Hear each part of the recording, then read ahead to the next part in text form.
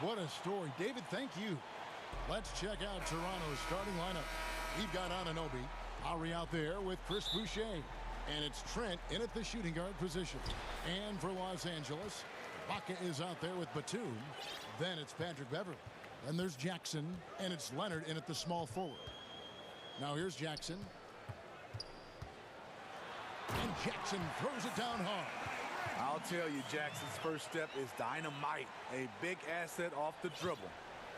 And at his peak, Reggie Jackson is one of the better guards in the league. He's still got that confidence. Yes, he does. Injuries slowed him down, but still able to create his shot anytime he wants. Here's Leonard after the made shot from Kyle Lowry.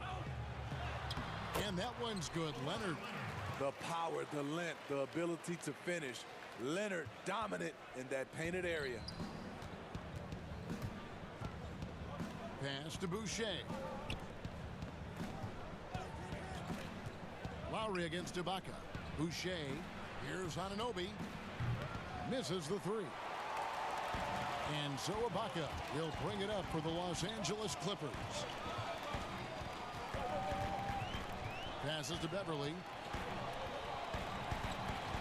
Here's Leonard. And oh boy, a lot of contact there, but he gets the call and will shoot two. And guys, even though he's in a big market, Kawhi Leonard's still not one for the spotlight. That is so true. It's not about the fame for him. He's in L.A., but Kawhi Leonard stays in his bubble. All the trappings that come with being a great player, he's truly focused on the love of the game, winning and being the best possible player he can be. This is what I like about Lowry, not just looking for his shot, even though he's an excellent scorer. And that one's good. Beverley. And their post play has been really solid right off the bat. Lowry looking around. Pass to Boucher. And he goes right over Serge Ibaka and slams it down. And Lowry has no problem setting up teammates. He strikes a good balance between passing and scoring. Outside Jackson. And the pass to Beverley. And stolen by Kyle Lowry. Drops in the breakaway layup. Lowry's got his second basket of the game. They have really found a rhythm here early. 4 for 5 to start this game. And Beverley kicks to Leonard. Out to Ibaka. Jackson down low. Now recovering. And Jackson gets it to go. This is what you get from Reggie Jackson now. Powering through contact and has the focus to complete the play. Lowry drives in, and that one clearly a foul. Gets the whistle, and 2 shots coming up. That's on Reggie Jackson. A new generation of players, Greg, coming into the NBA alongside your son Cole. We've got a lot of players who I think are going to have a long-term impact on this game. There's no doubt about it. Listen, I hope Cole can have the kind of impact that some of these guys are, but look at the Grizzlies. I think they got 2 terrific ones. Ja Morant has superstar written all over him. Brandon Clark probably surprised some people with his ability to have an impact. And if you look at this past draft, Obi Toppin is one to watch. This is a guy with great size and length who was a perimeter player until he had a growth spurt. So those are the types of players that I think when you combine athleticism and skill with the way the court is spaced, man, can have a tremendous impact in this game. Here's Beverley trying to get open as Ibaka. And that one's good. Beverley. Explosive first step off the bounce. Beverley has the speed to do this. Lowry passes to Boucher. Lowry against Beverley. Lowry, good. Lowry's got 8. And it's the Clippers with the ball, trailing by 2. Leonard on the wing. He's guarded by Anunoby. Good work there as it goes. One of the more physical wings in the league. Kawhi gets smacked there, but not to be denied. Marvelous lead pass, and he throws it down. That's the pass you want. Orchestrating the offense, creating for others. 52 seconds left to play in the first. And that one's good. Beverly. I love this about Patrick Beverly. He's just a fighter. He's never going to back down. Lowry kicks to Boucher. That falls. Nice feed that time from Kyle Lowry. Lowry's got 4 assists in the game. Jackson down low. Lowry covering. Beverly wide open. Good on the three-point shot. He's got 9.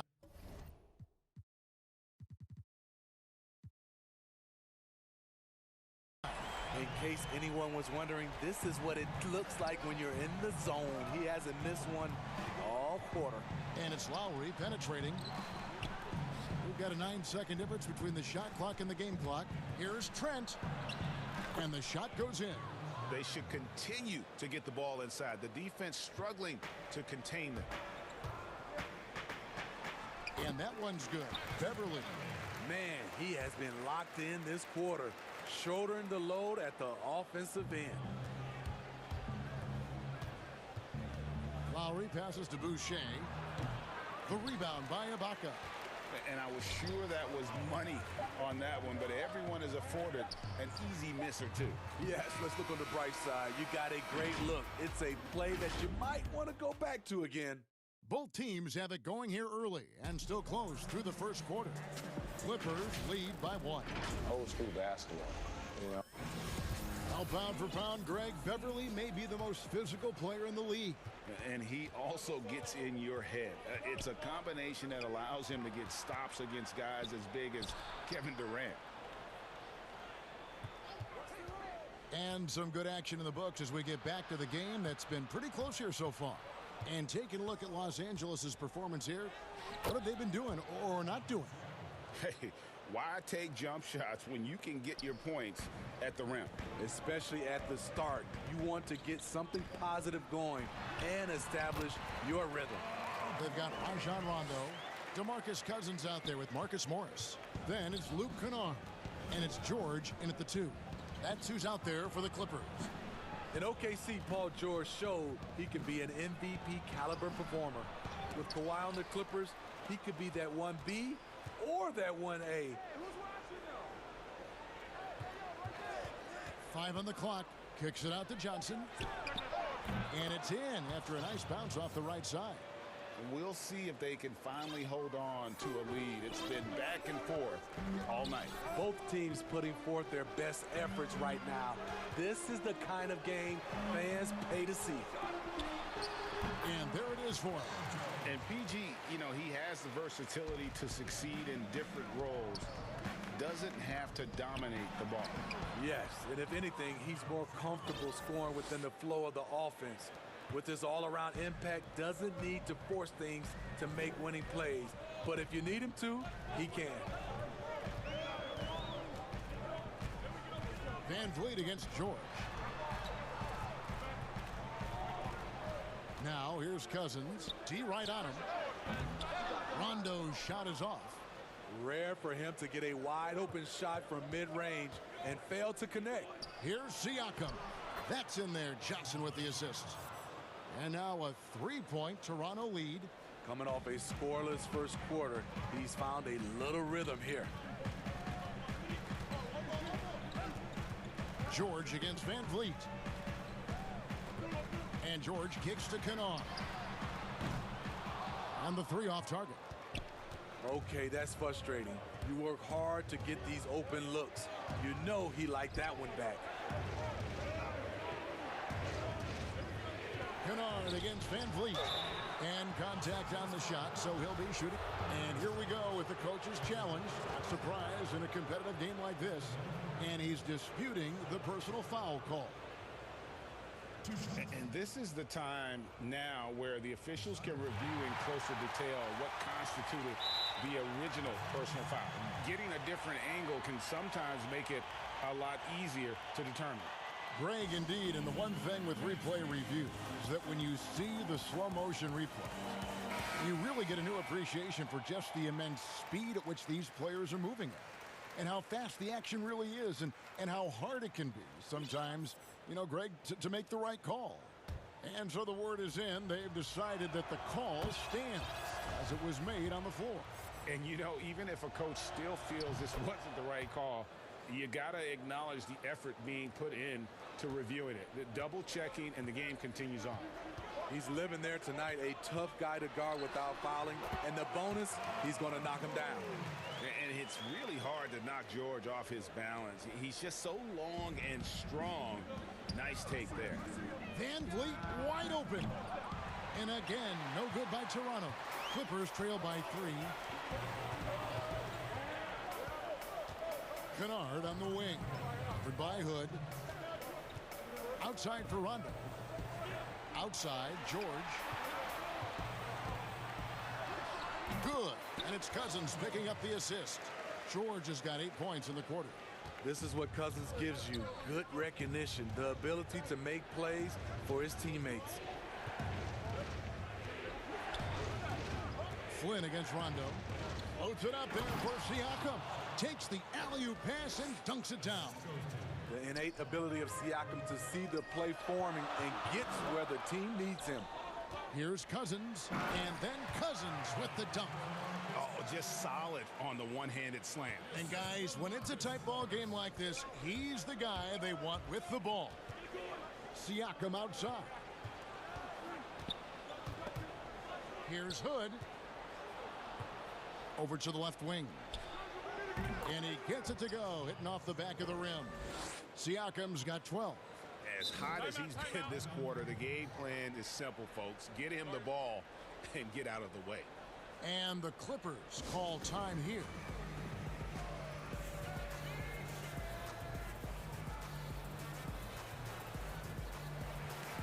A platoon swap here for the Clippers.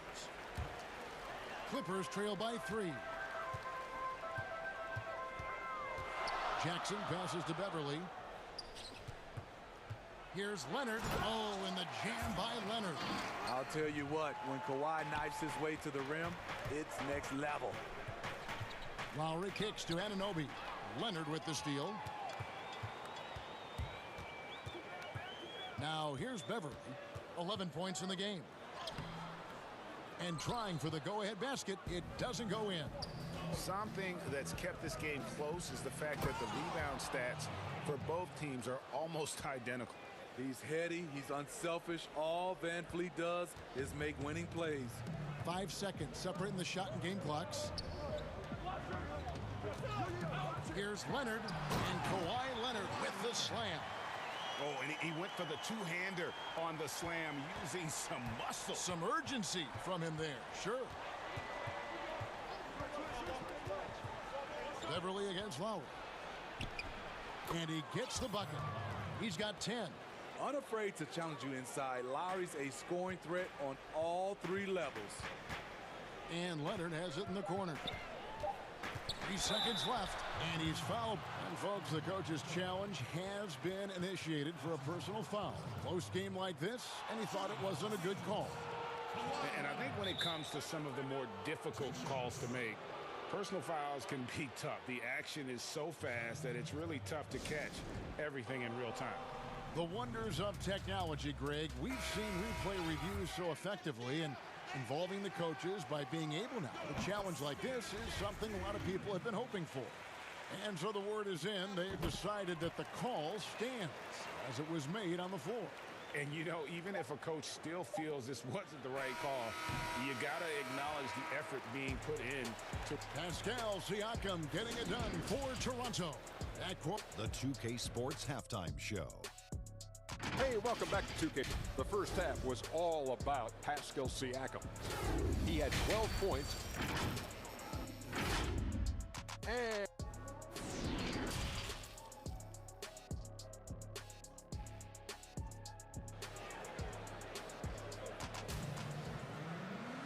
And after a fairly even first couple of quarters, the second half could turn out to be a great one as both teams try to gain an edge. Pascal Siakam, guys, really making a difference here. Well, we'll find out if they were able to find an answer for him over the break. He was scoring with ease in that first half. I think both sides probably adjusted a few things. The key for him is to bring the same level of energy over these last 2 quarters. And now let's check out the lineups courtesy of Gatorade, all fueled up and ready to go for the second half of basketball. So for Toronto right now, Red Van Vliet out there with Lowry. Then it's OG Anunoby. Then there's Chris Boucher. And it's Watanabe in at the power forward. Jackson has the open look. Stripped away. And here we go. Fast break. Van Vliet's got it. Pass to Anunoby. Back to Van Vliet. And that's out of bounds. Toronto will retain possession. You love the pressure he's putting on them. Almost had that steal. Fantastic anticipation. He has active hands. Even though he doesn't come away with the turnover, he's disrupting their offensive flow. Shot clock at 5. Lowry against Beverly. What do you love about Serge on this end? Has the lateral quickness and hops to really challenge shooters.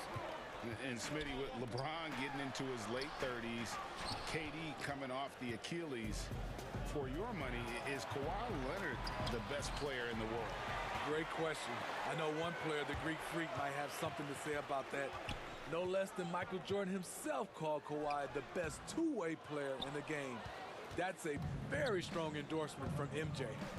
For the 3. And the Raptors miss again. And here's Beverly. He brings it up for the Clippers. It's a 3-point game. The flat-out speed of Reggie Jackson. No struggles getting to the rim and then doing something about it when he gets there. Lowry passes to Watanabe. Back to Lowry.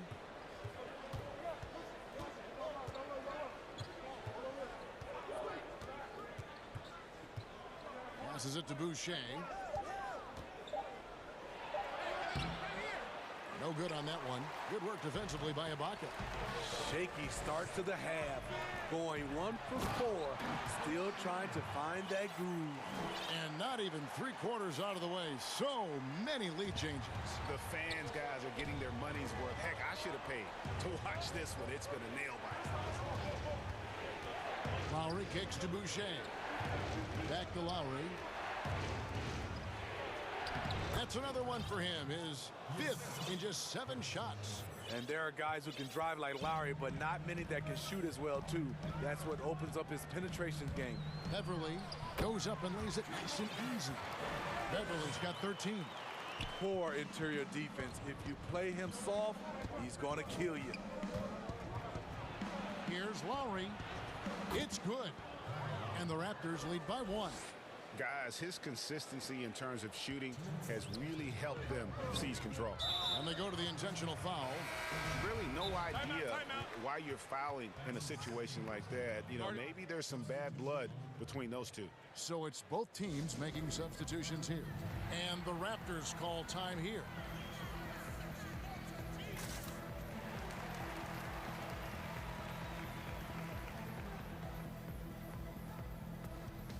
And Toronto making a change here.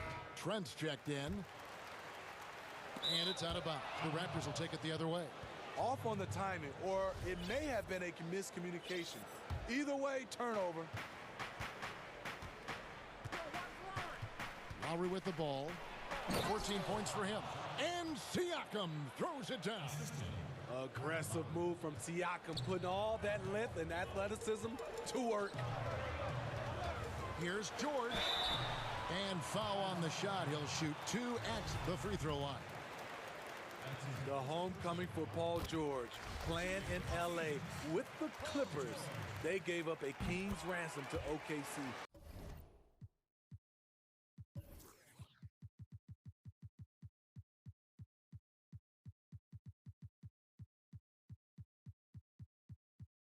Five first-round picks and Danilo Gallinari and Shai Gilgeous-Alexander. Lowry against Rondo. Lowry kicks to Siakam. Offline with his 3. Clippers have gone 3 of 5 to start the second half, developing a nice rhythm out there. And guys, the Clippers were willing to give almost anything for PG because they basically got Kawhi Leonard in the deal as well. And let's remember, GA, he could have been a Laker. They would have had to trade away the second pick in the 2017 draft, that or Brandon Ingram. Their loss became the Clippers' gain. Outside, George. There's 49 seconds left in the third. Kicks it to Cousins. And Kennard wide open. He shoots. No good on the triple. Raptors with the lead. And the Raptors called.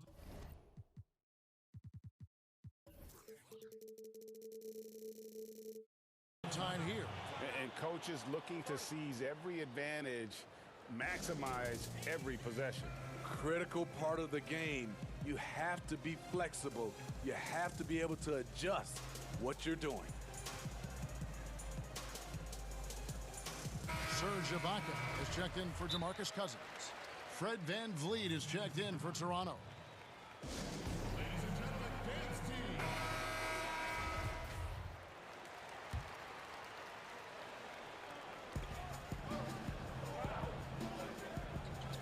32 seconds left in the third. Pass to Siakam. Second chance shot. Good, and VanVleet gets the assist. VanVleet's got 3 assists now in this one. That's a nice play call. Working the ball to Siakam where he can do something with it. Ibaka, the pass to George. On the wing, Morris. He's guarded by Johnson. Drills it from outside. George has got 15 points.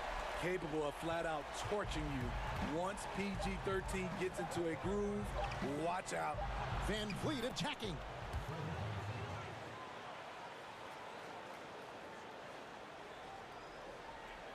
And at the close of the third quarter, still a close game, and both teams putting up points in a hurry.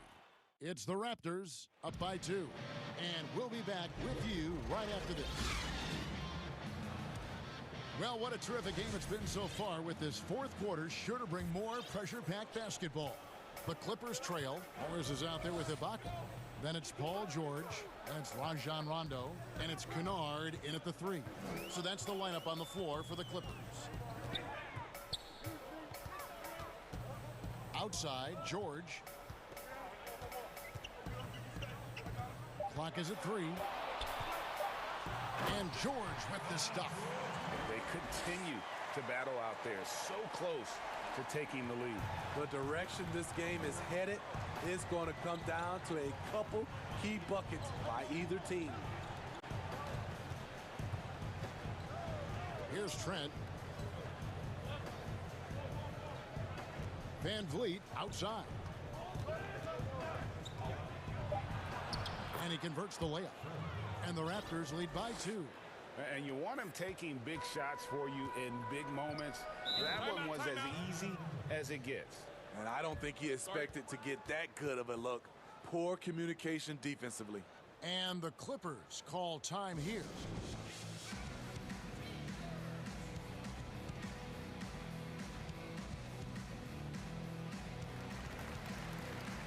Big group substitution here for the Clippers. Nicholas Batum, he's checked in for Morris. Kawhi Leonard comes in for Luke Kennard. Jackson, he's checked in for George. And it's Patrick Beverley in for Rajon Rondo.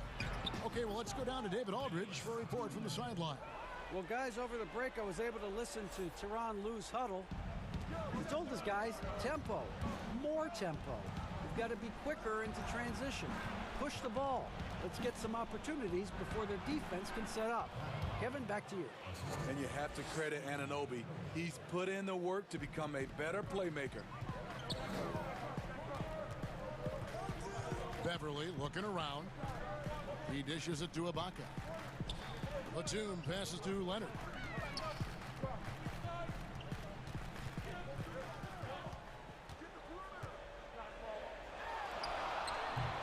It's rebounded by Anunoby.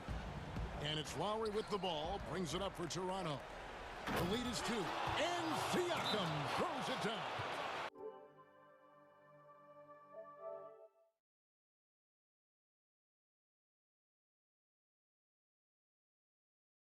Coming into the league, Siakam's defense was well ahead of his offense. As you can see tonight, that's evened out. Los Angeles calls timeout. Pascal Siakam, guys, really making a difference here. You have to make it harder for him to score. Deny the ball, even double, whatever it takes to force someone else to beat you. Morris is checked in for the Clippers. Clippers have gone 2 of 3 from the field to get the fourth quarter started. And Leonard has it in the corner. That's good, and it's Jackson with the assist that time. Jackson's got his 4th assist in this one. Van Vliet, right side. Boucher kicks to Van Vliet. Some nice ball movement here by the Raptors. Just a little under 2.5 minutes have passed now here in the fourth. Here's Beverly. 2 points. That one goes. Beverly's got it all tied up now for Los Angeles. Patrick Beverly plays with a scorer's mentality. Takes the opportunity to step up. Here's Boucher. No good with the triple. Great perimeter D. Gave a good shooter absolutely no room to operate. Here's Beverly. Got a piece of it. And here's the fast break. Siakam leading the way. Van Vliet passes to Lowry. Siakam outside. Lowry against Morris. Back to Boucher. That shot missing. Good work defensively by Morris.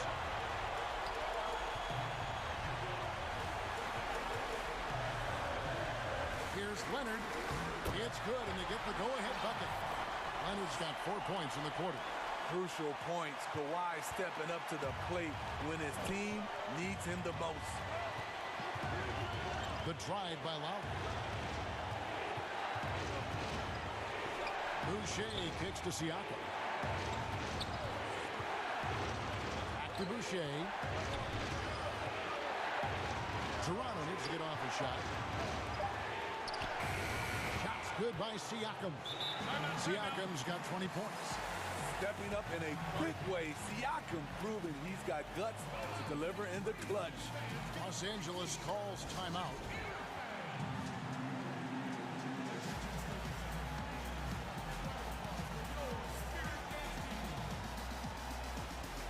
And now a moment to present the New Balance Player of the Game, Kyle Lowry. And in terms of his shooting, this has been one of the more accurate performances you'll ever see. I mean, he's been in constant motion, creating a lot of good looks for himself. But still, even when you're wide open, you expect to miss some of the time. That has not been the case here tonight. This guy has made everything. That free throw good from George. No doubt about those free throws. This is why you put the ball in his hands. And here's Lowry. Now the pass to Ananobi.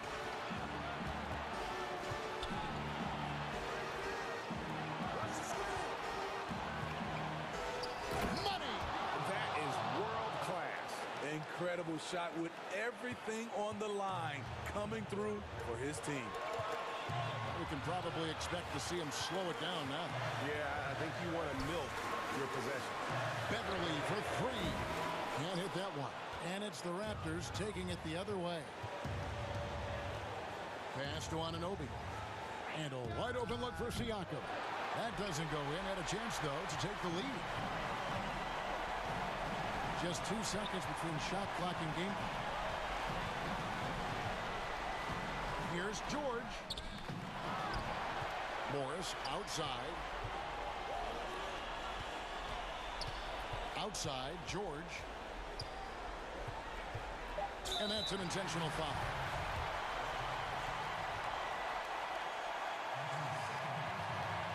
It's the first, and that will put them up by 2. The all-around game Paul George possesses is so special. His versatility is what makes him so valuable. Huge shots. Tremendous job stepping up in a big way for them at the stripe. And the Raptors call time here. They're down by 3. 3 seconds left in the game. Guys, what's your take? Let's face it, really difficult to find an open three in this situation. Look, there's no secret. It's the only shot that'll save him. So the D is all over the perimeter guarding that three-point line.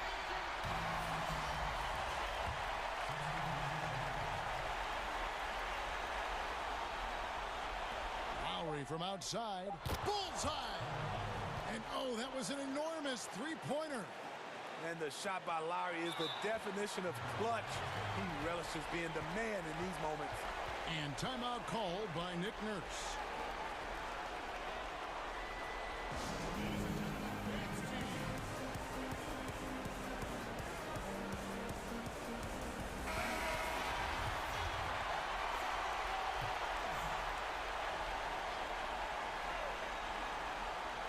For the win.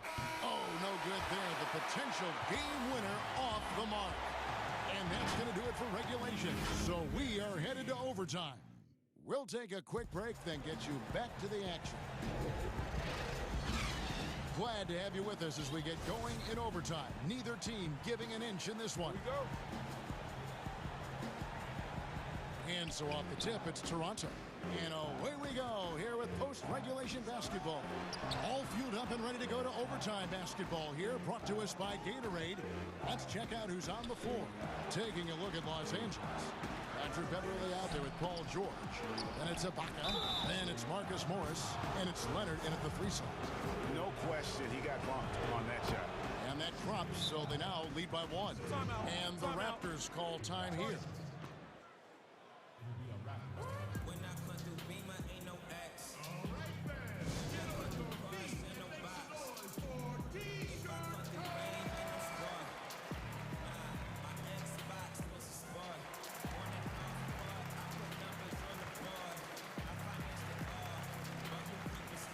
Los Angeles making a switch here.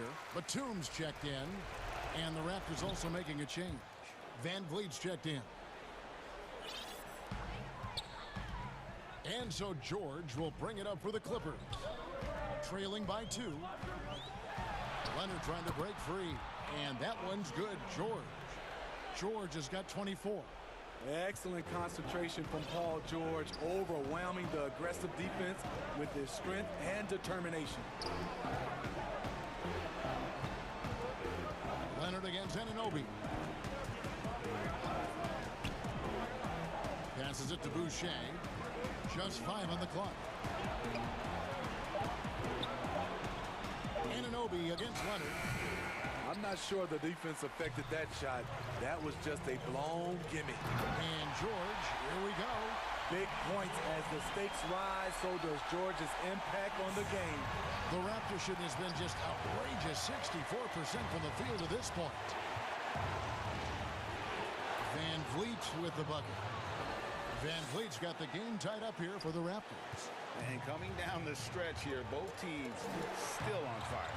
Yes, and if you love offense, you're loving this matchup. It's been a highlight reel affair. Batum wide open, he fires. Buries it from three-point range. And the Clippers lead by 3. Well, Paul knows the defense is locked in on him, so he takes advantage and finds the open man. In the corner, it's Boucher. Fouled on the shot and picks up 2 points, so 1 free throw coming up. Yeah, terrific play right there. Great strength to finish through the contact.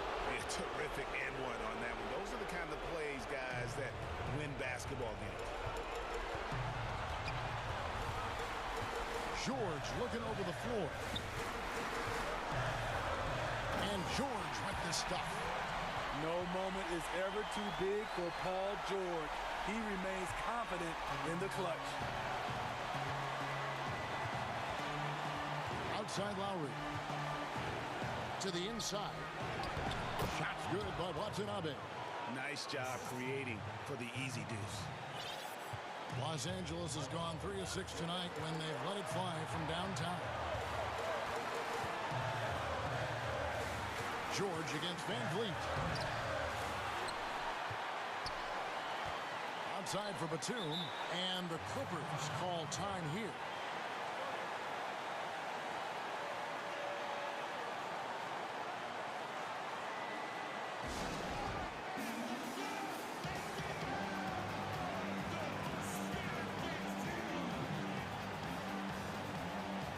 Siakam is checked in for Toronto.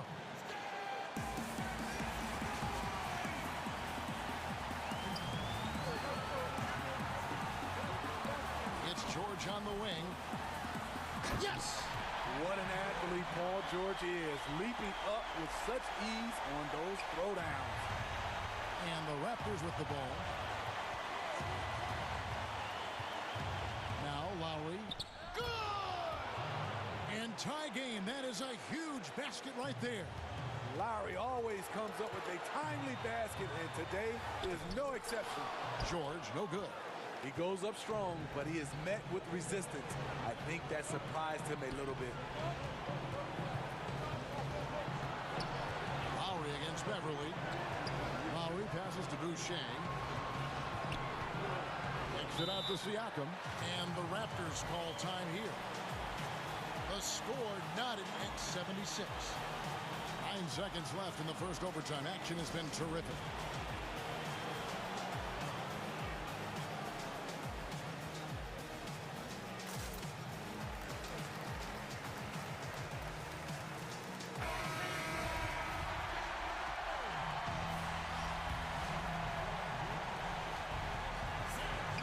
On the clock. Got it! And if you needed a reminder as to why Lowry's an all-star, check the scoring column. To tie, and George, here we go. And so the big win by Toronto in a tight game. They had to scrape and claw to push it. All right, David, great job. Thanks so much. And that's going to do it tonight.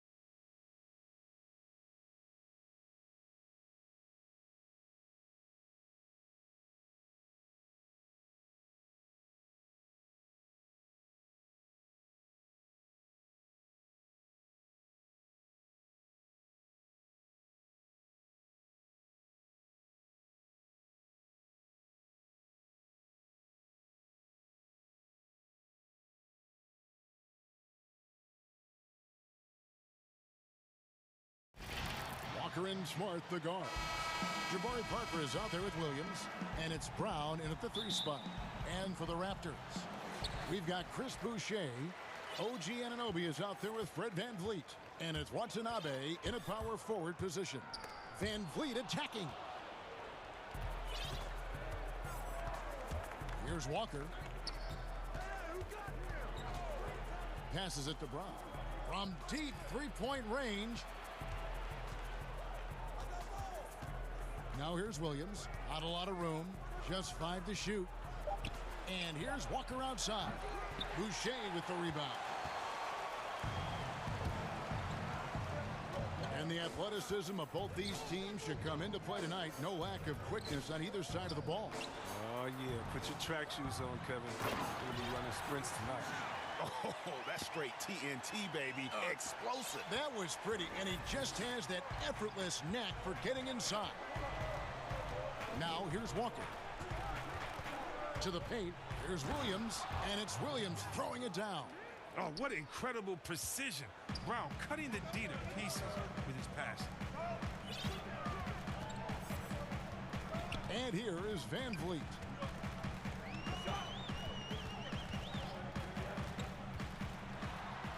Uses the glass to finish the layup. And once he got to the 10, I think he was surprised to find himself that wide open. Yeah, very little resistance. I mean, you had to bring much faster help than that. And there's the call. It's going to be an illegal screen. That's going to draw a whistle every time down the floor. Not even close to being a legal screen. And he knows it, too. He tried to get away with it. Sometimes you do. That time he did. And the layup is good. VanVleet's got his second bucket. Yeah, another nice bucket down low. They've really been able to work the ball into the post effectively here so far. Here's Brown. And it's Toronto with the rebound. That's the kind of D you need when he's got the ball near the hoop. They were all over. And really the defense fouling there to prevent the layup, but that's exactly what you need to do. The Raptors shooting their initial free throws of the game right here. And the potential Anunoby has is exciting. Has the athleticism, the shooting touch, and the drive to keep improving. Now here's Walker. And it's Brown that time on the assist by Walker. And that's exactly what he's looking for, draining the triple. Pass to Anunoby. Beyond the arc. Good on the triple. Anunoby's got 5 points so far.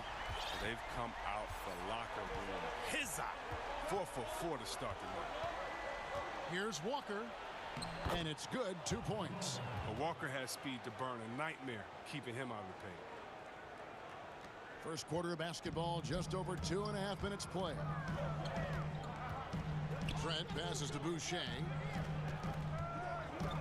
Here's Watanabe. Back to Boucher. And stolen by Williams. Whoops, anticipated the pass. Turnover.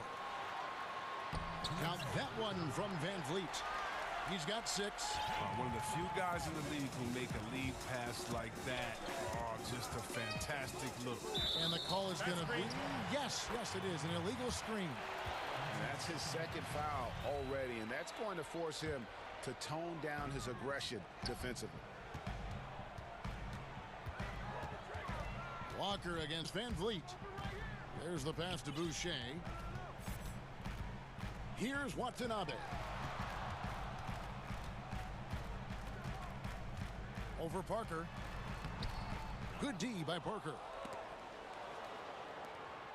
Celtics trail by 6. Walker dishes to Brown. Back to Walker. The shot's good. Brown making the play. This is the thing about Walker. He will challenge you from the perimeter. He will challenge you inside also. VanVleet attacking. Good. This is as good as it gets for a first quarter in terms of shooting the basketball. The Raptors shooting their 3rd free throw shot of the game. He throw good. VanVleet. And Walker's got the ball here for the Celtics. 58 seconds left here in the first quarter. Too open that time, made it look too easy. Brown's got 6 points. Oh, you love to see Brown knock down the three ball, showing great strides in improving his range. Here's Van Vliet. Good for the 5th time in 5 shots. He remains perfect. He's putting the hammer down. Dominant quarter for him, trying to push out that lead. And Walker kicks to Brown. To the middle. Here's Williams. And oh boy, a lot of contact there, but he gets the call and will shoot 2. So he is a behemoth in the paint. Once Williams establishes himself, you almost have to foul him. And the Raptors going out now with a whole new group. And no good on the second free throw, so he goes 0 for 2 there. On the wing, Johnson fires the 3. And again, Toronto with the triple. Oh, when Johnson senses the D is laying off of him, he loves going straight up with the shots, catching the D off guard, just a very efficient shooter. Here's Pritchard. Off target from outside. Here's Bembry. Siakam outside. Here's Johnson. And that shot was up in time, but doesn't go in.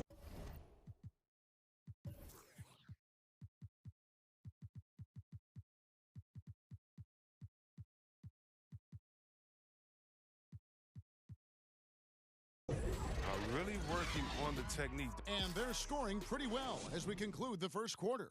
Raptors lead by 9. We'll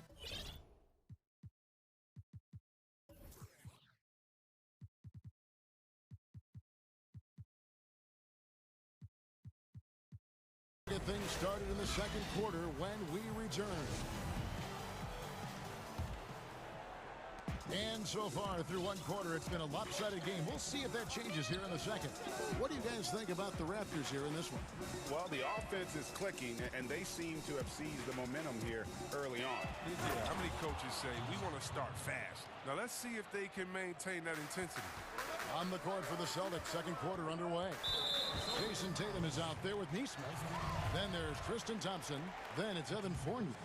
And it's Pritchard in at the point. Now, here's Lowry. Siakam left side. Knocks down the 3 ball. Siakam's got the lead up to 10 now for the Raptors. Yeah, you got to get out on that. Siakam demonstrating that ability to hurt you from beyond. From deep. A shot by Pritchard, no good. He missed that one, but I've seen him drill shots from that distance in warm-up. Yeah. And I have too, which is why they're okay with it. I'm sure if he gets that kind of look again, he's going to let it fly again. Here's Pritchard after Toronto picking up the basket just moments ago. Pass to Neesmith. He dishes it to Tatum. Kept alive. A second chance effort. He lays it in. And they've done well at taking advantage of some late defensive rotations and getting the ball in the paint. Pritchard passes to Neesmith. Sinks the 3-pointer. Neesmith has got 5 points so far. And you can see he just caught a glimpse of the open man on the perimeter and immediately got him the basketball. Passes it to Johnson. Over Tatum. Stolen by Thompson. Here's Pritchard. He's gotten some minutes, but nothing on the board yet. Here's Tatum. Oh, and the jam by Tatum. That's amazing, the creativity, and you see how fluid an athlete Tatum is. Good, the pass to Siakam. And finished off by Siakam. Outstanding entry pass there. He knew exactly where to go with the ball. Here's Pritchard, while recovering. Greg, we know the names of the superstars, but there are players that are just under that category who probably should get a little more recognition. Hey, Kevin, that's a great point, and I'm going to toot my alma mater's horn a little bit. Christian Wood's a guy that kind of reminds me of that. He's kind of on the come up. How about Devontae Graham, the second rounder back in 2018, but he's showing to be an established young talent in this league, and there are many more guys like that, and they're going to have their opportunity to become household names. And here is Neesmith following Kyle Lowry's three. And now Siakam pushing it up and no one back to stop him. That's tipped, and that one goes out of bounds. Nice touch by Tatum. How about that strong defensive performance for this half's Mobile One block? And that'll give him a jolt. Nothing like a rejection to light a fire under you.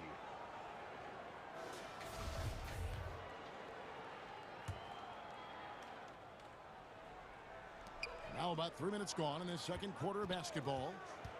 Kicks it out to Siakam. Johnson, a wide open look. That three off the mark. Celtics trail by 7. And here's Tatum for 3. Bembry with the rebound. Toronto's done a very strong 4 for 5 from three-point land in the ball game. Good, the pass to Siakam. Left side Lowry to the left wing. Siakam finds Lowry. That's his second shot and his second basket. He's 2 for 2. And those reflexes never let Lowry down. He was primed for that shot. Pass to Tatum from deep three-point range. Again, the miss by the Celtics. Toronto leading by 9. And the basket by Lowry. Lowry's got 7 now in this quarter. I mean, it took him a long time to get into the flow of the game, but the points are starting to come for him now. The pass to Neesmith. Tatum against Siakam to stop the run. In deep, Tatum drops it in. Tatum's got 6. And you think about the potential of Tatum. I mean, once he has strength, particularly in the lower half, he's going to be a load inside. Now here is Lowry. He's got 7. Takes it out to Siakam. Up and in on the layup. Timeout. 9 points in the game so far. So the Celtics call timeout. They're first.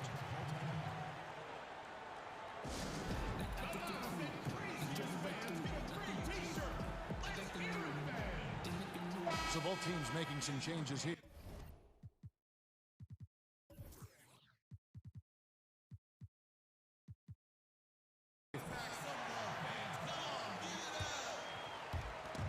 And Walker's got the ball here for Boston. They trail by 11. Pass to Brown. Shoots the 3. The shot's good on the assist by Walker. Well, how about the quickness of that release? Brown just draining that catch-and-shoot jumper with ease. 23 seconds left in the first half. Here's Van Vliet, and he uses the glass on the layup. Big miscommunication on defense. He recognizes it and quickly takes advantage. Yeah, they're pouring it on right here, trying to give the opposition no light at the end of the time. There's Brown with the 3. Doesn't go that time. And so it's the Toronto Raptors. Thank you, David. And we'll be back for the third quarter of action following halftime. It's the 2K Sports Halftime Show. Welcome back. Fred Van Vliet had a huge first quarter. He had 13 points. And that...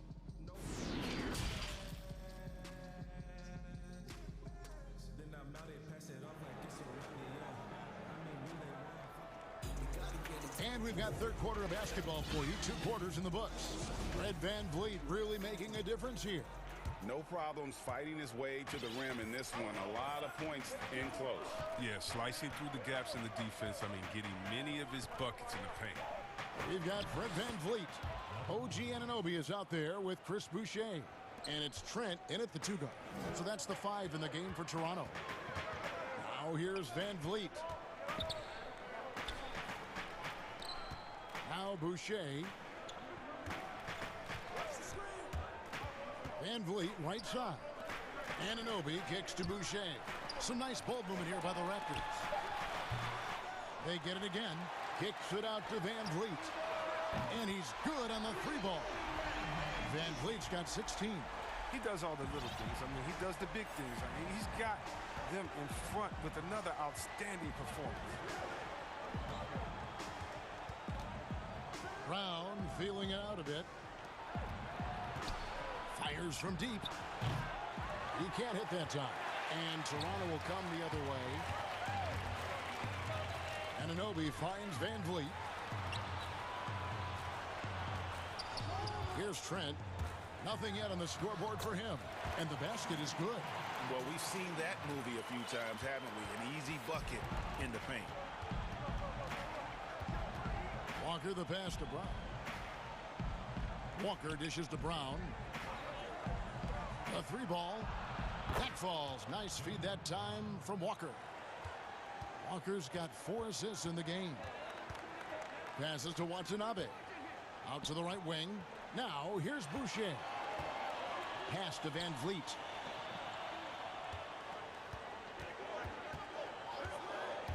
Clock at 6. Good. Nice job down low. He's got 18.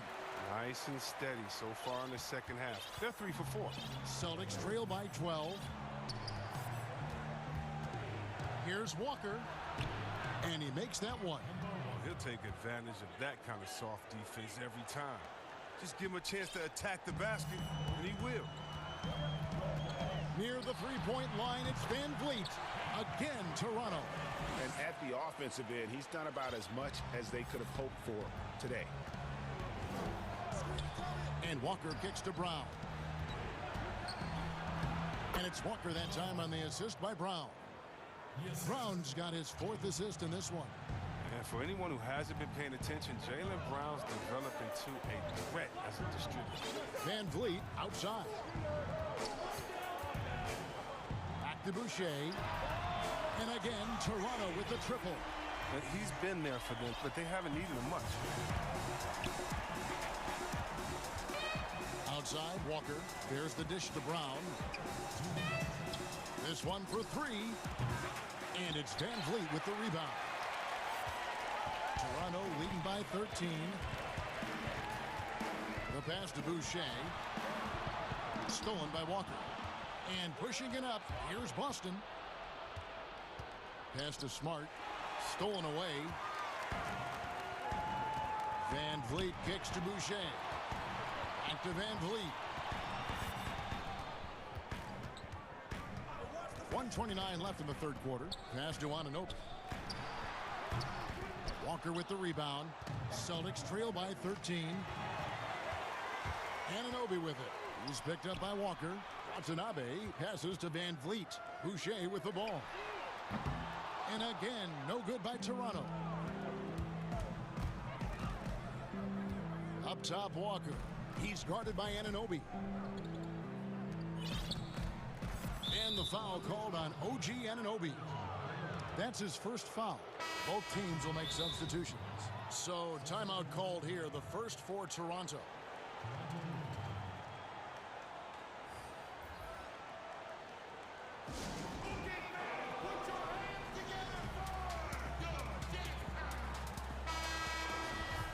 And team strategies closely guarded.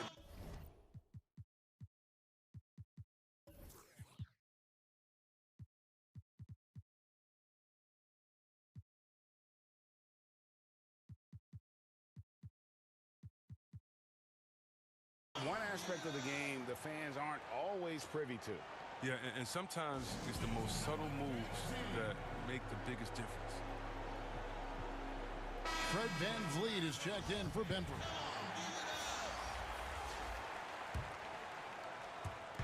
.59 seconds left here in the third quarter. Here's Neesmith. And Neesmith with the slam. And look, I like how aware Thompson is. He knows when to pass the ball to a teammate in a good position, coming off that screen and roll. Got that bucket in no time at all. Hood's got the lead up to 13 now for the Raptors. Outside Fournier. There's the 3. Hands it from downtown. Pritchard's got 6 points. Well, that's almost a sure thing when you leave him that wide open on the perimeter. I mean, that's his sweet spot. And Tristan Thompson gets the whistle that time.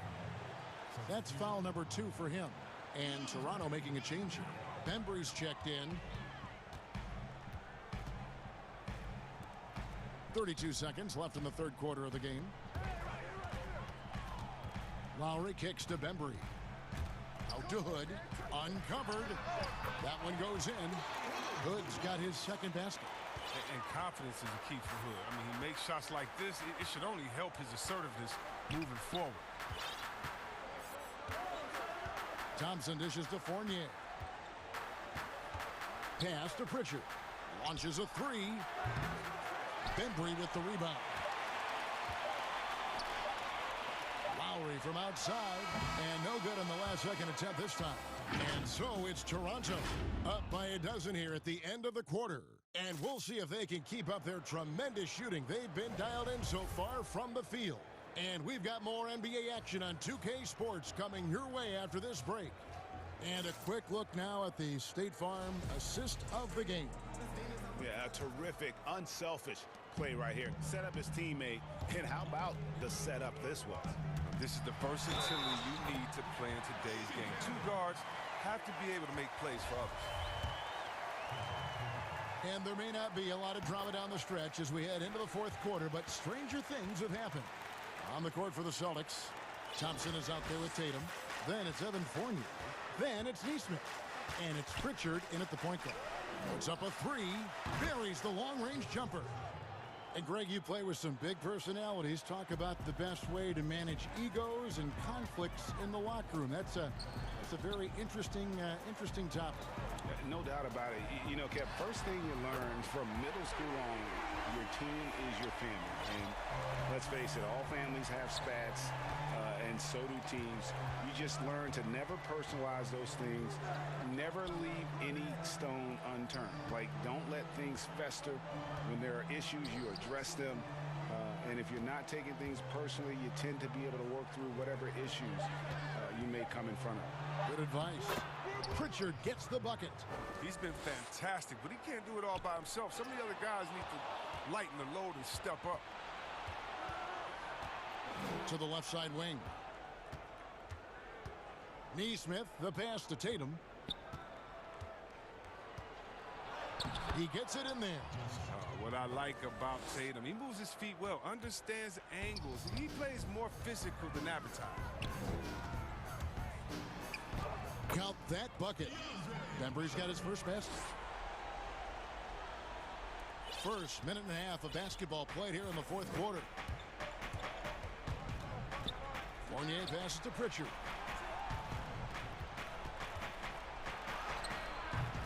The shot, no good.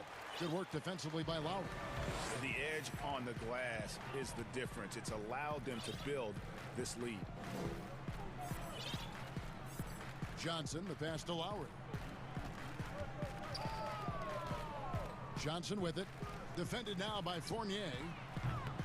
Bembry misses. Celtics trail by 13. Tatum wide open. He fires one. Off the mark with the little step back Johnny. Toronto's gone 1 of 2 from three-point range here in the fourth. And there's the pass to Bembry. And it is flushed down with a nice jam. And Kevin, lots of standing around and watching by the defense that time. And he makes them pay, doesn't he, Greg, with that emphatic slam. The defense was way too soft. Somebody get out there and get tough. And the ball's tied up, so we'll have a jump ball.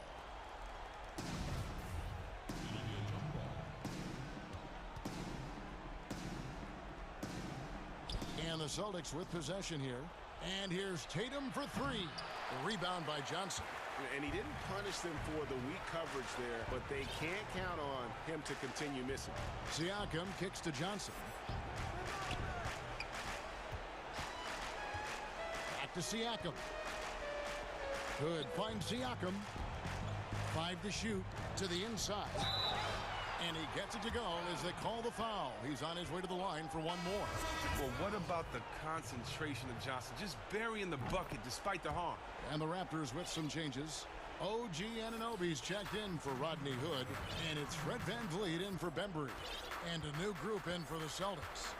Robert Williams, he's checked in for Tristan Thompson. Parker comes in for Jason Tatum. Jaylen Brown's checked in for Neesmith. And Smart subbed in for Fournier.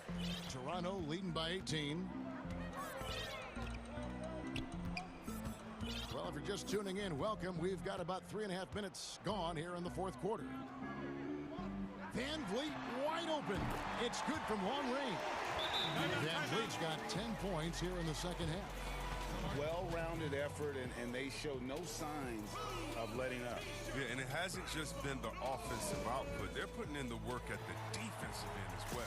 Time called here. The Celtics decide to talk it over. They're trailing by 21.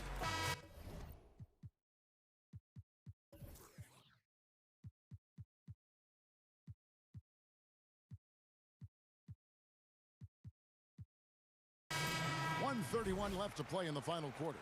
And now, a moment to present the New Balance Player of the Game, Fred VanVleet. And in terms of his shooting, this has been one of the more accurate performances you'll ever see. I mean, he's been in constant motion, creating a lot of good looks for himself. But still, even when you're wide open, you expect to miss some of the time. That has not been the case here tonight. This guy has made everything. He doesn't take over games like this very much, but it's always possible. And when he does, here at home, these fans love it. And here are the Raptors now after the basket by Boston. Boucher, and the basket is good, and he's got a chance here for one more at the line. Well, guys, this was never really a contest, just a total obliteration, if you will. And you can safely say mission accomplished now for the Raptors. And this was one that never really was in doubt, I thought, an all-around dominant performance. And you kind of thought that maybe even going into the game. Yeah, there was a sense of that, and man, they just pretty much blew them right out of the water.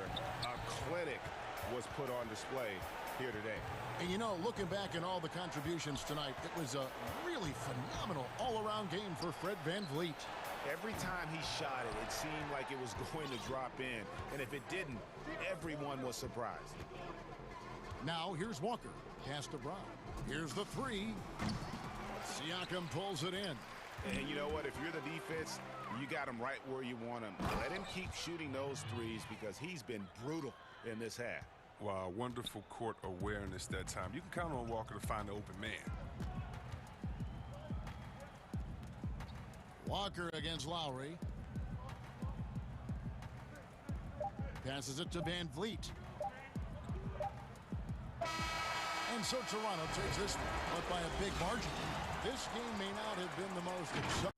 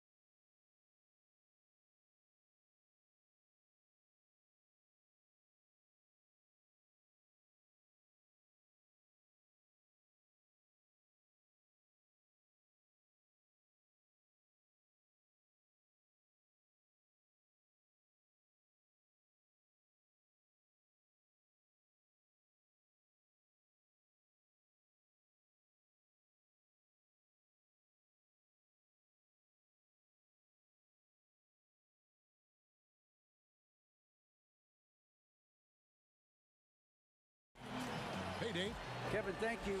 Indeed. Something special, David. Thanks. Now a look at Dallas's starting lineup.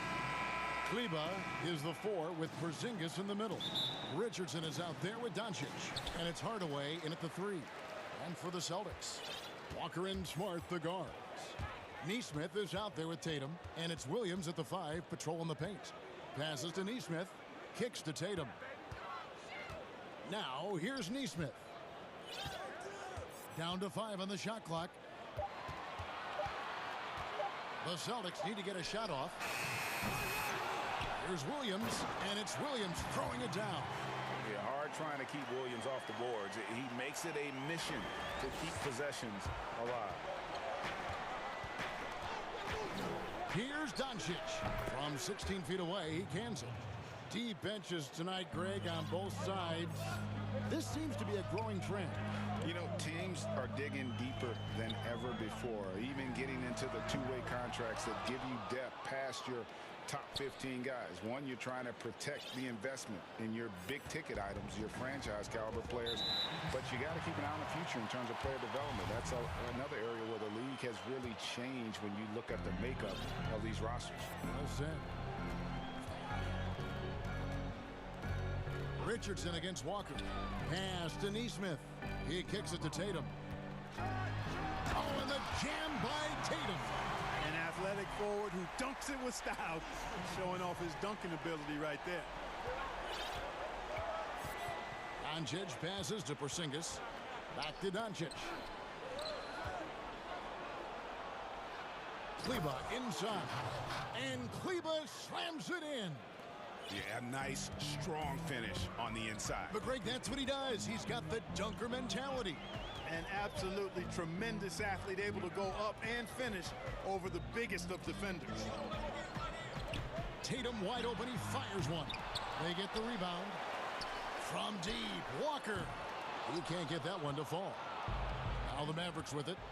Here's Richardson. And a slam dunk by Richardson. Boy, KP wanting to dish it when his guys are open. I love that team-first attitude on display. And known as a tremendous shooter for his size, Porzingis. Oh! And how about just floating to the rim on that slam?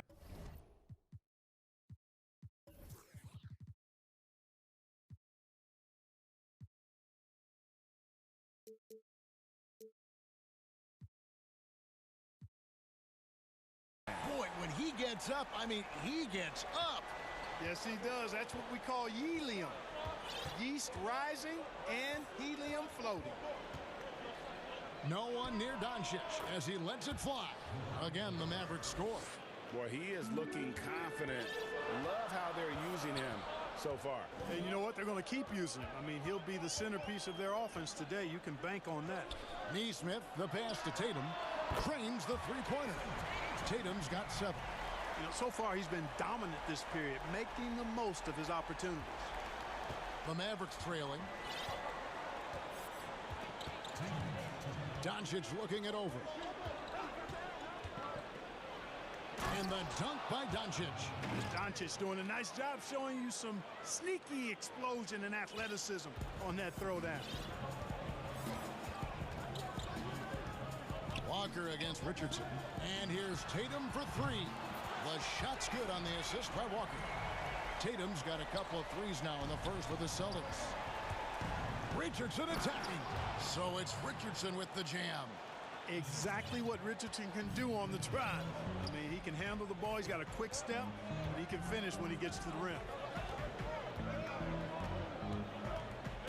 Walker in the post. Richardson covering. Draws contact on the shot, and now a three-point play chance as he'll head to the line. And once he got to the 10, I think he was surprised to find himself that wide open. Well, this early, they should be showing a lot more energy on defense. It's not there. Here's what Boston's going with right now. Tristan Thompson is checked in for Robert Williams. Parker comes in for Jason Tatum. Jaylen Brown's checked in for Nesmith. And Evan Fournier subbed in for Smart. Porzingis kicks to Kleba. Shot clock at 6. Richardson the pass to Porzingis. And the dunk by Porzingis. Yeah, Josh Richardson is just not a scorer and defender, folks. He can pass it, too. And so they choose to intentionally foul. Really no idea why you're fouling in a situation like that. You know, maybe there's some bad blood between those two. Yeah, but that's no excuse for that kind of foul. I mean, that might be an explanation for it, but certainly doesn't justify it. And even then, it's just not a good play. And Dallas going with a whole new group out there. Some nice passing here by Dallas. Down low, here's Cauley Stein. Cauley Stein, a tremendous athlete and a dynamic finisher. So the Celtics call timeout, their first.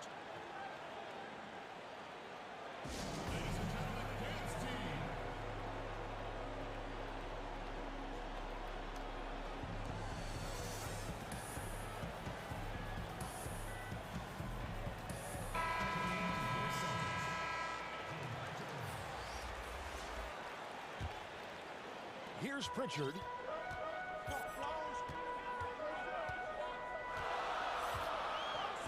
Takes a three. And the rebound goes to the Mavericks. And close to making the defense pay for the lax coverage that time. Several lead changes going on here in the early portion of this game. Yeah, it reminds me of that cameo song, Back and Forth. The pass to Brown. 17 seconds left in the first quarter. Steps back and dreams the jump shot. I like the confidence and the assurance that Brown is taking these shots with. I mean, his mid-range game is actually on point. Now here's Brunson. And Cauley Stein throws it down. And guys, he's not an easy man to stop when he's got the rim in his sights. Never has been, never will be. He is a determined finisher. And guys, I like the fact that he chose the one-hand tomahawk slam because you get a little higher when you go off one hand and one foot. And close game underway so far. We'll see if either of these teams can jump out in the second quarter. And let's get your take, guys, on the scoring breakdown for the Mavericks. They pounded the ball inside in the first half, forcing the D to collapse, and that frees up the shooters going forward. You know, one other thing that's clear is how well they're burying their jump shots here in the early going. On the court for Dallas here in the second, we've got Burt. He's out there with Jalen Brunson. And it's Cauley Stein in at the 5. Here's Brunson. And the Mavericks getting another bucket right there. Just impressed with the teamwork out there, setting the table for one another. 5 straight baskets resulting from assists. They're playing as one unit out there. Pass to Brown.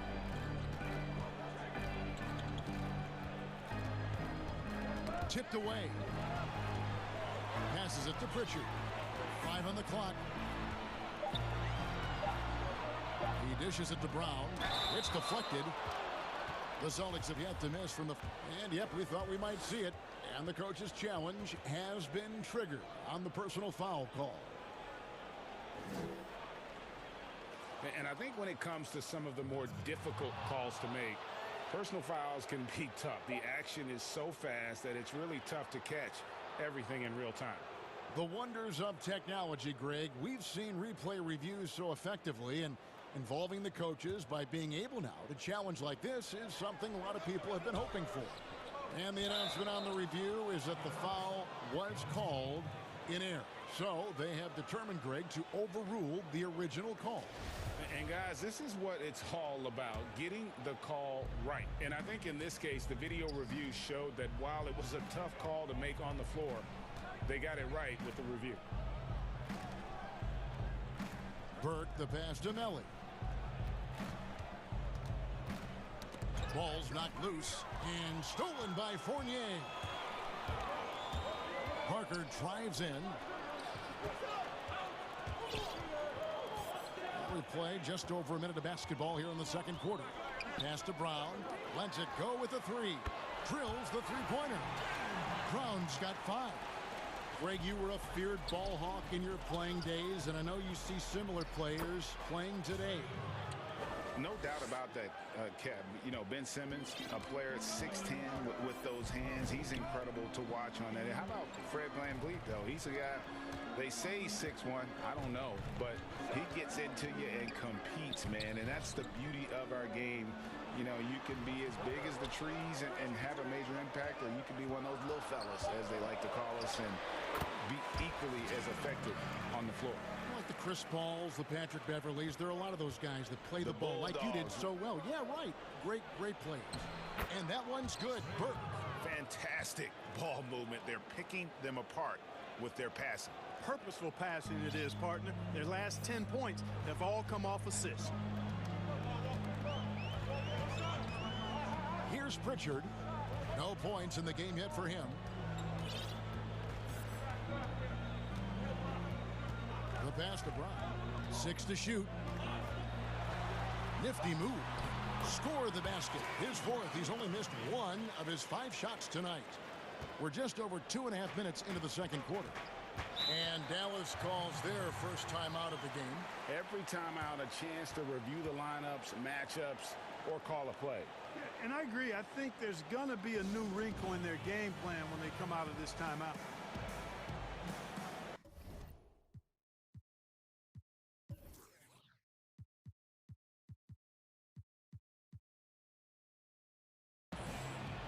And a whole new group out on the floor for the Celtics.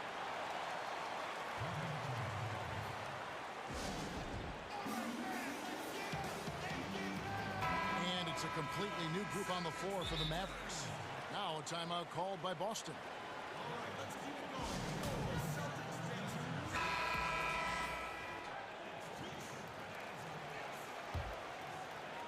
Here in the second quarter, we've played a little over 2.5 minutes now. Doncic against Tatum. And Doncic, here we go. Just focusing on the task at hand, that's all you can do. Yeah, these teams trading punches right now. I mean, it's table tennis. Back and forth we go. Pass to Williams. Back to Walker. The Celtics working the ball around now. Here's Tatum. That shot off the mark. Nice D from Porzingis. Well, coming into the league with immense potential, Porzingis has already fulfilled much of it, already an all-star. But you know, Greg, there are still areas he's working on. Yeah, he's definitely getting stronger and more physical. You'd like to see him make the next pass a little more often when a teammate has a better shot. But if he can just stay healthy, boy, the sky's the limit on what he can accomplish. Yes, that goes in. Walker's got 7. That's an aspect of Walker's game that I like. I mean, his ability to use the dribble drive and score on the move, nice. Here's Doncic. Rebounded by Smart. Boston's gone 1 of 2 on 3-pointers here in the second quarter so far. The 3 from Tatum. Mavericks with the rebound. He's cooled down a little bit after draining those 2 3-pointers in the first quarter. And they call the 8-second violation. Too much time getting it up court. Well, despite that possession, something that I've liked is they've been under control while getting out in this lead. They've kept those turnovers down. Latrey. Porzingis with the rebound. And you could tell he thought that triple was going to fall. Kleber with it. Kicks it to Doncic.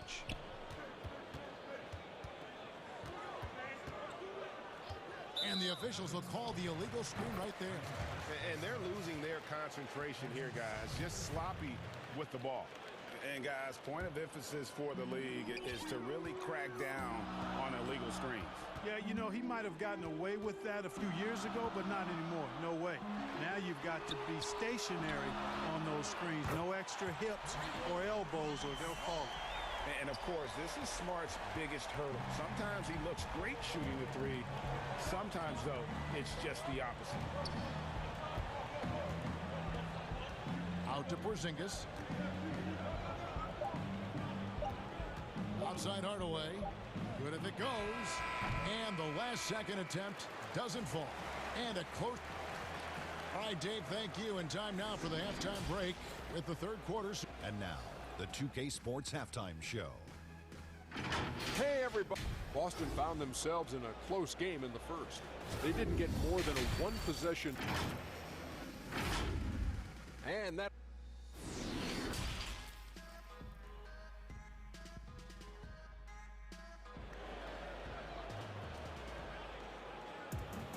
And we've got second half action for you. Thus far, a pretty evenly contested game. One of the stories here, Jason Tatum getting it done today. Man, how about the amount he's contributing in the scoring column through 2 quarters? He has been terrific. And you know what? They've come at him a few different ways defensively, and nothing has slowed him down. Walker and Smart, the guards. Tatum out there with Neesmith. And it's Williams at the center. That's the group for Brad Stevens getting going here in the second half. The Mavericks shooting their first free throw this game. And he shows the focus there, nails the technical.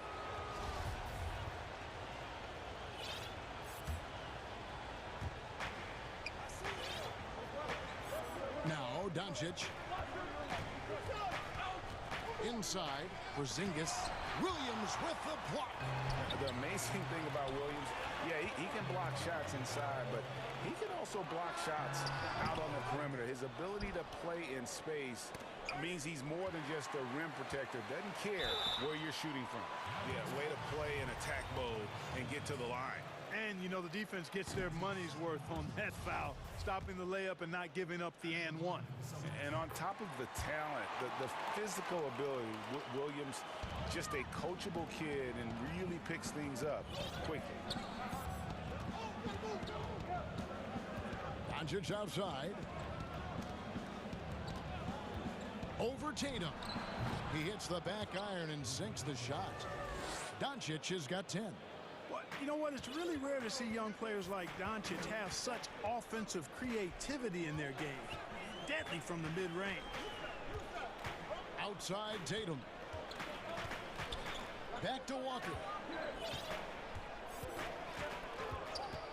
Pass to Williams. Just 5 to shoot. The 3 from Tatum. Mavericks with the rebound. Doncic outside. Williams with the block. And it's out of bounds. They say it was last touched by Williams. And stolen by Tatum. And here's Tatum. He'll bring it up for Boston. They trail by 1. The Mavericks have gone 1 of 3 since starting the second half. Hardaway kicks to Doncic.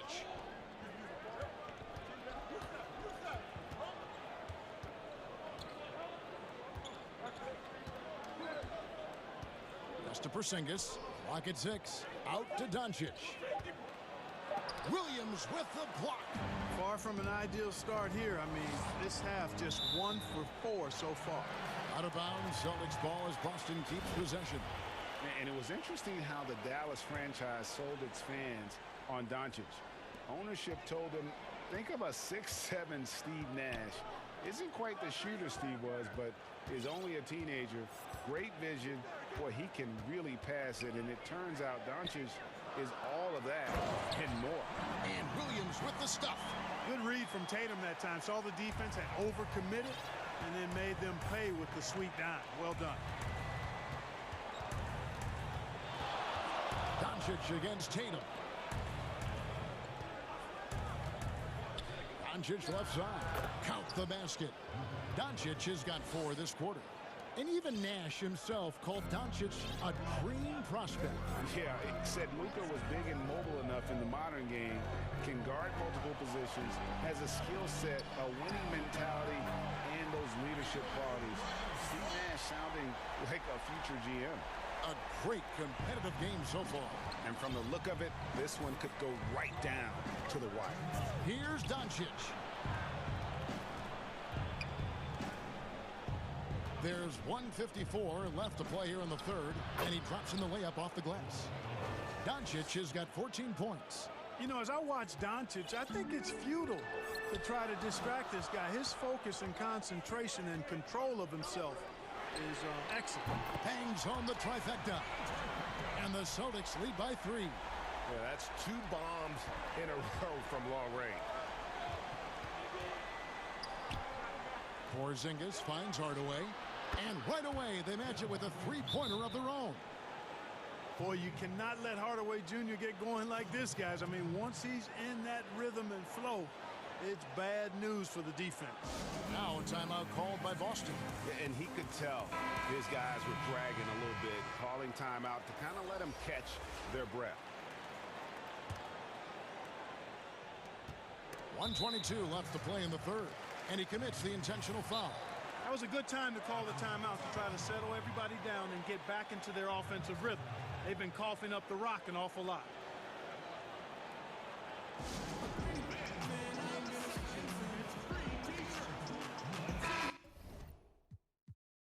A different look for Dallas. Boston's gotten the three-point bug tonight. They've taken 15 shots outside the arc, 6 of 15, and the pass to Brown.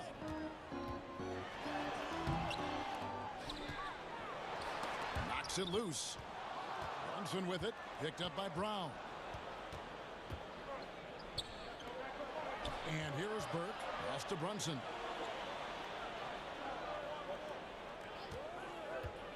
From the high post, Thompson with the rebound. Very dangerous to leave a guy like that open. Lucky break there for the D.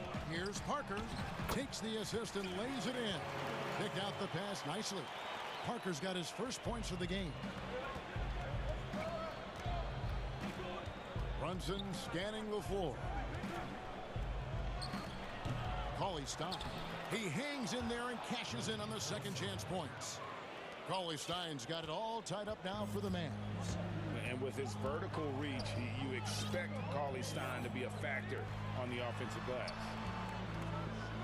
We've got a 9-second difference between the shot clock and the game clock. Back to Thompson. And Thompson throws it down. Oh, and he went for the two-hander on the slam, using some muscle. Some urgency from him there, sure. I get the feeling, guys, that he may be sensing that this is a critical time in this game. Brunson up top. Back to Cauley-Stein. Shoots from 14, and he comes up with the deuce. And we always talk about making your teammate better. That assist was right on target. And here's Brown outside. That's the end of the third, and it's all tied up. And we're coming right back after this break to get the fourth quarter underway. And while we can now, let's take a look at today's State Farm assist of the game. Just true artistry right there. I mean, great decision on where to go with the ball, and how about the perfect delivery? And they'd love to see every possession end this way. True team basketball. And I know I speak for all of us when I say I can't wait to see what kind of finish awaits us here in the fourth quarter. On the court for the Mavericks, Jalen Brunson out there with Trey Burke. Then there's Cauley-Stein, and it's Finney-Smith in at small forward. Now here's Brunson. He's tightly guarded, banked in off the glass. And this is the effort you want to see out of your guys, win or lose. Yeah, you know what? I agree. I mean, they're showing a bunch of fortitude here, keeping this game tight. Brown finds Thompson. Back to Brown. Here's Pritchard. Brunson covering. Pritchard gets the bucket. Pritchard's got the lead up to 3 now for the Celtics. Defensively, you can't back off him that much. You don't want to give up easy threes at this stage of the game. Boston's gone outside a lot tonight. 17 times, in fact. 7 of 17. And the dunk by Parker. Boy, Brown, not just a super athlete, folks, but he's got excellent skills as well. A tremendous floor general. Dallas calls timeout.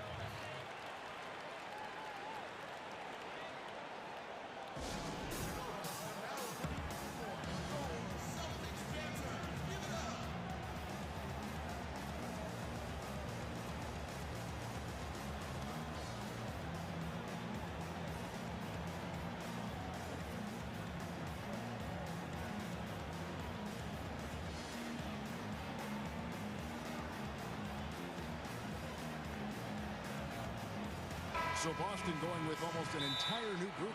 Let's go now to the sideline and catch up with David Aldridge. During that last break, Kevin, I got a chance to hear Rick Carlisle's message to his team. He talked about X's and O's, but he also said, hey, guys, we got to trust each other, stick together, and leave it all out on the floor. See if they've got enough left.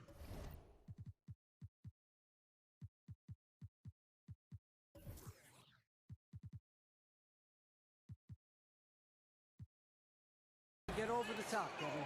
Time called here. The Celtics decide to talk it over. Adjustments are a part of the game, and the coach sees something he doesn't like here. And you know what? We'll see what changes he makes coming out of this timeout. Now, here's Doncic.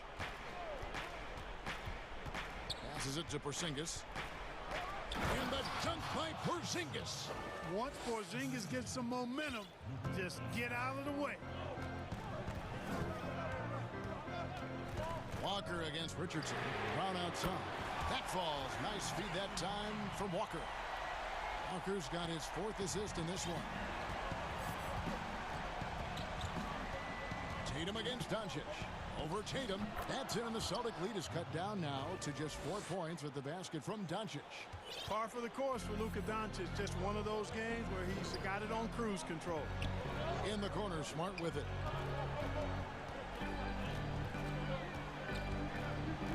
Brown outside.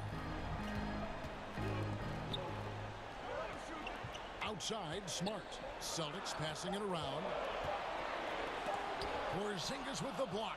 You know, when Porzingis combines quickness with his reach, getting off the floor like that, he can block just about any shot. And some stats here, guys. The scoring breakdown for the Celtics. Well, their passing has been picturesque, a thing of beauty in both halves. More than a few of their baskets have come off assists.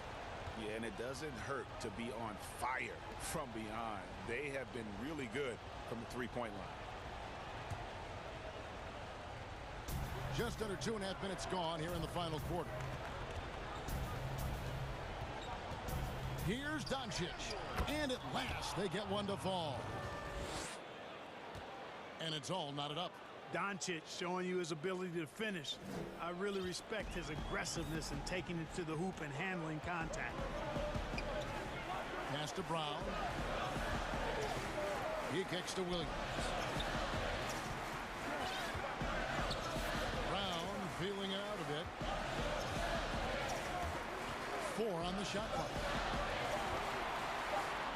Here's Walker with the 3. The Mavericks pull it in. Porzingis has got 5 rebounds tonight.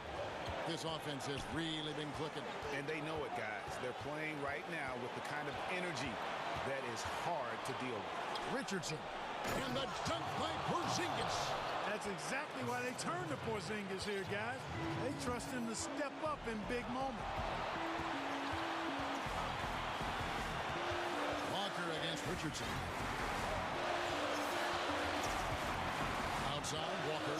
Outside Tatum. The shot's good on the assist by Walker. Walker's got his 5th assist in this one. He's so clutch. When the pressure is at its highest, that's when he's at his very best. Tatum against Doncic. Goes up to the stripe. Pulled the shot a little left, but the bounce goes his way. Doncic has got 12 points here in the second half. Walker against Hardaway. And it's Walker penetrating. Outside Tatum.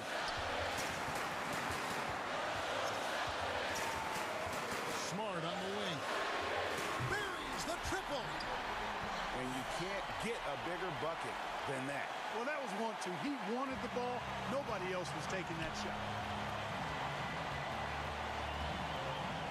Doncic outside. 40 seconds left in the 4th quarter of this one. And good that time. No fear or hesitation in the eyes of Doncic. He loves the chance to take and make these big. Count it, and the foul. That one on Richardson. Boy, watch out, watch out. Walker has caught 5. That's good from Kemba Walker. Tell you what, Walker is an exceptional scorer. I mean, a clever guard who wreaks havoc with his quickness and ball skills. Porzingis finds Kleber. left of the wing. Outside, Porzingis. Outside Hardaway. It's deflected and stolen by Tatum. Count it! Relentless in their approach, even with the game firmly in hand. And, you know, until that final buzzer sounds, I mean, you've got to treat every possession like it's crucial. Here's Williams. So it's the Celtics picking up the win. Thank you, David. Great interview once again. Thank you for joining.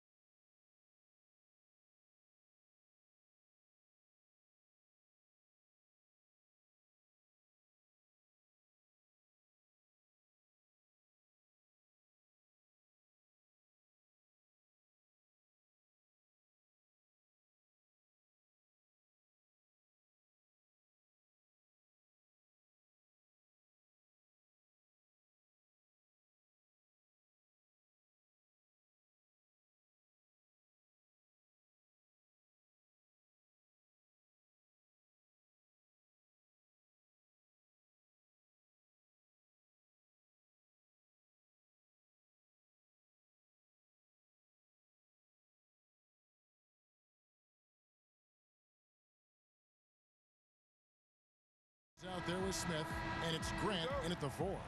And for Dallas, Kleba is the 4 with Porzingis in the middle. Doncic out there with Josh Richardson, and it's Hardaway in at the 3. Passes it to Ellington. The 3. The Mavericks pull it in. And close to making the defense pay for the lax coverage that time. And last year, Dallas gave Porzingis the contract he was looking for to the tune of $158 million. And Greg, credit the Dallas organization for believing in Kristaps Porzingis' talent. And now credit Porzingis because you have to share shot attempts and usage with Luka Doncic. What has he done? He's concentrated on better rebounding, better rim protecting. This guy is all in on winning, and what a combination these two guys can be. Lays it up off the glass. Just another way, Luka Doncic is such a tough cover. This guy's knack for getting into the painted area and converting both easy shots and contested shots. Boy, if you're going up against this guy in this close a range, you've got to defend with everything you've got. A tremendous job defensively. And that's exactly what he's looking for, draining the triple. Smith surveying the D. Shoots it up. The shot's good from Ellington. Well, just tremendous awareness from Dennis Smith Jr. Recognizing a teammate is open. Let me make the game easy for him. Baseline try, and it's good off the back rim and in. You know, outstanding start. You've made 3 of your first 4.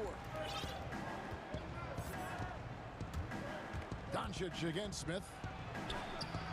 Porzingis with the rebound. Dallas has gone 1 of 2 from long range in the first quarter. Out to Hardaway. A baseline J, and he nails the jumper. 80% from the field to start, playing with a ton of confidence. The Pistons have gone just 1 of 4 to get this game started. Pass to Ellington. 3-pointer. That shot misses. Now the Mavericks take it the other way. Guys, they've been getting it done. They came out with a mission, and they have been tough to stop. And here is Doncic, and we have an intentional foul there, GA. Wish I could say why. That one's pretty strange. I mean, no idea what got into his head right there. Outside Hardaway. Another 3 for Dallas. They've wasted no time settling into their offense. If you're just tuning in, we've played about 2.5 minutes here in the first. Smith outside. This is to Ellington. Pass to Stewart. Back to Ellington. And there's the pass to Stewart. Shot clock at 6. The Pistons need to get off a shot here. The Pistons rebound. That one no good. Now the Mavericks with it. They've got a 12-2 run in progress. Outside Hardaway. Another 3 for Dallas. I know you appreciate this, Greg. So much of defense now is closing out on the three-point shooting and then protecting the rim. Consequently, pull-up jump shooters are super valuable. And there are a lot of good ones in the NBA right now. No doubt about it. And Kevin, you know, you think about a few guys. James Harden, I mean, he shoots that step-back 3, but he's a guy that, because of his ability to utilize your inability to defend that three-pointer, Kyrie, Dame Lillard, those are some guys. Chris Paul still as good as anybody in that mid-range area. C.J. McCollum. These are guys that have really feasted and carved out a nice niche for themselves in the NBA because of that ability to take and make jump shots. Man, I love that list. You're right on it. Well, if you offer no resistance defensively, he's going to knock down the 3. It's really that simple, guys. Doncic passes to Porzingis. Back to Doncic. Kicks it out to Richardson.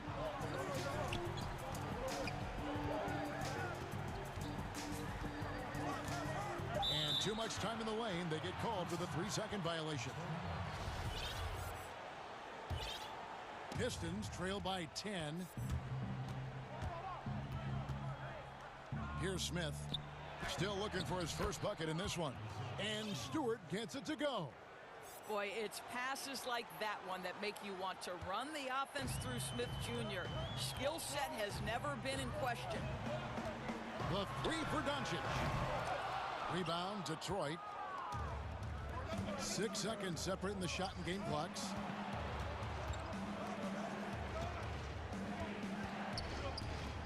Nice ball movement by Detroit. Stewart. No good on the three. Now, here's Doncic. Kleber, the pass to Porzingis. Over in the corner, Doncic. Now, Kleber. And so it's the Dallas Mavericks in the driver's seat, up 8 points at the end of the quarter. A look at the field goal percentage numbers tells the story of what tough defense they're playing today. Back to the action after this word. And hope you've enjoyed the broadcast so far. Halfway through the first half in this one. And guys, what's your take so far on the Mavs? Impressive start.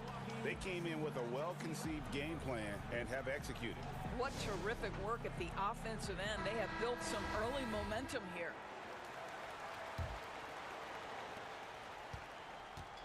And so it's Brunson with it. He brings it up for the Mavericks. 13 points was their biggest lead in the game.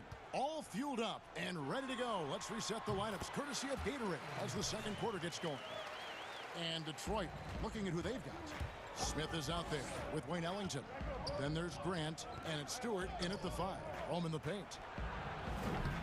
And the shot is good. The Maverick lead has been cut down to 7 on the bucket from Stewart. The three-pointer becomes a very high percentage shot when he's that wide open. You better get a hand in his face. Runs in the pass to Cauley-Stein. Here's Finney-Smith.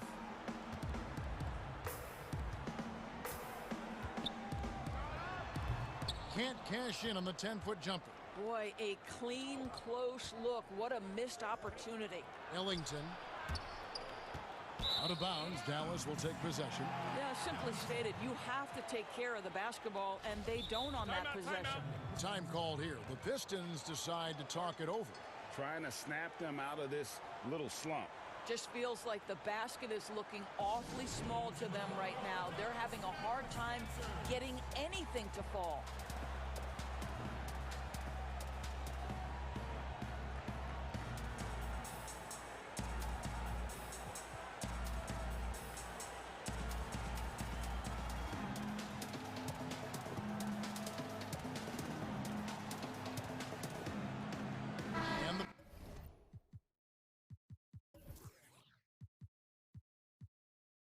Pistons, an entirely new group now out there.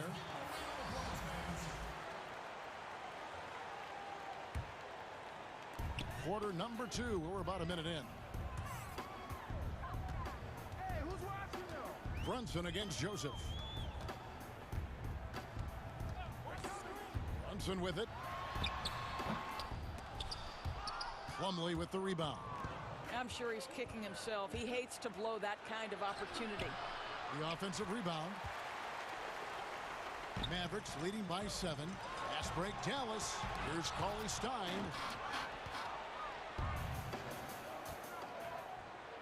A slam dunk by Diallo. I'll tell you, terrific read from Corey Joseph. He recognizes the overcommitment of the defense and takes advantage. Out to the wing. Now here's Burke. Guarded by Jackson. Passes it to Brunson. 6 on the shot clock. That one doesn't drop. Plumlee with some nice D to the middle. Here's Diallo. It's good. The assist this time from Jackson. Diallo's got 4 points this quarter. That pass into the paint, that is a work of art there. Dead on target. And Cauley-Stein throws it down. Cauley-Stein, a tremendous athlete and a dynamic finisher. Joseph against Brunson. Shot is good, and the Mavericks lead is cut down now to just 3 on the basket from Joseph. That was big because they dug a big hole in the first quarter, but starting to show signs of life. Here's Burke. Good for the basket. Starting off 1 for 1 with that shot. Well, this guy plays with such confidence and ability to score in a variety of ways. Nice. Pass to Jackson. And that one clearly a foul. Gets the whistle, and 2 shots coming up. When you look at the balance of power between players and teams, Greg, does it feel like the players now have more say, more control than they used to? No doubt. We're seeing more players demand trades, sign shorter contracts with opt-outs. And the irony of that is, in my era, our best players were fearful for the length of their contracts or the life expectancy of their careers, believe it or not. And these guys today, they understand their value. They know what they bring to the table, and they are utilizing that to the max. And is that good, Greg, for the game? I think so. I do think most guys want to win, and they understand that their legacies are going to be defined about whether or not they do.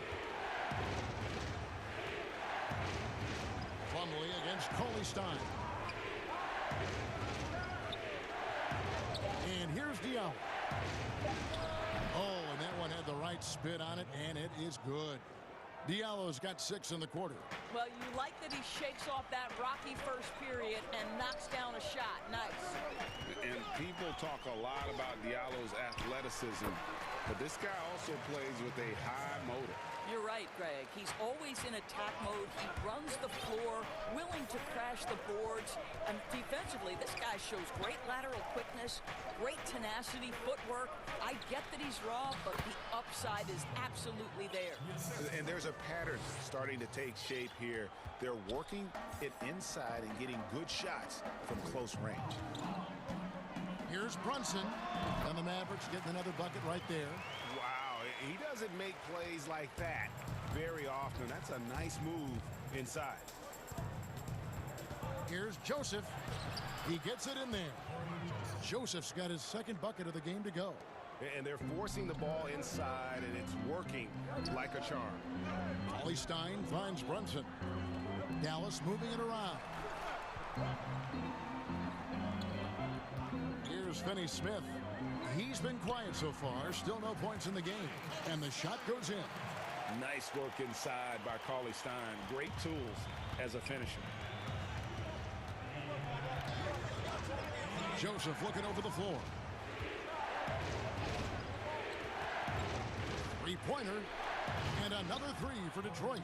Pick works well there. Not much resistance from the D. It takes incredible effort to stay connected to the hip of the offensive player. You've got to want to work.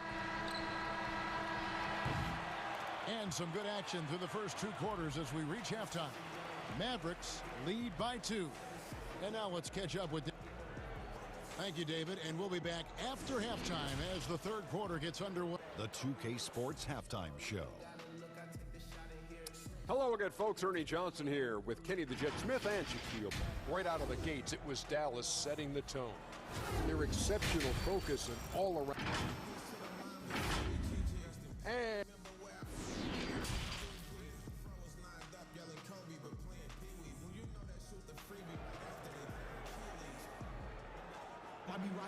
second half of basketball upon us. We may be in for an exciting finish based on how close to the game it's been so far. Nice game. Great performance by Tim Hardaway Jr. And how about the amount he's contributing in the scoring column through 2 quarters? He has been terrific. And one would expect that the defense made some adjustments at halftime, but he has the ability to answer right back. Kleba is the 4 with Porzingis in the middle. Josh Richardson out there with Luka Doncic. And it's Hardaway in at the small forward. That's the lineup out there for the Mavericks. Love the determination he showed there, getting himself into good position under the glass. With the presence of mind to know just where the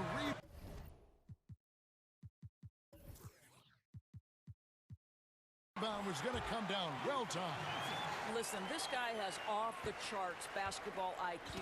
Luka Doncic understands when to get into that pull-up game. Bounce pass, Smith. Pass to Bay. Ring shot on the way. And there's another one for the Pistons. Boy, that's 3 for 4 this half. You like that they're starting with a little bit of extra energy. Nice. Fires at the elbow. Detroit with the rebound. On the wing, Ellington. And Detroit again with the bucket. 80% shooting to start the third, 4 for 5. Doncic against Grant. A steal. Smith outside to the left wing. Here's Bay. Great look, but off the mark. You can't look at the result of that shot. They'll take that whenever they get it. And they should, because it's when you start turning down that kind of look that your offense can start to bog down a bit. Yeah, not sure what that was about. I mean, talk about a brain cramp. And Grant works hard on the defensive end of the floor. His activity and wingspan, big hands, really paying dividends. It's good on the putback. Bay's got the lead up to 6 now for the Pistons. Dallas has gone 3 of 5 from beyond the arc so far tonight. And Doncic, here we go. And Doncic throws it down. Big hops from the backcourt. Oh, absolutely. And maybe just what they need to get this game, GA, going in their direction. Boy, as tight as this one is, that's a statement play saying, hey, listen, we're not here to back down for you guys. And Stewart gets it to go. And they're controlling the boards, Kevin. That's +5 in that category. Grant against Doncic. Shoots over Grant. Porzingis kicks to Doncic. Offensive rebound Mavericks. No doubt he's struggling right now from the field. Let's see if he can get it going in this quarter. Well, that requires a level of concentration, and Dennis Smith Jr. so skilled at keeping his balance. He's getting his first free throw attempt of the game here. And not the guy you want to see at the line too often. Season numbers has him in the bottom tier of the league. Here's Doncic. It's out of bounds. The Mavericks able to retain possession here.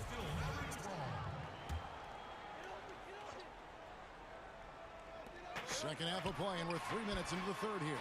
Defensively, a little uneven in that first half, but they've been far more focused and consistent here in the second. We talk about it all the time, guys. Those second chance buckets, always the result of that extra effort. Yep, that one goes. Smith's got 5 points in the quarter. Not only can Smith take contact inside, he's willing to initiate it. That's a great aspect to his game. Yeah, gets a finger on it, but just can't quite come up with the steal. But a really good read on his part, being disruptive at the defensive end right now. Now a timeout called by Detroit. And team strategies closely guarded. One aspect of the game the fans aren't always privy to. It's tough to hide your communications. Teams go to great lengths to try to do it, but sometimes to no avail.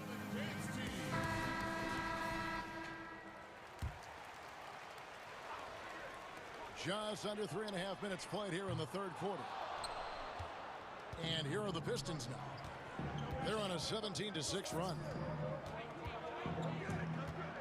Now the pass to Ellington. There's the triple. Yes, and it's Smith with the assist that time. Ellington's got 12. And ever since halftime, they played precision basketball offensively. I got to believe that's something the coach talked to them about at the halftime. They have valued each possession. And that one, good. And the Pistons lead by 14. The assist totals, Kevin, just continue to grow. They're way ahead in that category. Ball movement has been flawless. Well, the athletic Jeremy Grant, so good at initiating contact, he gets the defense to react to his aggressiveness. And Grant drops them both. You can tell when he steps to the line the kind of confidence he has in himself. It's written all over his body language. And Dallas calls their first time out of the game. Well, it's been an express lane to the rim. Coach can't be happy about that. Well, poor rotations, poor communication. There's a lot to figure out right now. And Dallas going with a whole new group out there. How good is that? I mean, he can make a defender look foolish at times. Grant in the post, and the dunk by Grant. How about Jeremy Grant playing to his strength, uses that athleticism to finish that one with authority. Brunson against Smith. Charity stripe shot.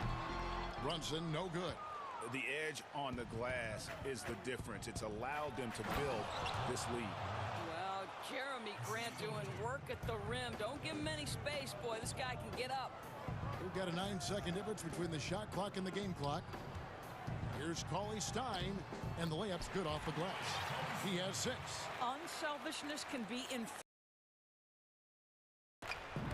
Out to the right wing. Here's Grant, and 2 free throws coming up, unable to get that one to go with all the content. It's going to go on Willie Cauley-Stein. Well, I like how Jeremy Grant continues to work on his game. The jumper is coming along, and he remains an exceptional defensive player. And Grant drops them both. We're still waiting for that first miss from the line this half. To the right side. It's taken away by Smith, and Grant with the clear path to the hoop. Look out! Strong finish. You have got to be kidding. Hey, talk about taking things into your own hands. Here's Brunson. Oh, and he just knocked down the buzzer beater. And give him credit. Good awareness of the time remaining. And to me, the way you end quarters impacts how you end the game. It can go a long way between a W or an L. And 1 quarter to go in a game that to this point has not been an evenly fought contest. And on the floor for Detroit here in the 4th. Wayne Ellington is out there with Smith. Then there's Plumlee. Then there's Grant. And it's Bay in at the 3 spot. Smith the pass to Plumlee. Out to Smith. Shot clock at 5. No good that time. Cauley Stein with the defensive effort. Mavericks trailed by 18. Here's Melly. Goes to the reverse layup and claps it in. Melly's got the 4th quarter going with the first basket of the period here for the Mavs. And it's Smith with the ball. He brings it up for the Pistons. They led the game at 1 point by 20. Pass to Ellington. He dishes it to Plumlee. Back to Ellington. No good from outside. The Maverick shooting certainly a key for them in this one. 55% from the field. Burke can't get it to go. Pistons leading by 16. Grant the pass to Bay. And he gets that one to go off the front iron. You know, he could have looked to score that himself, but in this particular instance, the advantage is playing inside out. Brunson makes the bucket. Now he's got 5 field goals, 5 for 8 in the game. Well, as usual, this guy cooking on the offensive end, but right now, the other guys on his team have got to step forward. Smith dishes to Ellington. It's good, the assist that time from Smith. Smith's got his 7th assist of the game with that last one. Here's Burke. An easy 2 points on the layup. Time called here. The Pistons decide to talk it over. And he could tell his guys starting to wear down a little bit. Call time to just let them get their legs back under them.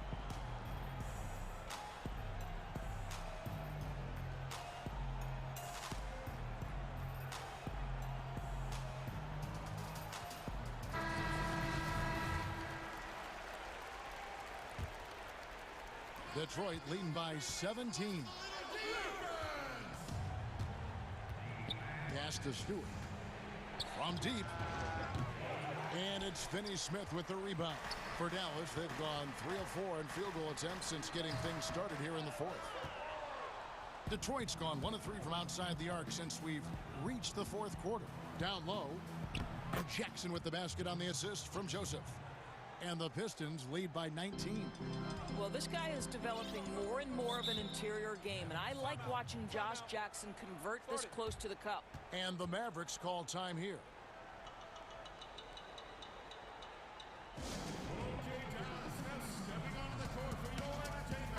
And it's a completely new group on the floor for the Mavericks.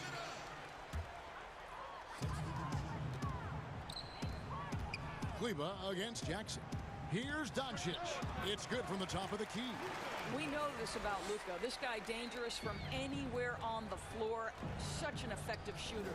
Hardaway with the steal. Goes up. And the rejection by Jackson. Over Richardson. Now here's Diallo. Here's Stewart.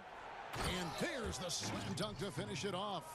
And haven't we seen that a few times today, guys? I mean, their defense has got to have a little bit more toughness about it. And it's blocked. Pass to Joseph. Pistons passing it around.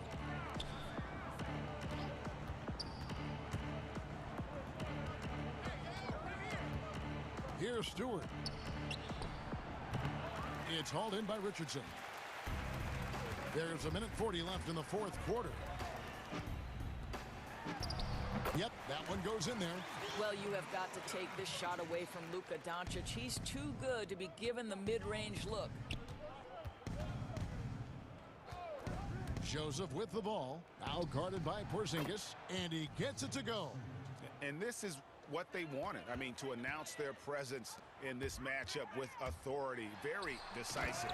It can definitely be considered a statement win for Detroit. Great, generous ball movement tonight. A thing of beauty. Yeah, a remarkable team effort. They got everyone involved. Stewart misses. And the timing just not there on that attempted alley-oop. Just a missed connection, and it happens. I'm sure they will go back to it if given the opportunity. I tell you what, he was on a mission on that possession. Did not stop working until he got it up and in. Here's Joseph. And oh, he blocked it and deflects off the backboard. Jackson against Richardson. So it's Richardson with the jam.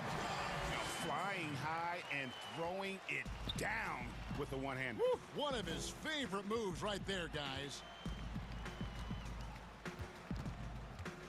Joseph against Doncic. That one off the back iron and out. Listen, offensively, they're very comfortable with him taking that shot. It's a good look under very little pressure. He just can't convert. It's 9 seconds separating the shot clock and game clock. Kleba kicks to Porzingis. Traps in the tray. You can appreciate the fight now, but it isn't how they came into the game.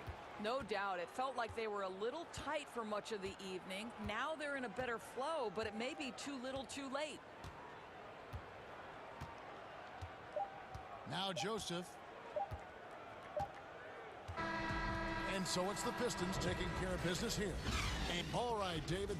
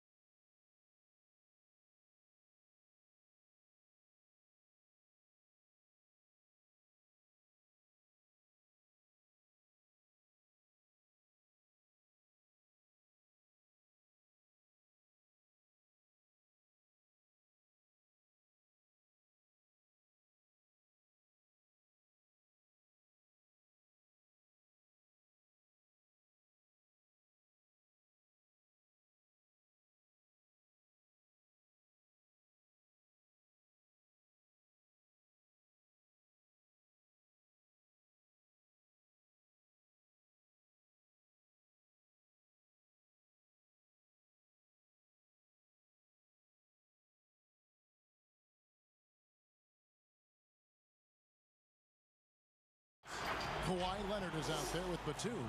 Then there's Reggie Jackson. And it's Ibaka. And it's Beverly in at the point. And for Detroit, Dennis Smith is out there with Wayne Ellington. Then there's Jeremy Grant. And it's Bay in at the 3 spot. Now here is Smith. Passes to Ellington. And it's blocked by Ibaka. An elite rim protector, Ibaka has the highly desired combination of athleticism and timing.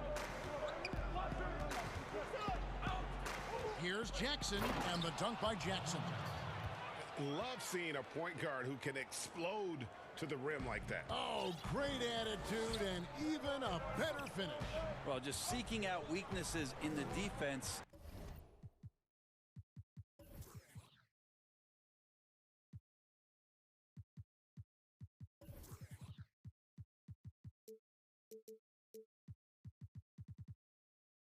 And then exploiting it.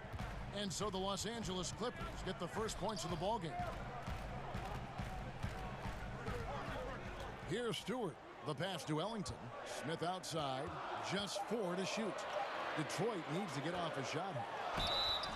And he gets the whistle. 2 free throws coming up. We've got a primetime interconference rivalry, Greg. What do you expect to see here tonight? It could be a feeling out process early, but I do think once the teams get going, expect it to be physical and contentious. And it's Jackson with the ball, bringing it up for Los Angeles. Ibaka right side. That's good, and it's Jackson with the assist that time. All that practice on the positioning and timing of the catch and shoot, paying huge dividends for Ibaka. Here's Jackson, and contact on the shot, so he'll be shooting free throws here. Really, the right play defensively. If you can't block, force him to the line.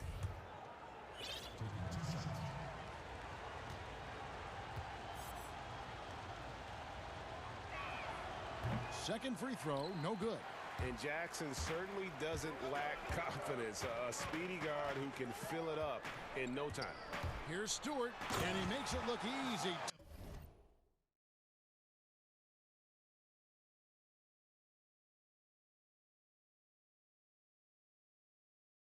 Dunking it hard with one hand. And then the young fella busts out the slick move inside to get open for the jam. Greg, that was sick and slick. The D had no chance. Now here's Jackson. Outside for Batum. Tries from 10. Shots good by Ibaka. Ibaka's got his second bucket. And right out of the gates, they are locked and loaded. 3 straight scores early. And the Pistons decide to take their first timeout right here. And they just can't seem to get going offensively. Yeah, they're like a 4-day-old soda right now, just flat. They're missing shots left and right and just not playing their best.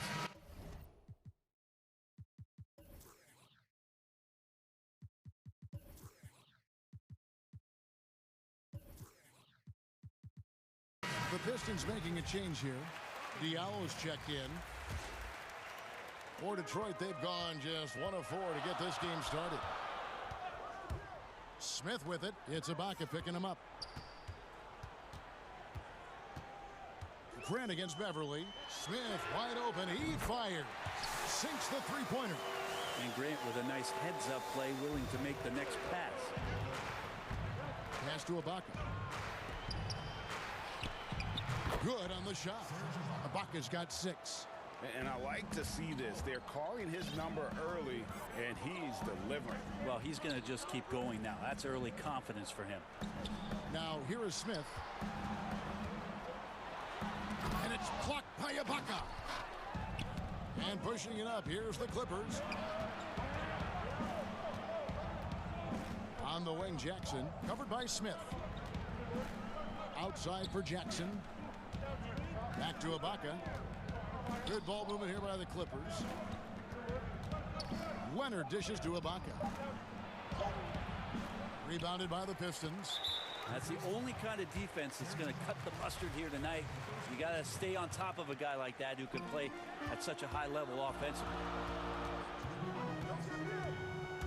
Grant outside. And another three for Detroit. Wow, Jeremy Grant continuing to work on his game, stretching it out to the three-point line. On the wing, Jackson. Ellington defending. It's Jackson with the drive for three. And it's Ibaka again missing. The Pistons have gone 3 of 7 from the field since we've gotten underway. Diallo the pass to Grant. And another three for Detroit. No doubt that Jeremy Grant wants to become a better shooter, showing signs of progress in his catch-and-shoot game. Pass to Ibaka. And Leonard has it in the corner. From downtown. And again, it's the Clippers missing. You could see he wanted to get him back. Sadly, he couldn't capitalize from outside the arc. Passes it to Diallo. Here's Grant. And good. Got the English that time as it falls. 8 points for him. Clippers trail by 6. Here's Beverly. Shooting foul. And it looks like, yep, it's a coach's challenge on the personal foul. That triggers a replay review by the officials. And I think when it comes to some of the more difficult calls to make, personal fouls can be tough. The action is so fast that it's really tough to catch everything in real time. The wonders of technology, Greg. We've seen replay reviews so effectively, and involving the coaches by being able to make a challenge like this is something a lot of people have been hoping for. And so the word is in. They've decided that the call stands as it was made on the floor. And, you know, even if a coach still feels this wasn't the right call, you got to acknowledge the effort being put in to reviewing it. The double checking, and the game continues on. Now, here is Smith. To the paint. Here's Grant. Back to Smith. The three. The rebound by Ibaka. Clippers trail by 4. Jackson drives in. And Leonard has it in the corner. And again, no good by the Clippers. Detroit's gone 3 of 4 on three-pointers in the first quarter, doing well from long range. Grant gets a wide-open look, buries it from three-point range. Grant's got 11. And they're getting their points now almost exclusively from the triple. 4 of their last 5 makes are from beyond the arc. Here's Jackson. Makes it off the glass. Jackson's got his second basket of the game. Not an easy basket for Jackson. He doesn't shoot a really high percentage, but he does make a lot of tough hoops. We'll take a quick break and then back to the action here.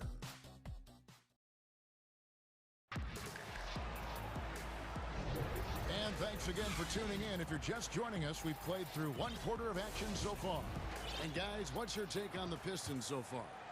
Coming in hot. They were sharp from the perimeter right out of the gate. They just couldn't seem to know what it was that they needed to do and how to stick them from outside. The defense pretty lost. Here are the 5 the Clippers have to start the second. We've got Ibaka. Jackson is out there with Patrick Beverly. Then there's Kawhi Leonard. And it's Batum in at the power forward. And Detroit has possession.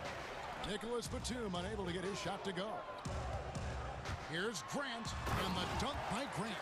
Grant, one of those big guys that gets up off the ground like a guard. Love to see him throw it down.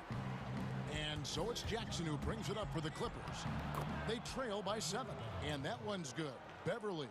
Of all the action happening there, it's the assist that jumps out to me there. That's just a great look and a great setup for the bucket. A platoon swap here for the Clippers. Now a timeout called by Detroit. In addition to going over the game plan and making whatever necessary adjustments have to be made, Greg, this timeout also the time for players to get rehydrated or hydrate for the first time with some Gatorade. Plenty of basketball still to be played here, and they have to get recharged. That's a great point. Without proper hydration, a player can completely run out of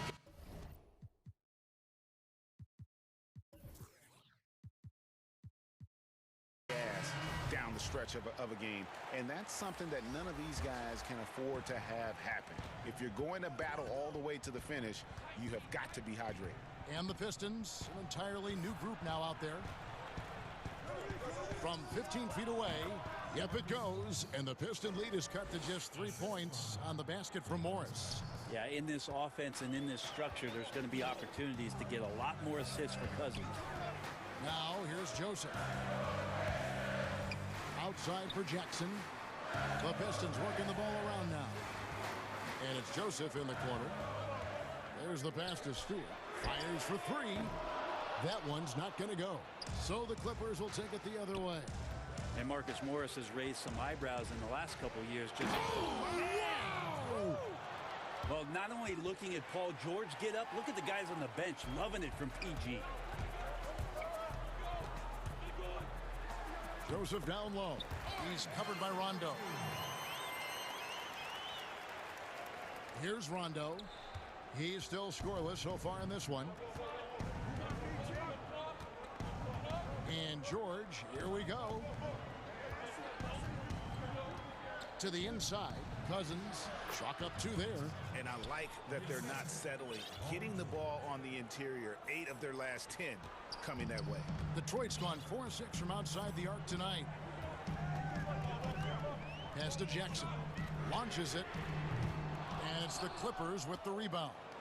And the great shooters know when they've got enough opening to go for the 3. I didn't think it was a bad choice on that possession. Well, if it ain't broke, don't fix it. They keep getting it in the paint and continue to score consistently. Here's Jackson. Paul George making his last shot. And Jackson throws it down hard. Very little resistance against that throwdown. No, not what they want to see in a game this close, Greg. On one side, inspiration. On the other, devastation. And the versatility of Paul George's game. Elite defense and rebounding, steals and deflection. When you think about Paul George moving to several teams, yet still having the impact on both ends of the floor, I think that is a telltale sign that you have an elite talent in Paul George. Plumlee is checked in for Detroit. Now here's Jackson. And he lobs it up toward the rim. Plumlee, no luck. And what should have been a simple pass and finish ends up in a missed opportunity on that alley-oop attempt. Yeah, you'd like to keep things a little more simple, and that was a play that didn't quite develop the way they wanted it. Here's Joseph, following the basket by Marcus Morris. Joseph dishes to Jackson. Here's Plumlee. Pulled the shot a little left, but the bounce goes his way. A well-schooled player with an improving touch. Plumlee lines up that shot and calmly knocks it down. Back to Rondo. And the Clippers decide to take their first time out here.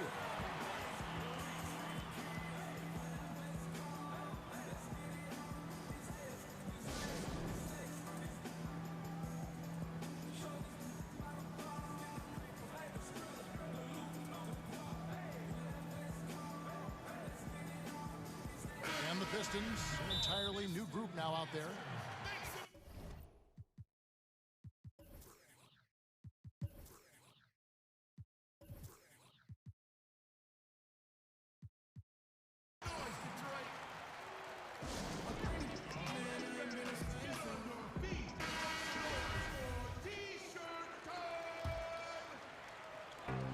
.19 left now here in the second. And it's Leonard. That time on the assist from Batum. And the Clippers lead by 3. Very easily could have been an and one there. Leonard takes the contact and still... Look at that.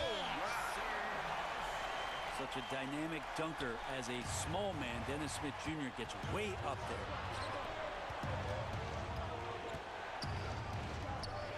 Jackson finds Ibaka. Goes up from the top of the key. He clangs that one off the back iron, and down it falls. Oh, great ball movement there. The drive by Smith. Putting that athleticism to good use. Dennis Smith Jr. explosive and overwhelmed the defense that time.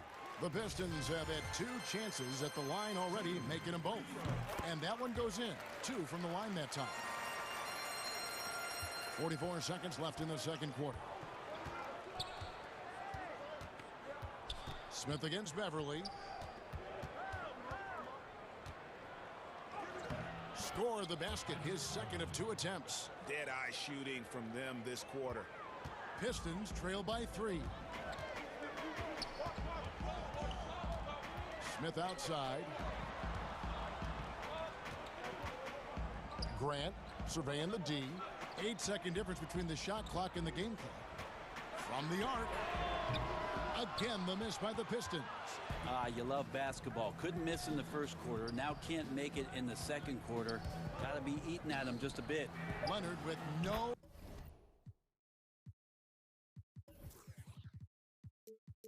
one around. That's good, and it's Jackson with the assist that time. I think it gets overlooked sometimes, but Kawhi can put up some very good numbers from the three-point line. Thanks so much, Dave, for the great interview. Don't go away, folks. We'll be back for the second. It's the 2K Sports Halftime Show. Welcome back to a pretty close game for the Clippers throughout the first quarter. They were in a 7-point hole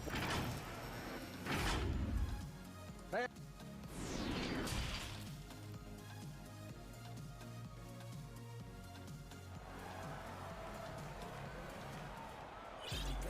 And in that first half, we saw a pretty tight battle. We'll soon find out what sort of adjustments were discussed during the half. You look at Jeremy Grant, what a contribution. Well, we'll find out if they were able to find an answer for him over the break. He was scoring with ease in that first half. Yeah, just way too easy out there, and I'm sure coach is going to make that a priority at halftime. Diallo out there with Grant. Then it's Dennis Smith. Then there's Wayne Ellington. And it's Bay in at the 3, the small forward. They're the group for Dwayne Casey starting the second half. Greg, who would you choose as the best defenders of the NBA pick and roll? Oof. That is a tough one. This will surprise some people. Nikola Jokic is one of the better big men defending the pick and roll, in part because of his instincts. You know, he doesn't impress me in terms of his physical attributes, but his mind, the ability to anticipate, having a sense of how 300 players play the game. He's a guy that's terrific. I'll give you an oldie but goodie in Andre Iguodala. He's still terrific. And I pick bigger guys because you've got to be able to switch that and guard smaller players. You know, at the center and the swing position, those are two guys that still are very reliable. Can't be lazy around Patrick Beverly. He's going to get you down low with hands. That time, he blocks a shot. And there is no better way to add to the lead. Isn't that true, GA, especially when the slam is coming from the point guard? Oh, yeah, and his teammates love that one. I'm sure he's going to hear about it when he gets to the huddle. And not a night he's going to want to remember, just not really able to score the basketball. We have got to see that sensational mobile one block again. Emphatic with the rejection. You've got to appreciate that kind of forceful defense. And in a player empowerment era, no greater power move than Kawhi Leonard's last year. Fresh off a finals MVP with the Raptors, he signed with his hometown Clippers and compelled a trade for Paul George. Think about that 14-month run where Kawhi Leonard made his way to Toronto, a team that was on the cusp for many seasons. Goes there, wins the MVP and a championship for the Raptors, and then ends up in his hometown of Los Angeles to try to do the same for the Clippers. Now that's getting it done and writing your own story. Smith outside. Kicks to Ellington. The Pistons working the ball around now. Grant finds Ellington. Shot clock at 6. And the call on the shot that sends him to the line. Way to attack there and then create the contact. Pistons have made all of their free throws so far tonight, going 6 for 6. Yeah, last year, collectively, only 74% from the line. Clippers leading by 4. Pass to Jackson. Pass to Ibaka. That's good, and it's Jackson with the assist that time. Jackson's got 6 assists now in the game. And it's Smith penetrating. Here's Grant. And again, it's the Pistons missing. I know it's about defending the post and the three-point line these days, but still got to be active in the mid-range area, and the defense gets away with one there. And with the defender draped all over him, Jackson has that strength to fight through the contact. The pass to Ellington. Shoots it. And again, it's the Pistons missing. You're not going to see that very often. Plenty of space, but he just, let's face it, he whiffs on that. And here's the fast break. Here's Bay. A three-pointer off the mark. And it's Leonard with the ball. He'll bring it up for the Clippers. They lead by 8. That's the biggest of the game. And the Clippers call time here. And coaches looking to seize every advantage, maximize every possession. Got to feel good as a coach if you make all those adjustments, pull the right strings. That's what they love to do.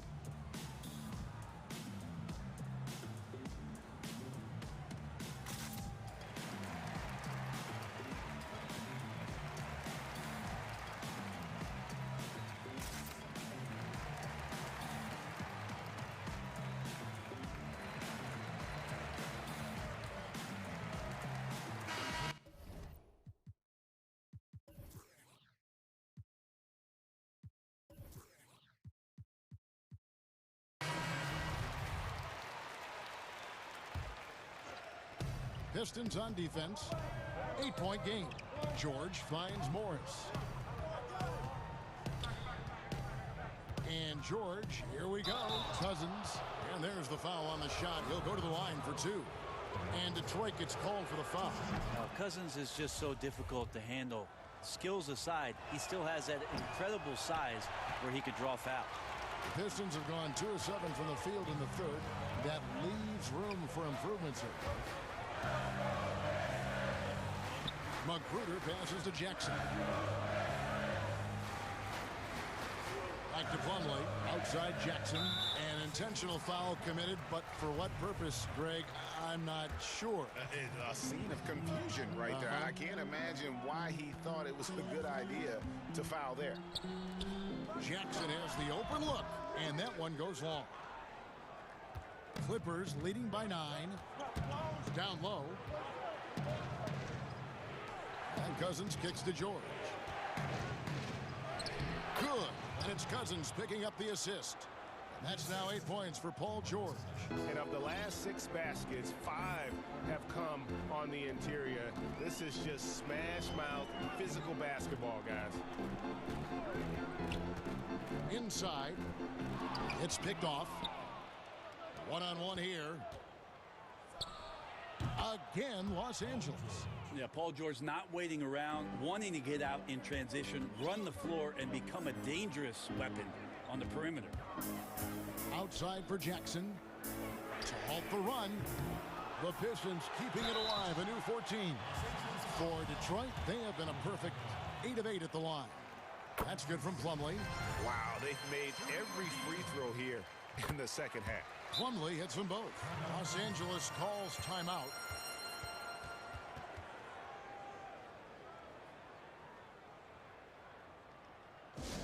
Ladies and gentlemen, your Detroit Pistons dancers. Pistons dancers. Make some noise, Detroit. Clippers leading by 11. 5-second differential between the shot clock and the game clock. And Cousins kicks to Kennard. Count that one. Yeah, they're going to have a nice little run here. 19 seconds left here in the third quarter. They could use a big shot here to get this offense going. Too many empty possessions. Right now, they need a basket. Pass to Jackson. Plumlee with it. And the last second attempt does not go in for him. I mean, DeMarcus is a huge guy, excellent at using his reach and size to throw off shooters.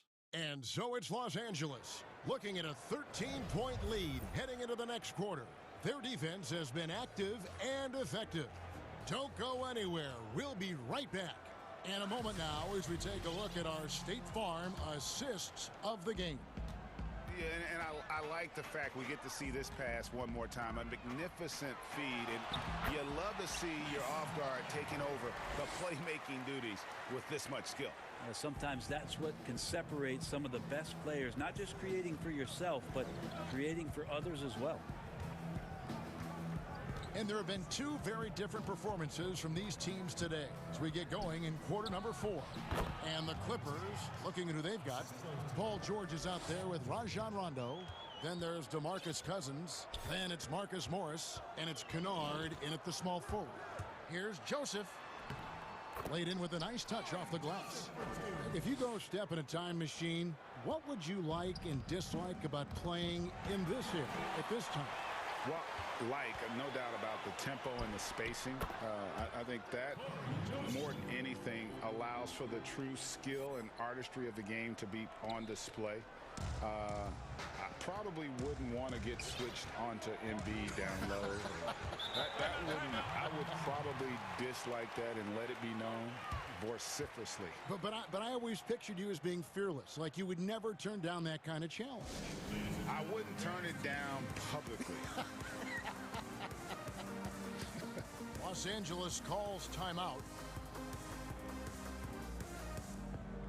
And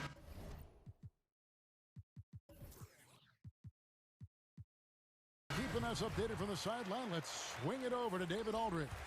Hey, Kevin, during that last break, I heard Tyronn Lue as he talked with the team. He said, this is where mistakes can kill us. This is where mistakes can turn this thing completely around. Protect the basketball and make the simple play. In other words, guys, no hero ball right now. All right, David, thanks. The assist totals, Kevin, just continue to grow. They're way ahead in that category. Ball movement has been flawless. Grant kicks to Smith. Steps back and shoots. It's good, and the Clipper lead is cut down now to just 10 points with that basket from Grant. That's a lot of hard work in the offseason for Jeremy Grant to become better at the mid-range, finding some footing there. And the Clippers call time here.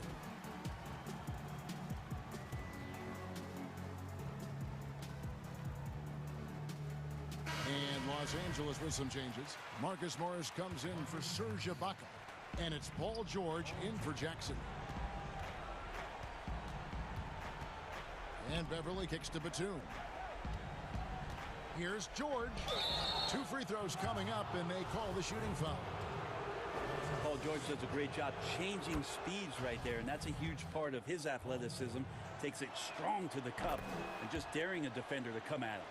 And you can tell he's feeling confident right now at the line, and when he's on, he can be lights out. Smith dishes to Ellington. Here's Grant. Good for his 8th field goal. He's attempted a dozen shots. Well, maybe he's thinking at this point, man, somebody's got to help me. I can't do this all by myself. Now, here's George. Ellington defending. And George, here we go. And the shot goes down. Well, on that kind of move, Paul George is such a great scorer. He can stay in control, even at full speed. Just over 2.5 minutes played now here in the final quarter of regulation. And it's Smith missing. For him, it's harder to miss that shot than it is to make that shot. I think he was anticipating a bit of a bump there. Another good play. This is how they built the lead, calling on the right guys at the right time. Basketball IQ is something that gets talked about, but its importance to a team showing up here, running plays that turn into scores. And it's George finishing it off. Well, you can depend on Paul George to shoulder some of this offensive load. There are times where this team can turn over the reins to him, and he capitalizes that time. Clippers leading by 16. Beverly wide open. Off the mark there with the three-point shot. Grant against Batum. Goes straight through the defender for the dunk. Draws the foul. He'll go to the line. It's on Nicholas Batum. In the last few years, we've seen a nice leap from Jeremy Grant, including how effective he can be in that spot. Out to Morris. Back to George. In the corner, it's Morris. The shot's good on the assist by George. George has got his 5th assist in this one. And so just rolling to the finish line now in what has been a very confident-looking performance for the Clippers. Look at their number of assists. You know, they didn't get stuck in those one-on-one situations, and they got the ball to the guys with the best matchups. Easy drives, open jumpers, and great ball movement. And we watched one guy all night long, guys, and looking at the stats just confirms what a dominant game he had. What a night tonight it was for Serge Ibaka. Well, the tone was set by him defensively tonight. Recorded a number of blocks, and that was a big difference maker, intimidating the other team. And it's Smith penetrating. Basket good. Well, at this point, they're just trying to get back in sync. You want to play a good brand of basketball. The consistency definitely is a key to some of the playoff performing teams, and tonight they just did not find it in this contest. And once they smelled blood in the water, you could see the killer instinct take over. Yeah, up until that point, a competitive game, but once they broke through that barrier, it was all them. Complete control. Here's George. There he goes again. That's his 9th straight basket. He's a perfect 9 for 9. But the truth is they've had control of this game. Yeah, looks like a veteran team tonight, getting out on the road, playing with assertiveness, confidence, fully in control for this win. And I think that one could have easily have fallen for him. 2 seconds separating the shot clock and game clock. And Batum kicks to Beverly. And the wide open shot from Morris. And another 3 for the Clippers. Just feel like Patrick Beverly has incredible awareness for every second that he plays on the floor. Spots the wide open man, gets it to him. And here's Leonard. So it's Los Angeles winning this one easily. David, thank you as always. And that'll wrap it up, folks.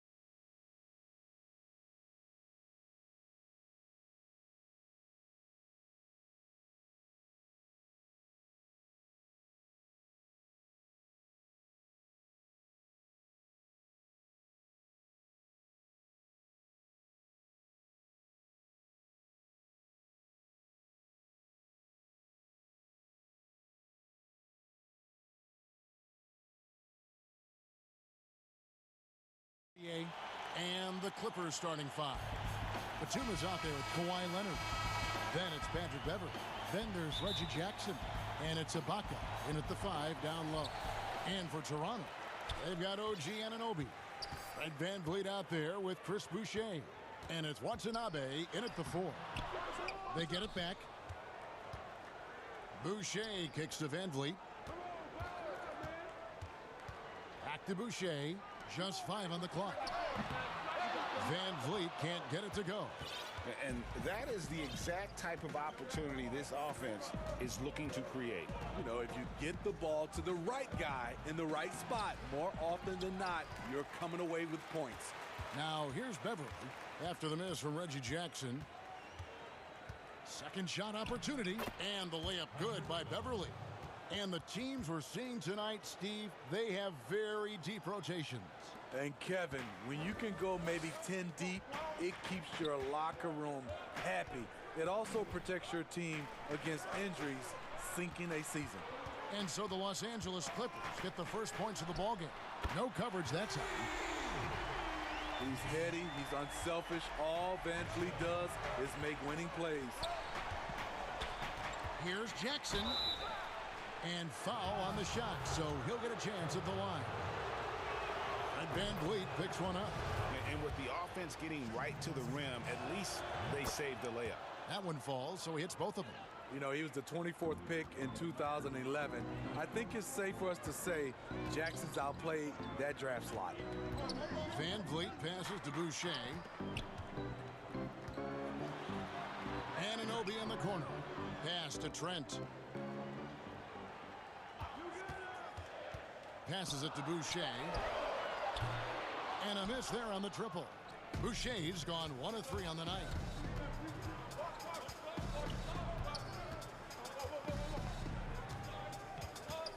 Jackson against VanVleet. Jackson down low. That shot misses. Great D that time from VanVleet. We're just about 2 minutes into the first quarter. Jacks up a 3, sinks the triple. The court awareness from Fred. He knows angles so well. Here's Beverley. Score the basket, his second of 2 attempts. Just setting the tone with an aggressive move to the rack. And where's the help defensively? No excuse. You have to be aware. He should be on your radar all the time. Now, here's Anunoby. Toronto working the ball around now. Here's Boucher. Takes it up with both hands and rips it down. Ooh, just powered it down with both hands. You know he's not going to mess that one up. Oh, no, not this fella. He is a superb finisher. Jackson gets the bucket. I'll tell you, Jackson's first step is dynamite. A big asset off the dribble. VanVleet passes to Boucher. Back to VanVleet. Lets the 3 fly, and the rafters hit again from deep. He's hot this quarter, getting the shots he wants, and he's delivering. Fred VanVleet, a weapon from the outside, has a great shot that he can pull up at a moment's notice. He's consistent on catching shoots as well as off the dribble. And so it's Leonard with it. He'll bring it up for Los Angeles. They trail by 1. First shot, first basket. He's out of the blocks fast. Aggressive D there, but then again, Kawhi finishes through contact almost as well as anyone. And with VanVleet, about half of his shots are from deep. You're right, GA. That's the #1 part of his offense, of his game right now. He can shoot it deep, but he also can drive it. He shoots a low field goal percentage from those shots because of the distance. But I love Fred VanVleet. He knows how to play. And it's blocked. Fast break Toronto. Rips down the breakaway slam. This is what you want to do with the young guns. Get them out in transition. Anunoby can run all day. For Los Angeles, they've gone 5 of 8 from the field, shooting over 62%. Kicks it out to Leonard. Lets it go from deep. Knocks down the 3 ball. Leonard's got 5 points so far. Guys, no one team gaining control early on. Yeah, and you look at the lead change, it's 6 already. Pass to Boucher. Here's Van Vliet. There's 31 seconds left here in the opening quarter. He's now 1 for 2 with that bucket. Love the strength on that drive by Fred Van Vliet. He is tough and he's aggressive. Jackson. It's deflected.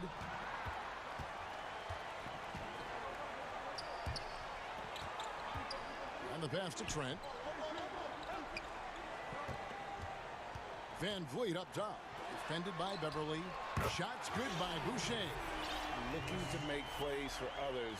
We've seen this from him all night. There's been an emphasis on ball movement, and he's been a major catalyst.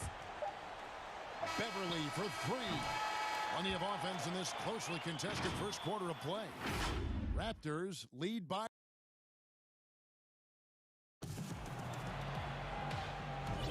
And this has been a fairly close game through the first quarter, and we'll see what happens here in the second.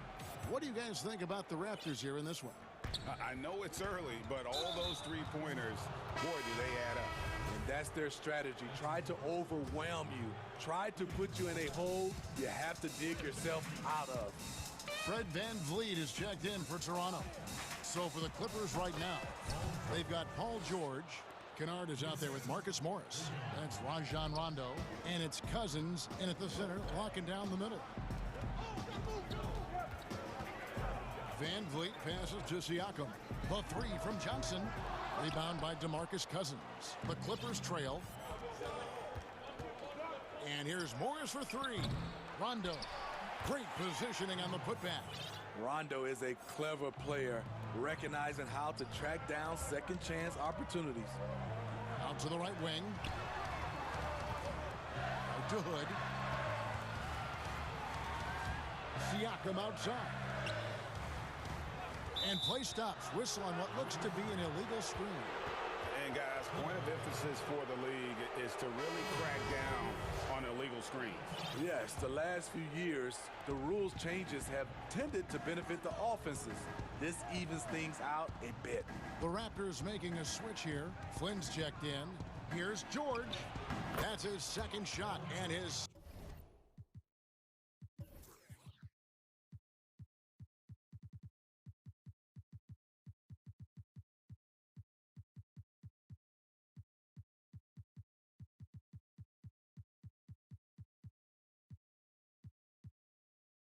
second basket. He's 2 for 2. They're finding lanes to the hoop now with consistency. 5 buckets in a row from the paint. Three-pointer, Lowry. Johnson dishes to Lowry. Here's the teardrop, and he sinks the layup. Lowry's got his first basket. When you are Lowry's size, you need to have a strong floater, and that was a beauty he just put up.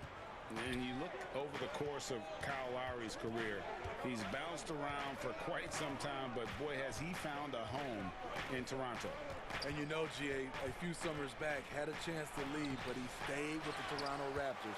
What a decision that was. Reason why? He helped lead this team to their first title. Kyle Lowry's beloved by this franchise. He'll go down as one of the all-time great Raptors. And it's denied. Sent back by Siakam. Fast break. Here come the Raptors. Oh, and he plucks it off the glass. Wow. And pushing it up, here's the Clippers. Cousins with the ball. It's a nice passing here by Los Angeles. Outside for Rondo. George double-teamed. Kennard on the wing. And the wide-open shot from Morris. And again, no good by the Clippers. The Raptors have gotten only one of their first 4 shots in the second quarter to drop. Took him no time at all on that one. Johnson's got himself going there. His first points of the game on the deep ball. So timeout called here. The first for Los Angeles. Greg, you and I talk about the big man, his role in the current NBA, and how they can possibly carry the standard for the great centers before them. You played with the great one, and Patrick Ewing, so you have a great appreciation, I would think, for it. Oh, no doubt about it. And I think 2 guys kind of separated themselves a little bit.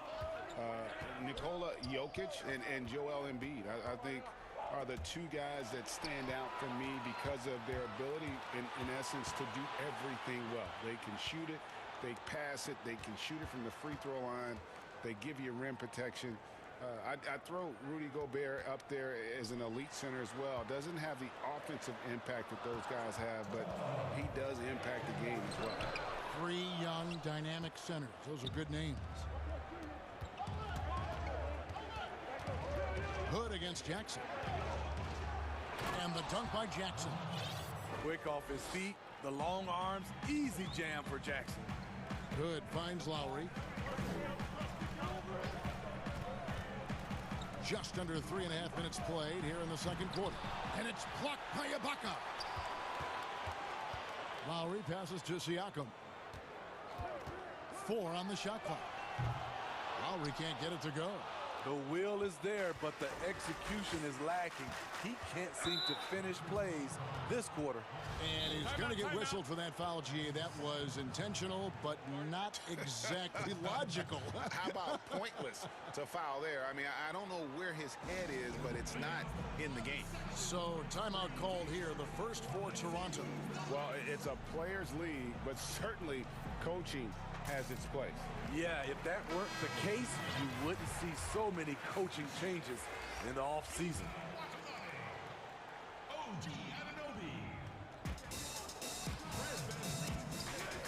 Beverly against Lowry.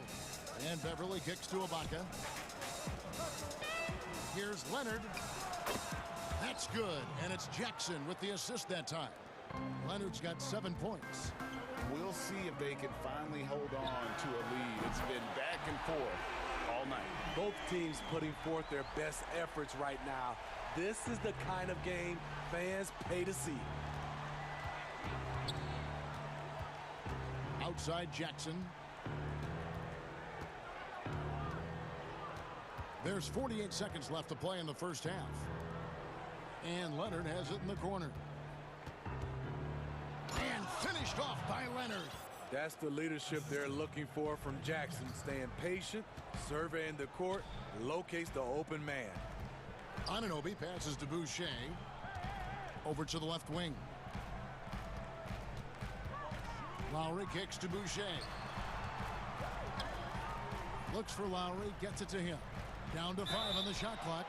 And they call the foul, so he's got the and one chance here to make it a 3-point play. The Raptors shooting their first free throw of the game. And they had a lot of success a season ago as a team, hitting about 80% of their free throws. You know, a multi-time All-Star. He's an NBA champion now. It's taken some time, but Lowry has finally silenced his critics. Out to Ibaka. Pass to Beverly.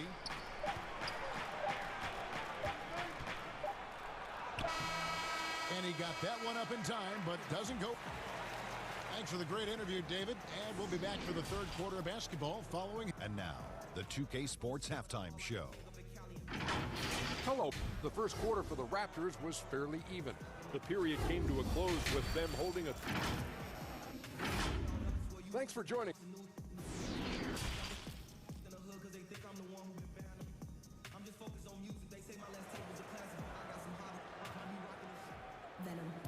We've got second half action for you, and if the next couple quarters are similar to the first, this one could go down to the last possession. And it's Jackson with the ball, bringing it up for the Los Angeles Clippers. A 2-point game. Red Van Vliet out there with Lowry. Then there's Chris Boucher. Then it's OG Anunoby. And it's Watanabe in at the power forward position. That's Nick Nurse's 5 as we get into the second half. Lowry from outside, and again, Toronto with the triple. And the D has gotten a little bit laxed here defending the triple. Clippers trail by 3. Beverly with the ball. Here's Ibaka, good on the 13-footer. And they are attacking the rim and getting great results. And as he gets deeper into his career, Serge Ibaka's shooting continues to improve. What a great job he's done of changing how he scores. It's very impressive because a late bloomer Serge Ibaka has been on the offensive end. Let's look at last season, his highest point per game average, and he's in his 11th NBA season. And still has great efficiency on the offensive end, but sometimes he's overlooked as a scorer on this team. And the Raptors call time here. In addition to going over the game plan and making whatever necessary adjustments have to be made, Greg, this timeout also the time for players to get rehydrated or hydrate for the first time with some Gatorade. Plenty of basketball still to be played here, and they have to get recharged. That's a great point. Without proper hydration, a player can completely run out of gas. And folks, the coach's challenge has been initiated for a personal foul. Close game like this, and he thought it wasn't a good call. And this is the time now where the officials can review in closer detail what constituted the original personal foul. Getting a different angle can sometimes make it a lot easier to determine. Greg, indeed, and the one thing with replay review is that when you see the slow motion replays, you really get a new appreciation for just the immense speed at which these players are moving and how fast the action really is and how hard it can be sometimes, you know, Greg, to make the right call. And the announcement on the review is that the foul was called in error. So they have determined, Greg, to overrule the original call.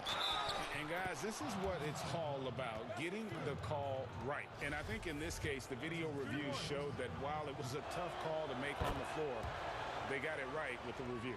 The Clippers shooting their third free throw attempt of the game. Just a little over 90 seconds gone in the third quarter.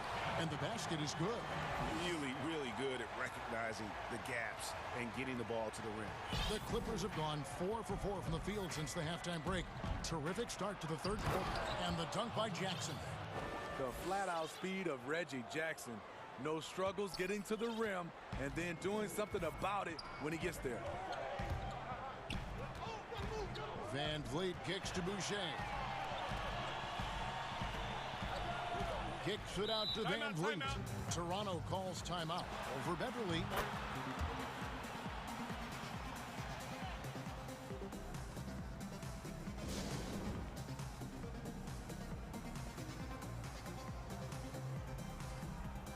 Both teams changing it up here. On defense, the Clippers. The lead is 2. Hits the three-point bomb. Playing at his tempo, his pace, he's been dialed in all night. On the wing, George, covered by Siakam. That one falls. George has got 6. And that bucket adds to what has been a big difference in points in the paint between the two teams. Rondo against Lowry. Siakam. Lowry looking around. 5 to shoot. No good that time. Good D by Rondo. For Los Angeles, they've gone as spotless. 6 of 6 from the field since taking the court here in the second half. George against Siakam. And that one is good. Proving how dangerous he is. Give George these looks, and he'll knock him down. And it's denied. Sent back by Siakam. And he's going up for the alley-oop. And the rejection by Cousins. And it's out of bounds. The Raptors able to retain possession here. A little under 2.5 minutes off the clock now here in the third. Lowry passes to Siakam. And the Raptors miss again. Clippers leading by 3. Left side, George. And an intentional foul right there. Really no idea why you're fouling in a situation like that. You know, maybe there's some bad blood between those two. We've got 1:28 left in the third quarter. Outside for George. That's good. Basket number 5 on a 5 for 8 night shooting. Toronto's gone into the three-point range 4 times since halftime and buried 2 of them. Siakam outside. That falls. Nice feed that time from Kyle Lowry. Siakam's got himself going with the triple, his first basket of the game. Los Angeles calls timeout. Well, Greg, Pascal Siakam won most improved player in the league in 2019, and as we've talked about, had a case for it again in the 2020 voting. I tell you, Siakam's play jumped so much again. He deserved the recognition.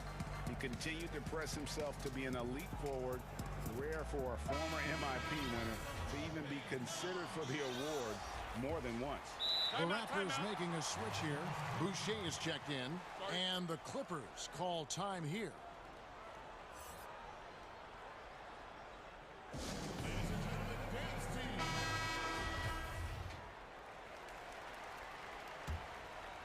Clippers have gone 9 of 10 on their attempts in the third quarter.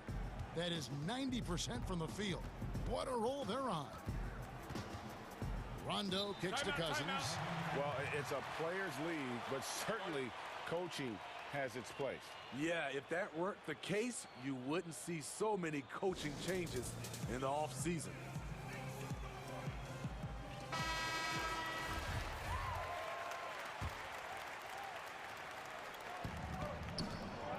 Off the inbound, and it's George finishing it off. Slippery play by Paul George to get inside. He ends up right where he wanted to be for the shot.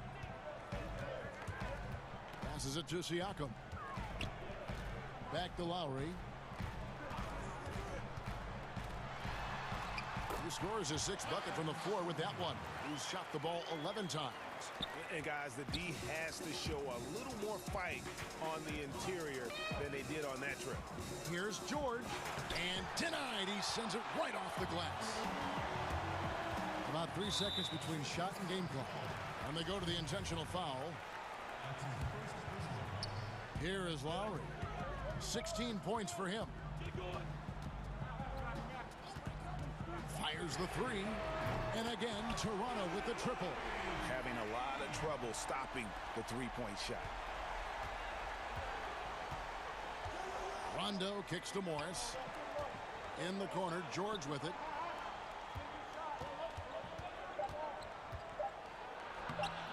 Good D by Siakam. That is some tough defense there against one of the better finishers in our game. Kyle Lowry firing on all cylinders. Now let's take a look at our assist of the game presented by State Farm. And the winner today, the big fella here with the sweetest of dimes. What a plus it is to have a post player who's got this ability to find. You know, it takes good vision and it takes good decision making right there. He showed both, and he did so at a very high level. Well, this has been a great contest so far, and I imagine the fourth quarter could have even more action in store for us. And on the floor for the Clippers here in the fourth, Morris is out there with DeMarcus Cousins. Then it's Luke Kennard. Then it's Paul George, and it's Rondo in at point guard. Stanley Johnson, he's checked in for Chris Boucher. And Los Angeles with some changes. Now let's go to the sideline and catch up with our Hall of Famer, David Aldridge. Kevin, I was able to listen in on what Nick Nurse told his team. He wants them to maintain their balanced attack, but he told them they're doing a great job of finding space out on the perimeter, which has led to all those good shots. He likes the rhythm and the flow of this offense. He just told them, keep shooting it with confidence. Kevin? The burst of Jackson makes him a hard guy to stick with and difficult not to foul him. Both free throws good from Jackson. Raptors with the lead. Now Lowry. And the Raptors hit again from deep. There's a certain resiliency to this team, and you're starting to see it. Well within striking range. Now is when you have to lock in at both ends. Here's Leonard. Lays it up and banks it in. They are just killing them on the interior. Raptors leading by 3. Outside Lowry. And he makes good on the layup. Lowry's got 27 points. And we've seen this. There are certain nights when Lowry just decides to take over. And the Clippers call time here. One of the stories here, Kyle Lowry getting it done today. I mean, the ridiculous production from beyond the arc. They have to find a way to cool him down.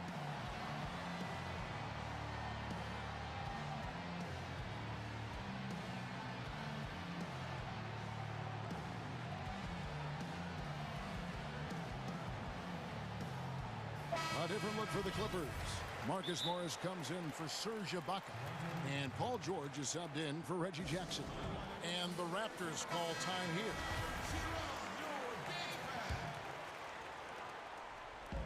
Fourth quarter still young, just over a minute play.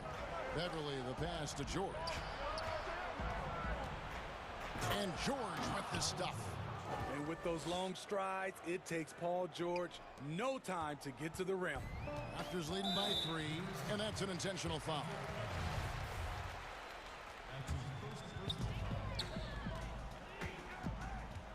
George against Van Vliet. He gets that one. And coming down the stretch here, both teams still on fire. Yes, and if you love offense, you're loving this matchup. It's been a highlight reel affair. About a minute and a half into the fourth quarter now. And George, here we go.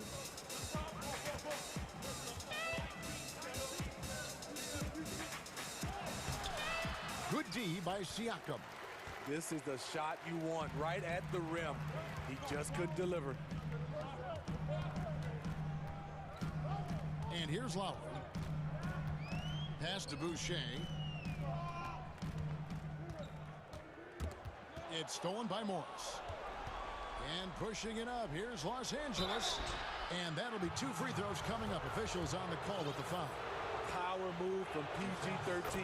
He's added a lot of muscle to his frame over the years, putting it to good use right there. And so he makes both from the line. Money from the stripe. He does a great job night in and night out. Van Vliet passes to Boucher. Van Vliet looking around. 2 points. That one goes. Van Vliet's got 5 points now in the quarter. And no matter what they've tried, the D just has not been able to deny them the ball inside. On the wing, George. Covered by Siakam. Great open look there. Excellent pass, PG-13. Keeping his eyes up, using his vision. Toronto working the ball around now. And he buries that one, drilling the rim on the way down. Boucher's got the lead up to 6 now for Toronto. Leonard attacking. Boucher with the rebound. For Toronto, they've gotten absolutely red hot shooting the ball here in the fourth. A perfect 6 for 6. Lowry against Leonard. Lowry passes to Boucher. Now Anunoby. Leonard with the steal. And here we go. Beverly heading to the hoop. Here's Morris. Yep, it counts. Morris has got his first bucket in this one. Important points from Morris. And when he's feeling it, he'll step up and take control. Lowry kicks to Boucher. And the Raptors hit again from deep. And you can tell he's looking for his shot. He just believes in it. You know why? Success breeds confidence. Oh, here he comes. That was amazing. And look at the elevation. Big points as the stakes rise. So does George's impact on the game. Lowry passes to Boucher. Back to Lowry.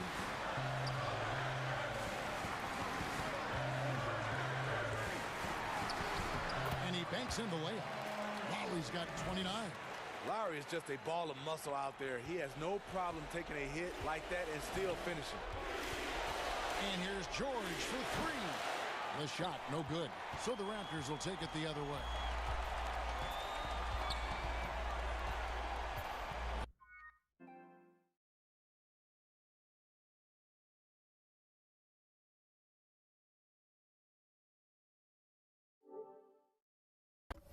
There's 49 seconds left.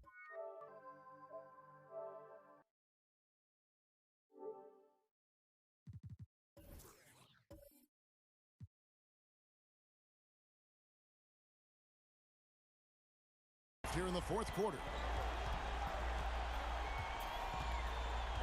George against Van Vliet. Lock at 6. The pass to Boucher. Good, and Van Vliet gets the assist.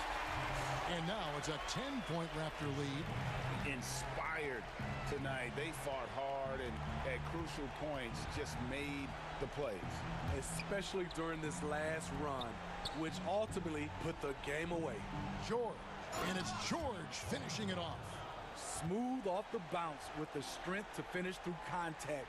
Paul George showing us how it's done. And so they foul intentionally.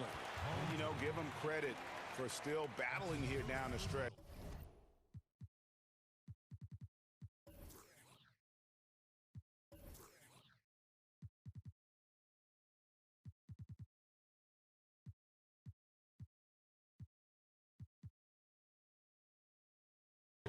think it's too little too late. One item that stood out, their ball movement. Things are definitely clicking, and more importantly, it makes it really hard to defend.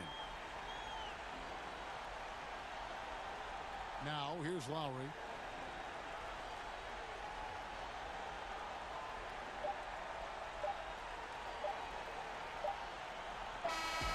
And so it's Toronto winning this one. A confident win and one where they clearly show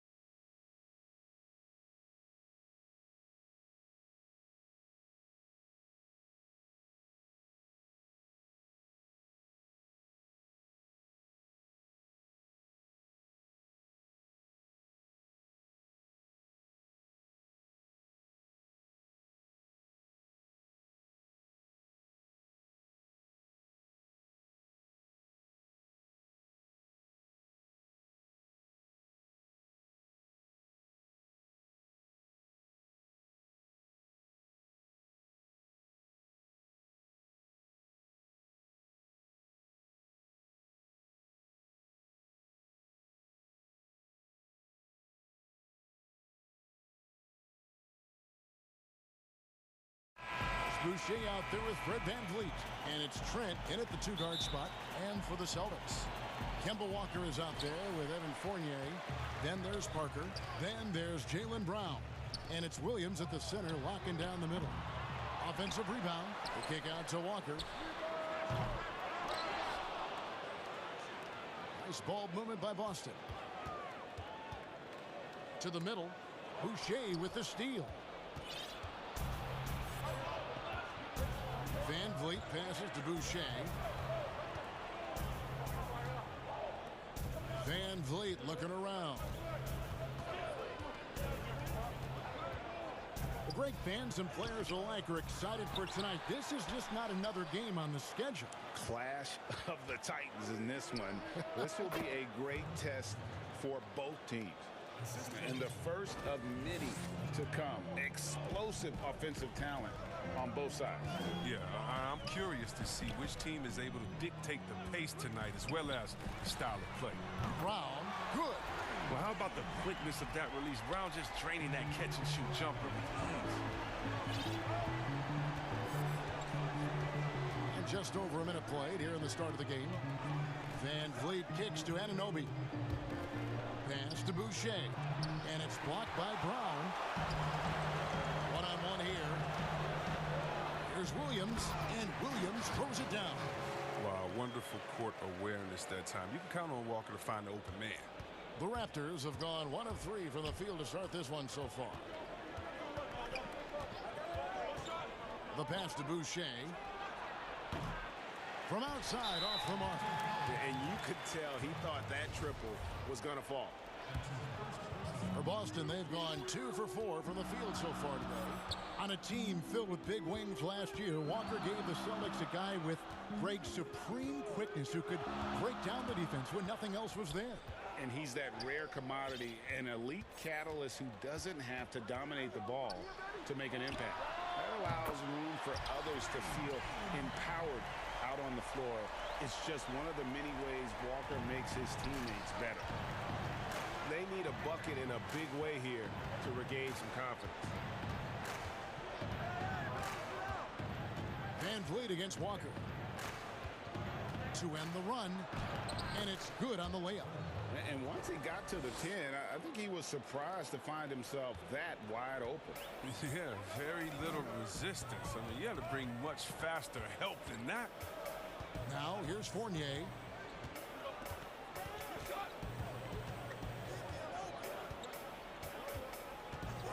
6 to shoot. The kick out to Walker.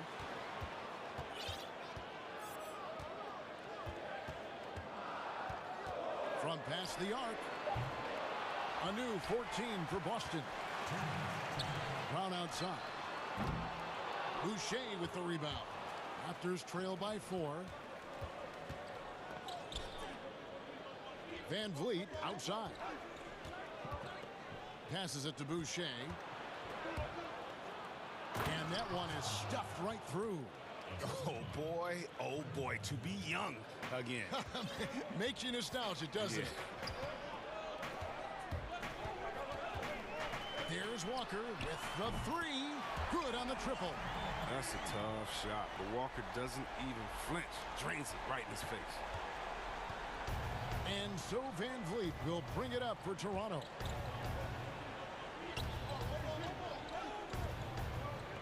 Back to Boucher.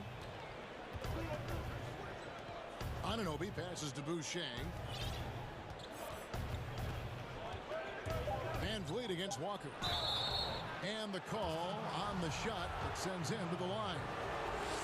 Kemba Walker picks one up. Clearly a foul. It's his first trip to the line. And so VanVleet nails both of them. And what an advantage. You really feel like you can always trust him when he's at the line. Brown outside. Stolen away.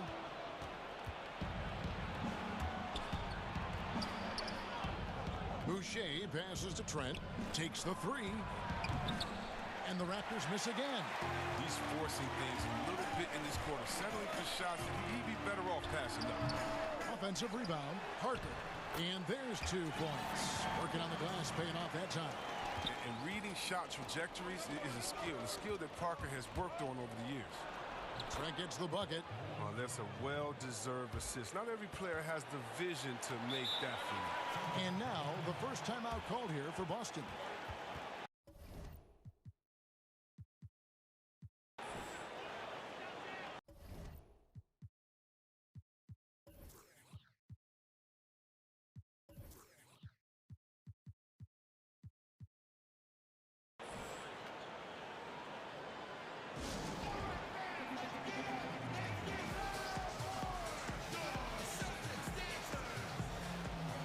So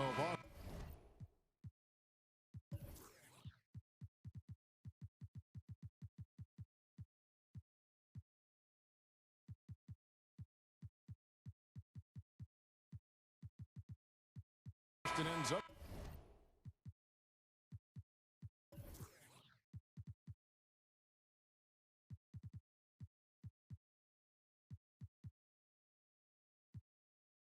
Going with the new group. Some changes for Toronto. There's 25 seconds left in the first quarter. Flynn against Smart. That'll be Boston as it goes out of bounds. Celtics retain possession.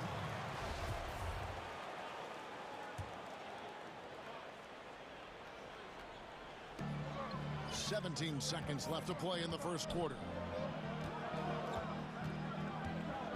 Pass to Pritchard. Clock at 6. He dishes it to Thompson. And here's Tatum for 3. That's in, coming off the assist from Thompson. This young man has worked on his form. Tatum was a decent outside shooter in college, but lethal here as a pro. And so it's Boston with their lead standing at 6 points here at the end of the quarter. They've done a lot of great work from long range. We'll get right back to the action when we return.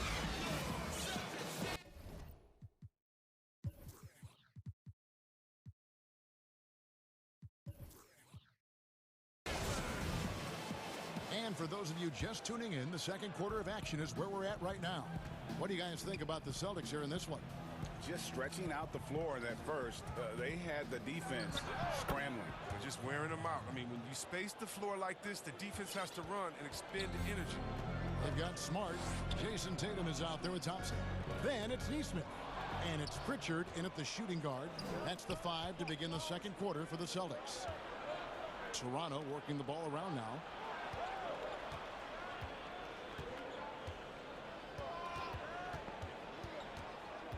From deep, Johnson dishes to Lowry.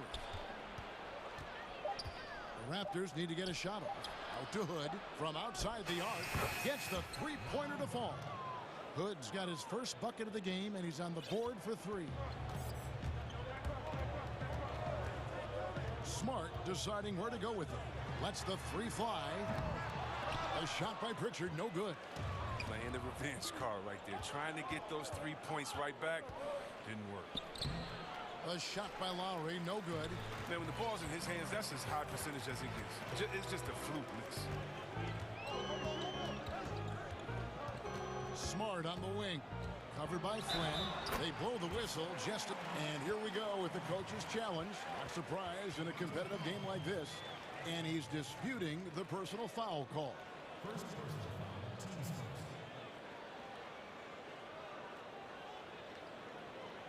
And I think when it comes to some of the more difficult calls to make, personal fouls can be tough. The action is so fast that it's really tough to catch everything in real time. The wonders of technology, Greg. We've seen replay reviews so effectively, and involving the coaches by being able now to challenge like this is something a lot of people have been hoping for. And the announcement on the review is that the foul was called in error. So they have determined, Greg, to overrule the original call. And guys, this is what it's all about, getting the call right. And I think in this case, the video review showed that while it was a tough call to make on the floor, they got it right with the review. Greg, you were a physical, defensive-minded player. What are your thoughts on how closely the game is called now as opposed to when you played? It is, Kevin, and yeah, some people like the physicality of the era I played in, but You know, I like the beauty of the game with the spacing and the freedom of movement, and I think that's one reason why you see so much switching. It's hard to fight through screens without fouling, and ball handlers have become experts at drawing contact, even if it's, you know, incidental. And I think that's just an area where the game has changed so much that that ability to play in space is so vital. Tatum against Siakam. And that's good. Jason Tatum for three. Tatum's got 6. I love Tatum's use of the pick that time. I mean, the extra room was all he needed to take a confident shot. Flynn kicks to Lowry. Back to Flynn. Out to Hood. There's the 3. That's his second shot and his second basket. He's 2 for 2. And confidence is a key for Hood. I mean, he makes shots like this. It should only help his assertiveness moving forward. Pass to Pritchard. Siakam against Tatum. Thompson outside. Lets it go from deep. That one misses. So the Raptors will take it the other way. Hood, the pass to Siakam. Lowry with the ball. Takes a 3. And Tatum pulls it down. And here's Tatum. He'll bring it up for the Boston Celtics. And when talking about Tatum, it's hard not to think back to 2017 when Danny Ainge traded back to 3, essentially choosing him over Markelle Fultz. Yeah, and now Fultz is starting to pick it up a little bit, though. He's watching. He's going to be dynamic. But you're right. Certain deals can define a franchise. And Ainge, he's unafraid to take chances. After a quiet first couple seasons in the league, Siakam really took off in year 3 when he helped the Raptors win their first NBA championship. Here's Smart. Makes it off the glass. Smart's got 4 points this quarter. I like that pick play. I mean, you can see how easily it makes it for him to get to the cup. Johnson dishes to Flynn. And here in the second quarter of action, as we approach 4 minutes played, it's good. Pick works well there. Not much resistance from the D. It's a lazy effort. Let's just be honest. Hoping the shooter misses, that doesn't constitute defense. The kick out to Tatum. Down it goes, his 3rd basket. He's now 3 for 4. Refusing to let the defender alter his shot. Tatum's focus and drive, it's what helps him finish our shots. Johnson outside. Toronto working the ball around now. Lowry passes to Johnson and stolen by Tatum. And the bucket is good. 3-point play chance here for him. And the Raptors going out now with a whole new group. The Celtics shooting their first free throw of the game. And as a team, excellent a season ago, about 80% when they got to the line. And the Raptors call time here. Adjustments are a part of the game, and the coach sees something he doesn't like here. Yeah, I like the chess match that's going on here. Each team trying to find and exploit the favorable matchup on the floor. Kyle Lowry, he's checked in for the Raptors. And that one falls for Tatum. And what you love about Tatum is that scoring gene, but with efficiency, both from the field and the line. Here's Lowry, and he lays it straight in. Lowry's got 6. I mean, it took him a long time to get into the flow of the game, but the points are starting to come for him. There's 39 seconds left in the first half of basketball. Walker looking for an opening. Good on the 3-point shot. Walker's got his 2nd basket. When his 3-point shooting improved a few years ago, Walker's career, that's when the game went to a whole new level. Oh, and he went for the 2-hander on the slam, using some muscle. Some urgency from him there, sure. Walker with it. 6 points for him. There's 10 seconds left here in the second. Shot clock at 6. Brown outside. And again, Boston with the triple. Oh, you love to see Brown knock down the 3-ball, showing great strides in improving his range. Toronto calls timeout.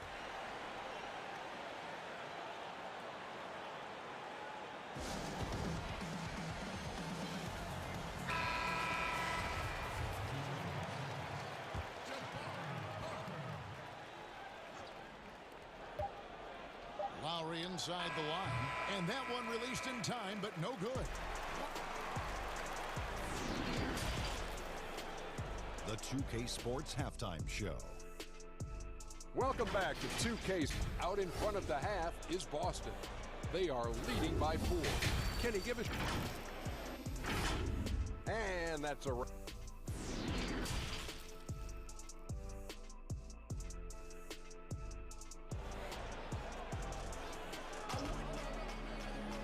And after a fairly even first couple of quarters, the second half could turn out to be a great one as both teams try to gain an edge. You know, guys, Jason Tatum has really been making it happen.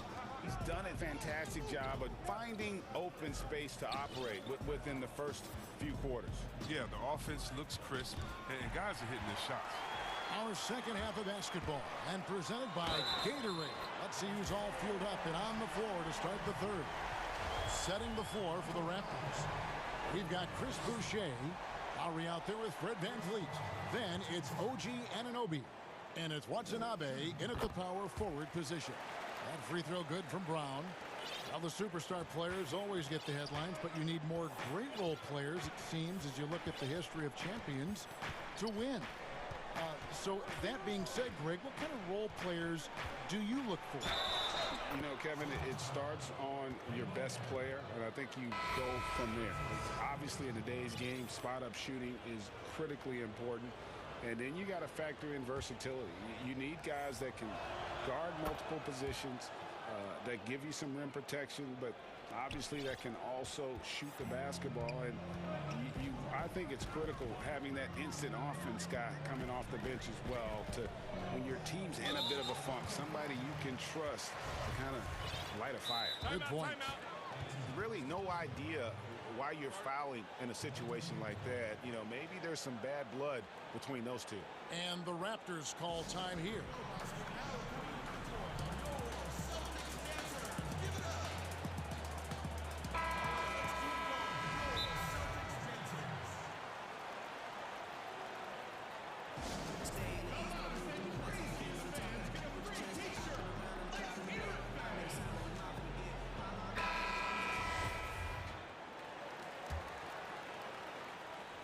Toronto on defense.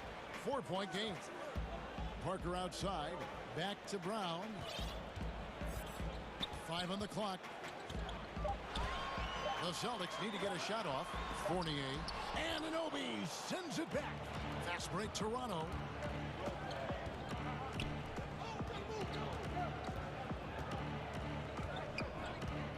And with a little over a minute gone, the second half is underway. To the paint. Here's Boucher. Count that one. Boucher's got 6 points. It's a great move, and he catches the defense completely off guard. You'd like to see a little more energy coming out of halftime on the defensive end. And it's the Raptors ball. Trailing by 2. Some nice ball movement here by the Raptors.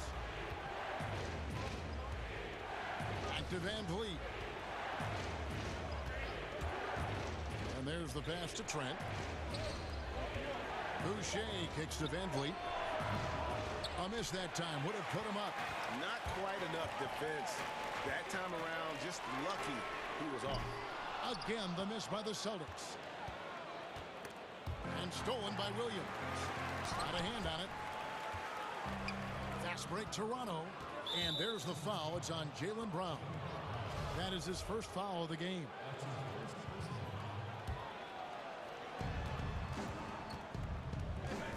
VanVleet against Walker for the tie. And VanVleet lays it in. VanVleet's got the game tied up here for the Raptors. And you gotta love the big bucket in the paint in this sort of a grinded out game. Pass to Brown. And finished off by Brown.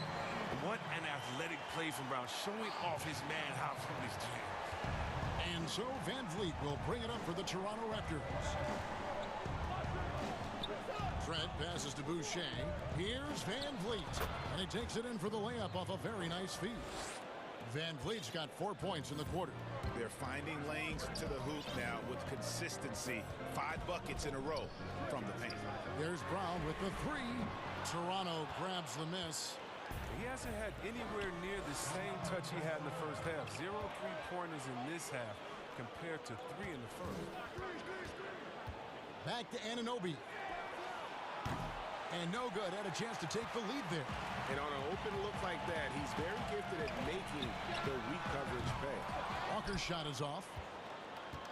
Raptors have gone 4 of 6 from the field since the start of the third. And you can see him give a little nod and then just burst to the rim for the alley-oop slam. A pair of teammates, Greg, with a terrific feel for each other. Oscar Brown fires the three. The shot's good on the assist by Walker. Walker's got his 7th assist of the game with that last one. Toronto's gone 0 of 2 from deep to start things here in the second half. Pass to Boucher. Three-pointer. And he's good on the 3-ball. Boucher's got 9 points. The real come at us, and we're coming right back at you. Let's talk about it. The great competition going on. That's what makes a matchup like this so much fun to watch. Back to Walker. The kick out to Williams. 6 on the shot clock. Picked away. Here we go, one-on-one. The tray. Jabari Parker comes up with the rebound. Parker's got rebound number 5 here tonight. Williams passes to Fournier. Outside, Walker.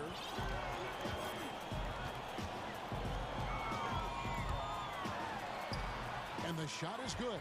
8 points for him. Well, that's not the kind of interior defense you want. Way too slow to protect the rim. Anunoby against Brown. Anunoby kicks to Boucher. Van Vliet left side. Boucher's shot is off. Jaylen Brown has been leading the charge for Boston. Will return shortly.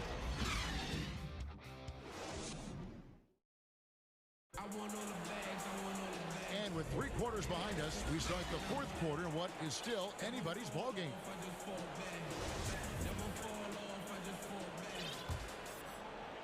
Boucher's gone 1 of 4 from distance. They've got Jason Tatum.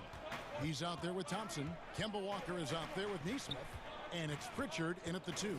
That's the Boston 5. Thompson passes to Walker. That's in, coming off the assist from Thompson. And the Celtics lead by 3. He logs his first 3 of the second half after nearly 2 in the first. They don't want to let this fella get going. Here's Lowry. And it goes out of bounds. Nice touch by Lowry. A flat-out loss of concentration. That kind of turnover will drive a coach crazy. The Raptors making a switch here. Trent's checked in. Now Walker. Pritchard passes to Walker. Here's Pritchard. And stolen by Siakam.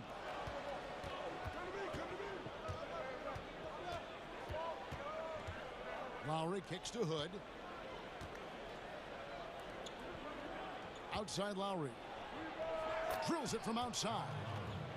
Lowry's got it all tied up now for the Raptors. Cutting into that deficit now, well within striking distance. Yeah, just trying to keep the momentum now, and that's easier said than done. And the 3-ball is good.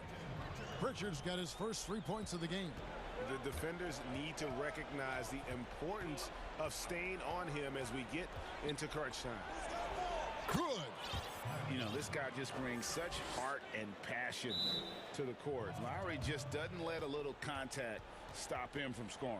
Time called here. The Celtics decide to talk it over. Ladies and gentlemen, dance team.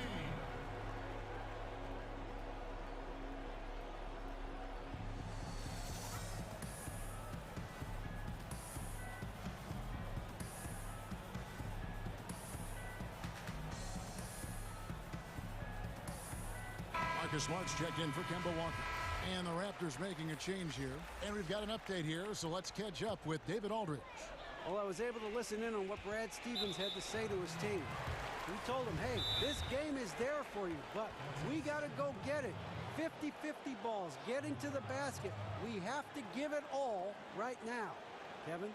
Okay, David, much appreciated. Toronto calls timeout.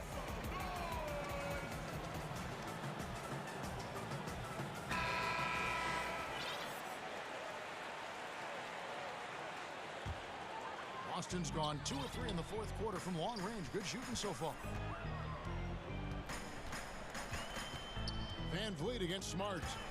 Stolen by Van Vliet. And oh, here we go. Lowry's got the fast break chance. Good, and Van Vliet gets the assist. Van Vliet's got his 5th assist in this one. And so it's Smart. He'll bring up the ball for Boston. Cloak loose. Now the pass to Pritchard.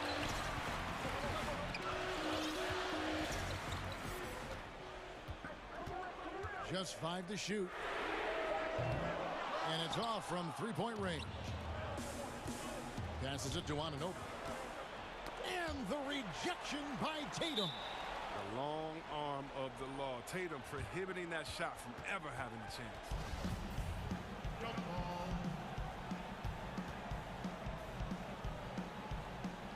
So it's Toronto now. Ananobi passes to Boucher. 6 to shoot. Fouled in the act of shooting. Gets the bucket anyway. So a three-point play chance for him. With the second half he's having, I mean, his field goal percentage is way up there. Time called here. The Celtics decide to talk it over. They're trying to stem the tide here. Yeah, they have to regroup and revisit their strategy at the defensive end.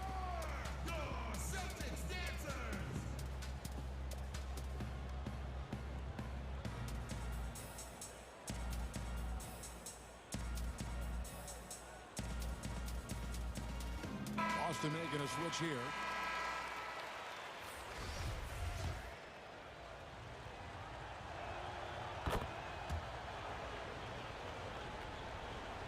Fourth quarter of play, and we're about 2.5 minutes through it right now.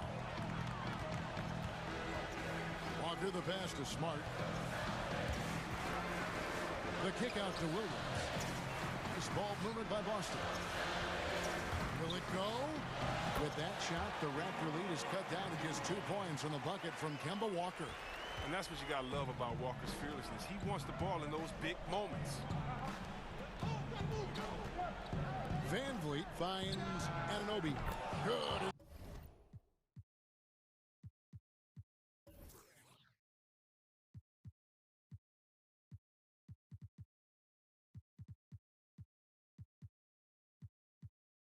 Van Vliet gets the assist. Ananobi's got himself going there. His first points of the game on the deep ball. The Celtics have gone 3 of 5 here in the fourth quarter. Pretty good numbers coming out of the break. Pass to Brown for the 3. And it's Toronto with the rebound. Defensive breakdown. And they can't capitalize. He'll hit that shot almost every time. Lowry passes to Siakam. His 3-pointers off the mark. Celtics trail by 5.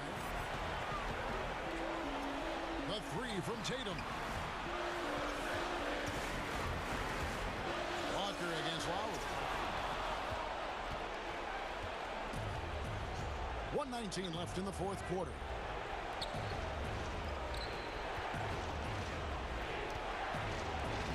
Solid play in the low block, and that one's good. And it's a 7-point Toronto lead. A veteran guard with a knack for penetrating defenses. Lowry can pretty much get any shot he wants. And here's Brown outside. The shot misses. And Toronto will go the other way with it. There's 53 seconds left in the game. A shot by Lowry. Wide open. A 3-pointer is right on target. Lowry's got the lead up to 10 now for Toronto. Outside, Walker. Tatum wide open. He fires one. No good. They had a chance to end the run there. And they had some botched coverage that turned into no coverage. Lowry with the ball. Now guarded by Smart. Van Vliet outside. And there's the defensive 3-second call. And so he hits the technical free throw. And it's a wrap. Any chance they may have had for a comeback just went out the window with those free throws. Here's Lowry, and that one off the back of the rim and in. And the Raptors lead by 13. And it's just competing, you know, giving your best when it matters most. Well, this is what guys play for, and when it pans out like this, it's a great feeling. Brown wide open, he fires. From deep three-point range. And so Toronto takes this one, but by a big margin. All right, David, great job. Thanks so much. Well, folks, that's good.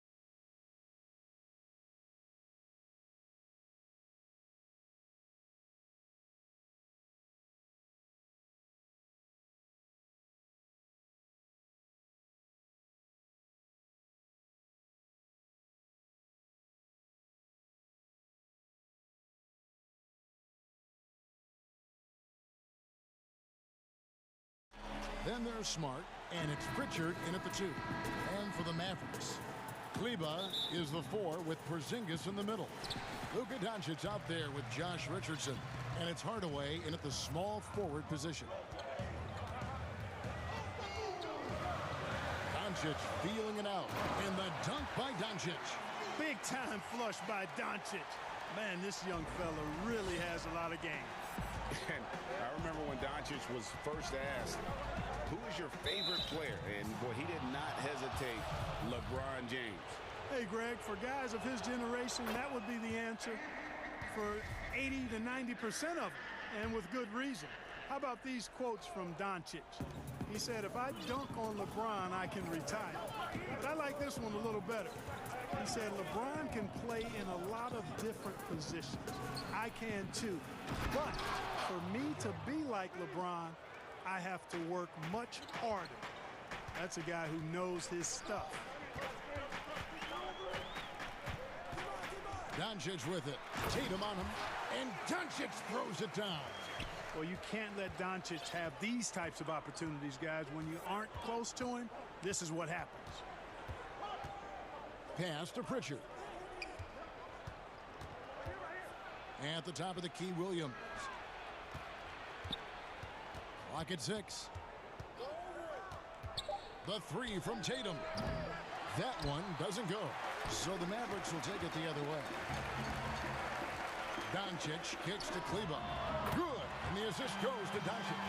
Boy, what a brilliant find by Doncic. And it's Smart with the ball for the Celtics. 4-point game. Fires for three. Drains it from beyond the arc. How about dueling from long range, just going at each other? Looks to me like there could be something personal taking place here.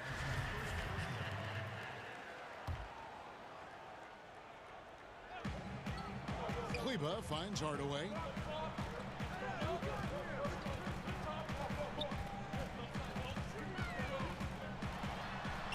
A beautiful reverse layup. And this is how you want to start the ball game. 4 for 4 from the field. Seems like they're right on point and can't miss. Smart against Doncic. Right side, Smart. And the pass to Pritchard. Outside, Tatum. Off target with his three. The Mavericks have gone 4 of 4 to start. So a nice offensive rhythm to start here.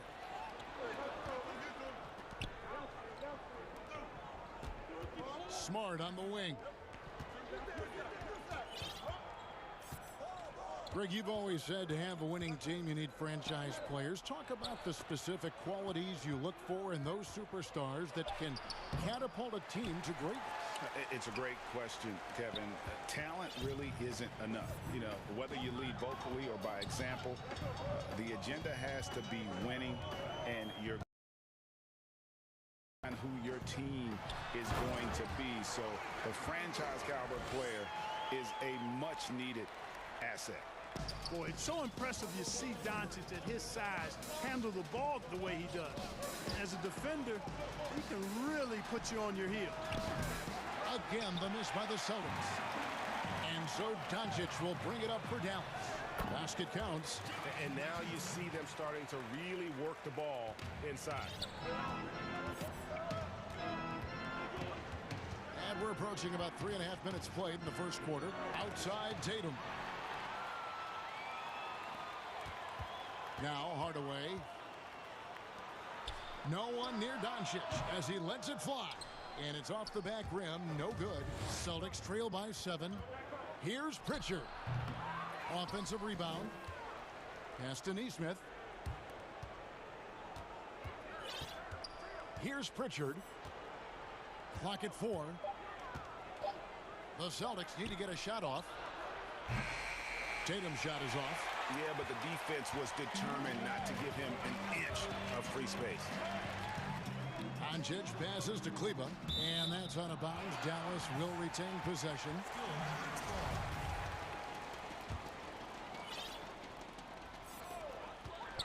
Doncic finds Kleber. Good, and the assist goes to Doncic. Kleber's got 5. This is as good as it gets for a first quarter in terms of shooting the basketball. You're exactly right. I mean, everything seems to be dropping. Impressive scoring here. Tatum down low. Kleba on him. Back to Smart, trying to end the drought. Here's Williams, and he could not get that one to go. Out of contact, and he'll go to the line for two. Well, he is a behemoth in the paint. Once Williams establishes himself, you almost have to foul it. And a new group in for the Celtics. We've got 22 seconds left in the first quarter of the game. Mavericks leading by 7. Passes to Doncic. Good work there as it goes. He's got 8. Yeah, Josh Richardson is just not a scorer and defender, folks. He can pass it, too. Walker taking his time here. Fournier for 3, and the last shot before the buzzer is off. It's been all about Luka Doncic for the Dallas Mavericks. He notched.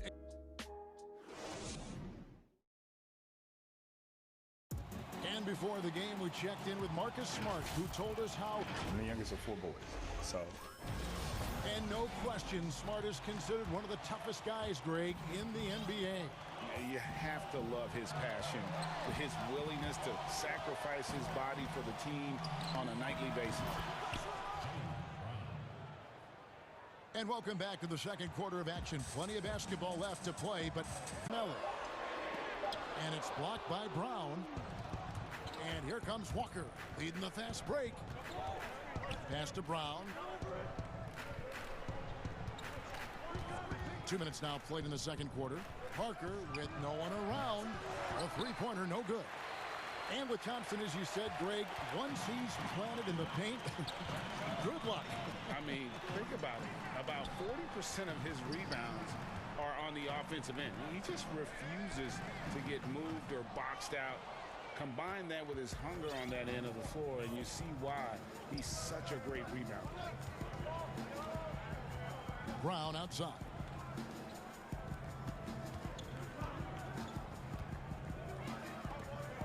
Parker passes to Brown. 16 feet away. It's rebounded by Dallas. Not sure what the D was doing there. Clearly a breakdown. You can ill afford to give a guy like him that good a look. That's their 3rd straight make off an assist. A guy who just continues to earn more minutes. You know, Finney-Smith is tough, and Greg, he is effective. He seems to become a better rebounder every year. More efficient. He'll take charges, commits hard fouls. And I don't think we've seen his ceiling. Finney-Smith is a guy you can win with. And, you know, Walker is really good at muscling his way through the defense. Tough to stop on the way up. Brunson against Walker. Brunson kicks to Burke. Back to Brunson. And contact on the shot, so he'll be shooting free throws here. That's on Evan Fournier. And you don't ever want to get into the habit of letting the offense get to the rim. Yeah, I couldn't agree with you more. I mean, that's the message they were sending with that foul. Nothing easy inside. And that's good as he hits both of his shots. Greg, you're the all-time assist leader for the Big West Conference. In that frame, talk about some of the traits that make for a good floor general, a good point guard, a good facilitator. Yeah, I mean, listen, you have to be a leader because that's what the position calls for. Unselfishness, instincts, that stuff matters, but ultimately your teammates got to feel like you played for them.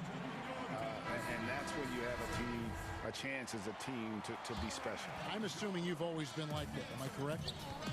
No, that is not really? true. Wow. I evolved into a leader. In all seriousness, I think some guys are natural, others like. And it's a completely new group on the floor for the Mavericks. His shot was hindered by that momentous mobile one block. And that'll give him a jolt. Nothing like a rejection to light a fire under you. Doncic with it. 8 points for him. And the dunk by Porzingis. Man, I like how close Porzingis gets to the rim. I mean, he knows when he's this deep, the defense really has no chance to keep him from dunking it. And there's the pass to Pritchard. And the foul on Josh Richardson. That's his first foul. The Celtics shooting their 4th shot at the foul line here. That's good from Williams. There's a minute left in the first half. Smart misses. And so it's Porzingis. He'll bring it up for the Dallas Mavericks. And it's Richardson spamming it down. Richardson getting points in transition. Easy buckets thanks to his hustle after the steal. That's how you take advantage of the turnover. Pass to Pritchard. Lets it go with a three. They grab their own miss. Williams. And he'll shoot free throws here. Clearly fouled on that shot that time. The whistle blowing. And there's the foul against Dallas. And this is his third trip to the line tonight. And the energy of Williams, it's infectious. Amazing at using it to block shots, rebound, score, whatever they ask of him. Dallas shooting their 6th and 7th free throw attempts tonight. And at the line last season, about 78% as a team. Pretty solid numbers. And he sinks the second. You know, early on, Doncic has proven to be a leader. I mean, this guy is somebody that can shoulder the offense and take and make big shots for his team. Inside. Oh, and the jam by Williams. Yeah, he just punched the ticket on that one. That'll get the job done. Powerful two-hand jam. I tell you what, if he's got a few more of those in him, this lead will really start shrinking. Celtics trail by 12. Kicks it to Smart.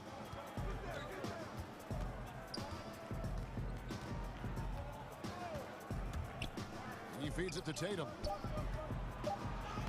Lays it up and banks it in.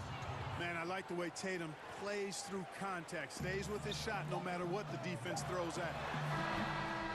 And so it's Dallas with a 10. And now, the 2K Sports Halftime Show. Greetings. Luka Doncic had a huge first quarter. He had 9 points, 3 rebounds, and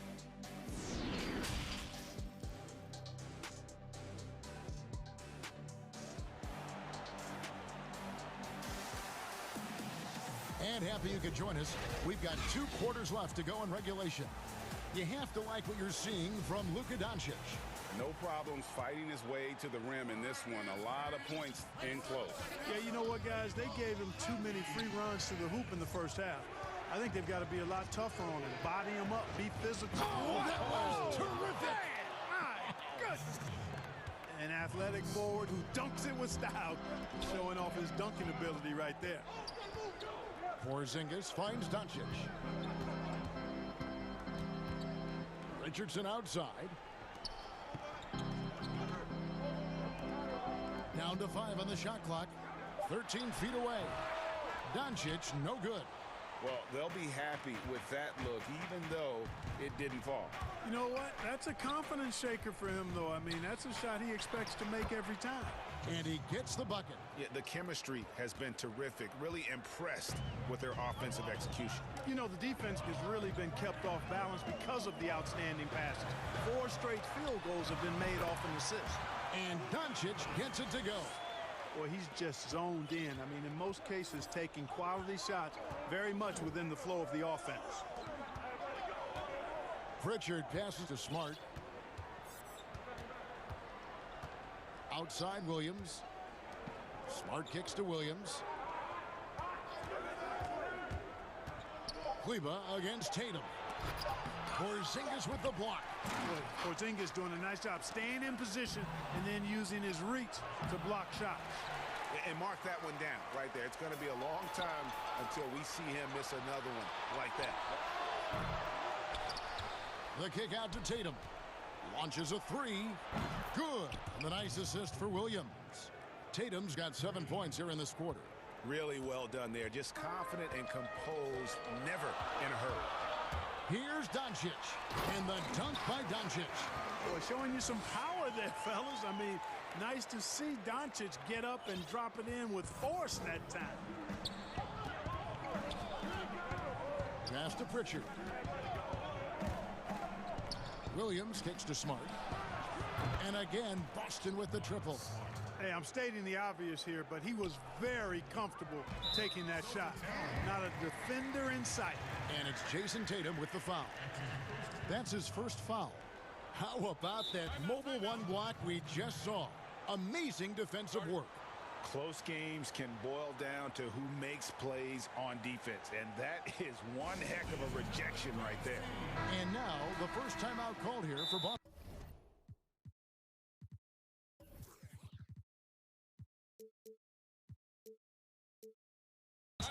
Trying to find some answers offensively. Yeah, and you know, that's going to be the focus of this timeout. They need to come up with a spark to get the offense going.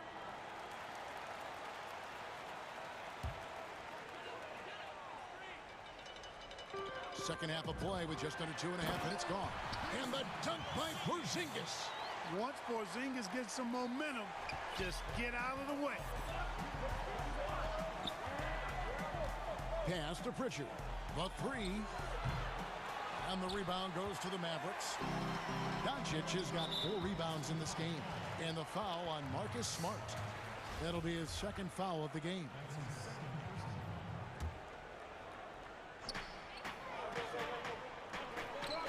Now, here's Doncic. 13 points in the game. Over Tatum. Back to Doncic. Poked away. Dallas moving it around.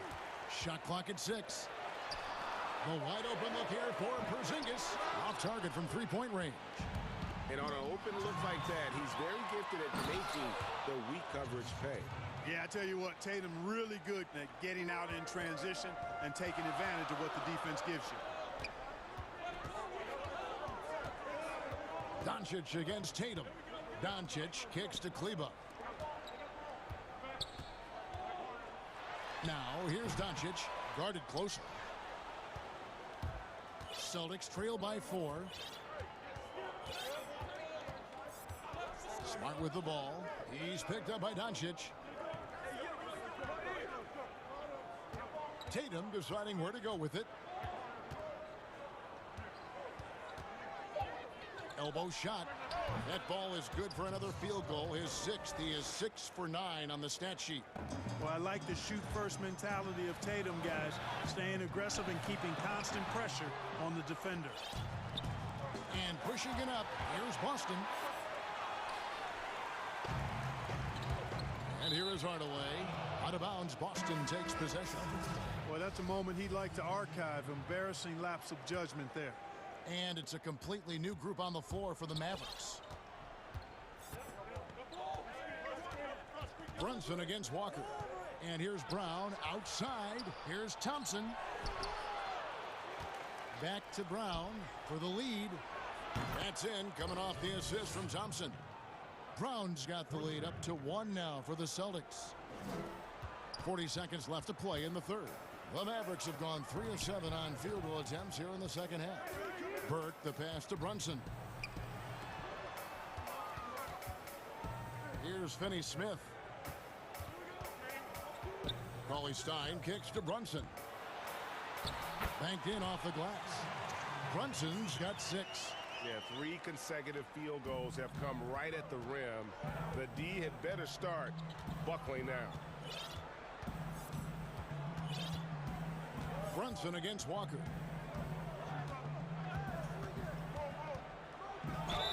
And he gets the whistle. 2 free throws coming up. Well, you got to be careful and also aggressive when you defend Walker. He's good at using his speed and playmaking to draw the foul. The Celtics have hit most of their free throws tonight, 5 of 6. Kemba Walker hits them both. Free throw shooting is about mechanics, confidence, and your mental approach. He's locked in from there most every night. And the rejection by Cauley-Stein. And we just finished the third quarter, and we've got a tight ball game here. Boston on top. They lead by 1. And let's take now this moment to bring up our State Farm assist of the game. And the definition of teamwork right there, guys. I mean, what great communication between them, and what a beautiful feed. For me, next to the big-time alley-oops and monster throwdowns, passes like that are probably the next best thing when it comes to sweet-looking NBA highlights. 3/10 quarters behind us. 1 more to go. Thanks for being with us as we begin the fourth. And a look at the 5 for the Celtics to start the fourth quarter. Parker out there with Thompson. Then there's Brown. Then it's Evan Fournier. And it's Walker in at the point guard. Yeah, Walker seemed unbothered by the defense there. Very creative with the rock in his hand. And the Mavericks call time here.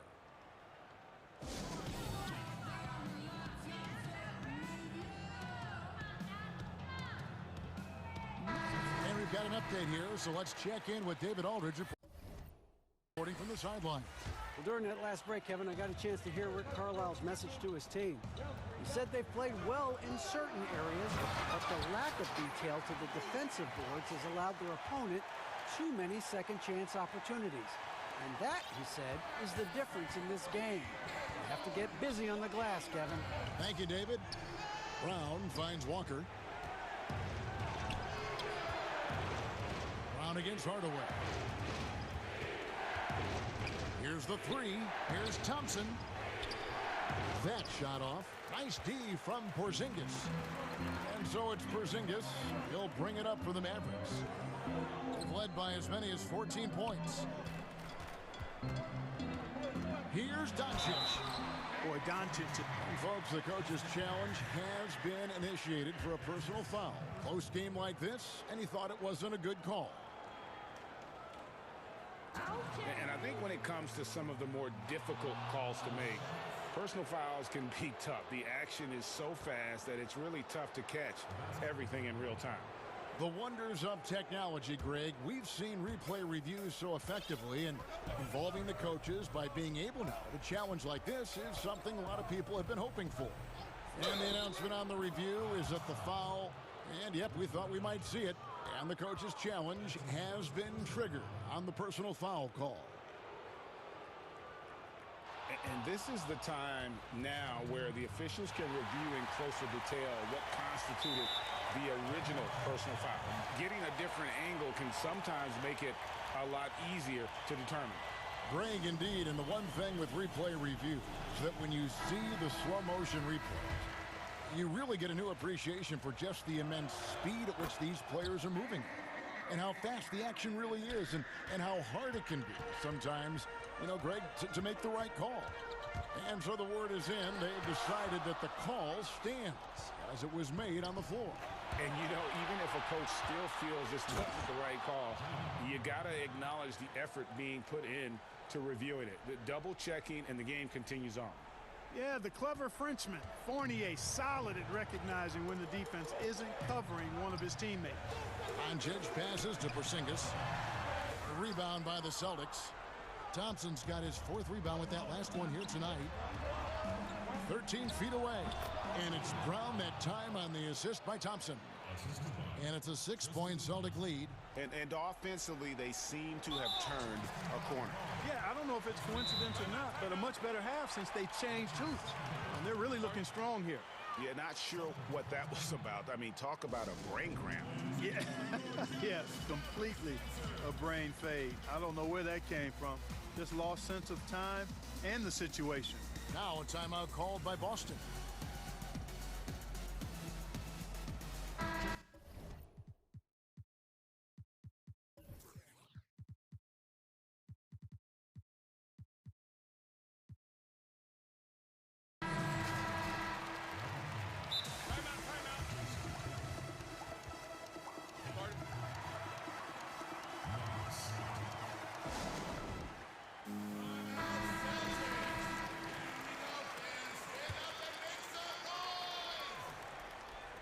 Mavericks trail by 6. Doncic outside. Out to Porzingis. They need this. Good. And the assist goes to Doncic. Doncic has got his 4th assist in this one. For Boston, they've gone an outstanding 4 of 5 from the field in the 4th quarter so far. The fast approach. There's the triple. Celtics passing it around.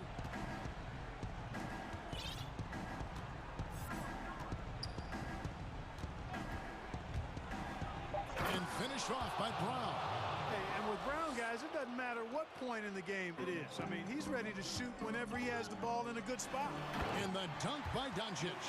Luka does not back away from the big stage, guys. This young fella loves to be center stage in the biggest moments. Here's Smart. Doncic with the block. And it's out of bounds. Last touch by Doncic.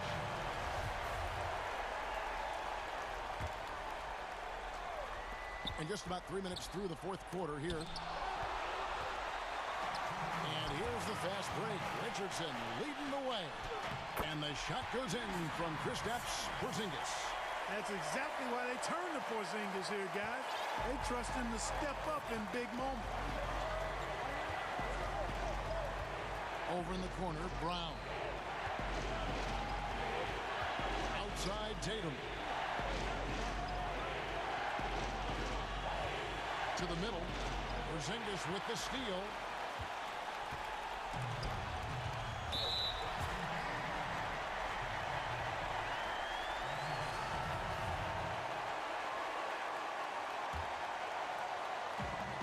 .32 left in the fourth quarter. Kleba, the pass to Porzingis. Again, the Mavericks score. And an important part of every team's game, a look at the hustle stats for Dallas. The activity level defensively, I've really been impressed with. They've been an attack mode on the defensive end. And guys, the thing that jumps out at me is their block shots. I mean, they're playing up on the shooters tightly, and then they're sending them packing. I mean, putting those shots in reverse, all in a clear, good day's work. And a tough miss as the second of 3 shots at the line missing. 1 to go. And the vertical that Brown has is quite impressive. As relentless a finisher that you'll find in this league. Not an A-plus trip to the line, but he did get them the lead. He drops the first one, and that ties the game up. And so both free throws good that time, and that puts him ahead. And he's got such a smooth stroke, and it never changes, even in this kind of a high-pressure situation. Time called here. The Celtics decide to talk it over. They trail by 1. 1:16 left in the fourth quarter.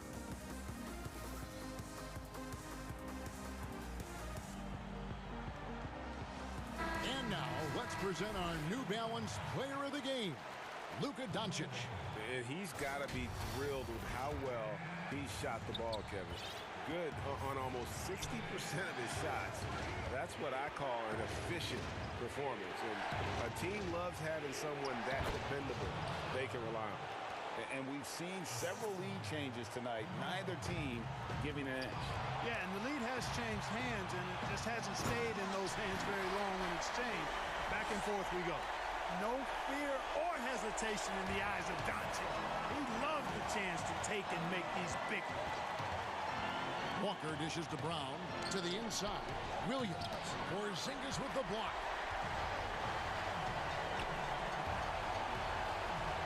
Doncic kicks to Porzingis. Pass to Kleba. Back to Porzingis. Now Doncic. And stolen by Tatum. And Williams with the clear path to the hoop. Money! Oh, you just love seeing a player with absolutely no fear. Cool, calm, collected, and confident in the biggest moment of the game? Yes. There's no doubt about it. Walker has got the touch. Doncic passes to Porzingis. 5-second differential between the shot clock and the game clock. And now they decide to foul intentionally. That's right. No other option but to foul and hope for some misses. Yeah, they have to extend the game. I mean, plain and simple. Use every second you can on the clock here. So he gets them both, and it's a 5-point game. And that makes it a 2-possession game now. Those could turn out to be vital free throws. And that's out of bounds. Dallas will retain possession. And he made the right read on that play, but just couldn't secure the steal. You know, fellas, 1 second quicker, and that's going the other way. Kleba finds Doncic. Here's Porzingis. It's in!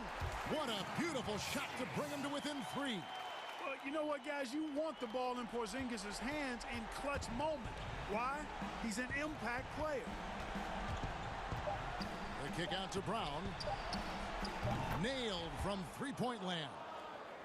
And perimeter scoring, I have to imagine it was a topic of discussion at halftime.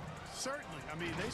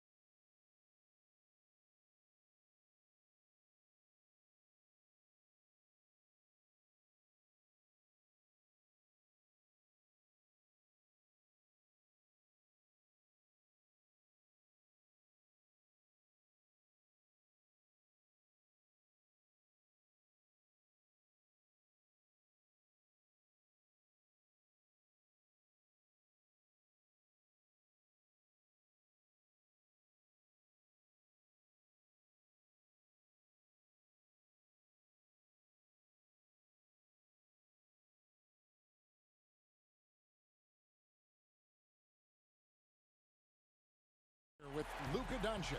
And it's Hardaway in at the 3. And for Detroit, Jackson is out there with Smith. Then there's Grant, and it's Stewart in at the pivot spot, manning the middle. Now, here's Doncic. And they pick up 2. Well, this seems to be a game that could be very tactical, Greg. Both teams relying on execution in the half court.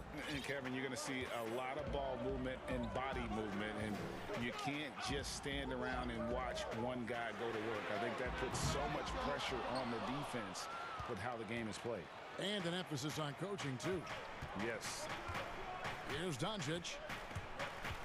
Pass to Hardaway. And here's Porzingis. Hands it from downtown.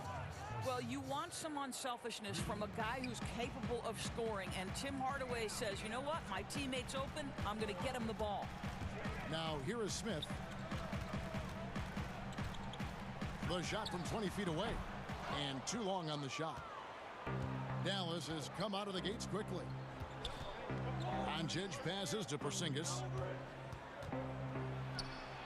And another basket for Dallas. Well, we see a de-emphasis of the mid-range shot opportunities in today's NBA, but Porzingis excels in that area. And Doncic was part of a draft day trade that so far seems to have worked out pretty well for both teams. That's exactly right. Doncic, Greg, was selected by Atlanta with the 3rd pick. He was then quickly shipped to Dallas for the 5th overall pick, which turned into Trae Young, plus a future pick. Neither of these young men wasted any time putting their stamp on the NBA. I do think their futures will always be discussed in connection with the other. It's good. Boy, they came ready to play. That's 4 straight buckets to start the game. Now about 2 minutes gone here in the first quarter. They've been struggling here on offense. Yeah, a bit of a dry spell for sure. Smith. Good work defensively by Richardson. Yet another miss. Just 1 for 5. Not exactly an ideal start. And it's in there. Doncic has got his 2nd bucket of the game to go. Oh, great ball movement there. And the Pistons decide to take their first timeout right here. Good timing. They're really struggling offensively. Sometimes it just feels like misses become contagious. He wants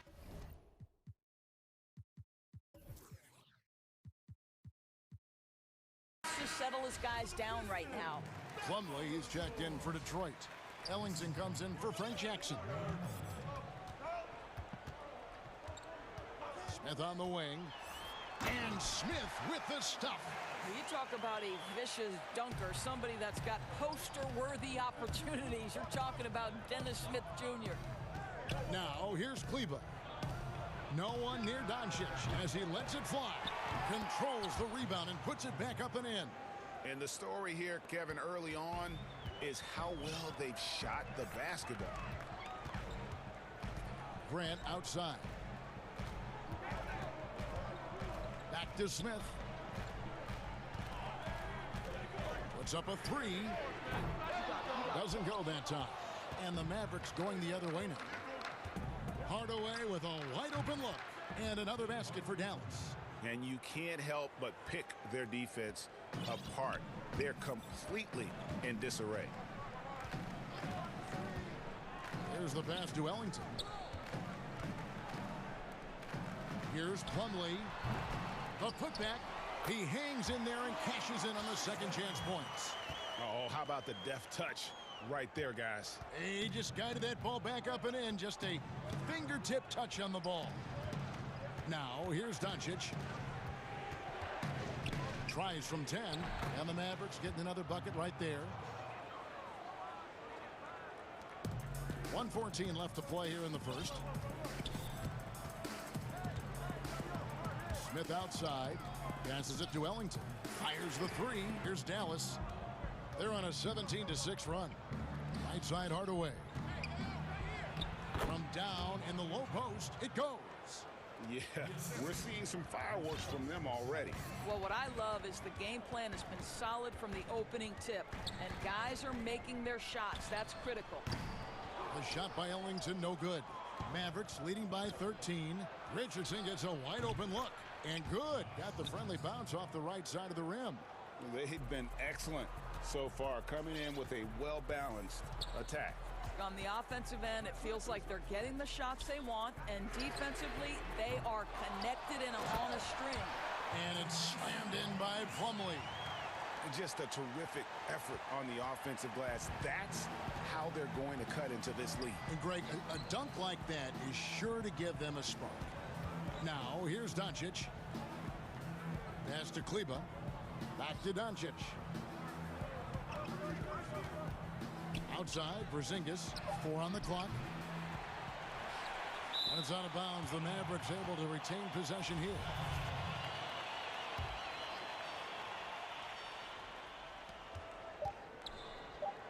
And here's Doncic from the arc.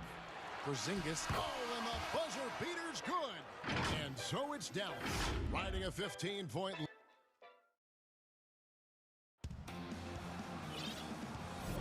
And glad to have you with us, folks. Second quarter of basketball.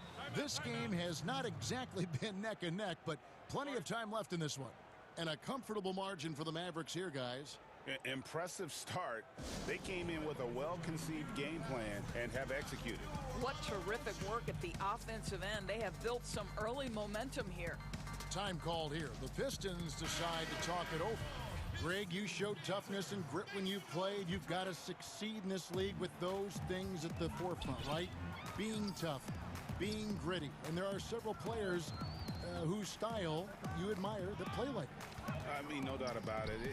You have the superstars, the Kawhis, the LeBrons, who continue to do it. They can intimidate you physically, but they also provide tremendous skill set. But two other guys, Russell Westbrook, Jimmy Butler, they're also guys that exemplify that toughness. You know, two guys, when you look at those two, a lot of people didn't project them to be what they've become, and it's impressive to watch them take the floor night in and night out. On the court for Dallas here in the second, they've got Trey Burke. He's out there with Jalen Brunson. And it's Melly in at the 4 spot. And there's a whistle that goes on Corey Joseph. That is his first foul of the game. Here's Burke. Second quarter of basketball, about 1 minute played so far. Doubled by Plumlee. Finney-Smith passes to Cauley-Stein. Plumlee with some nice D. Got to credit the defense. They found a way to stop him, and that's never an easy task. The shot by Ellington, no good. And here's Brunson. He'll bring it up for the Mavericks.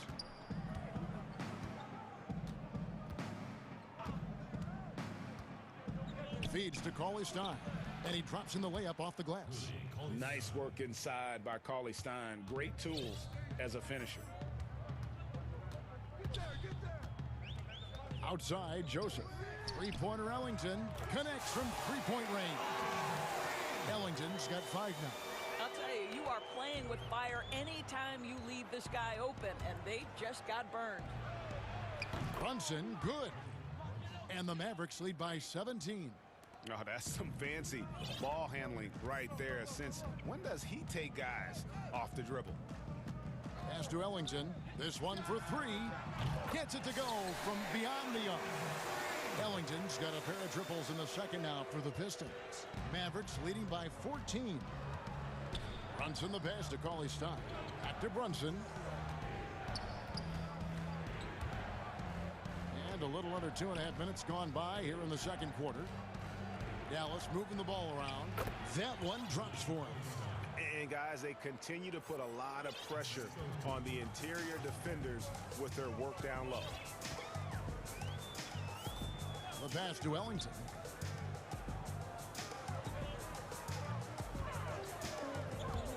Over Burke. The shot by Ellington, no good.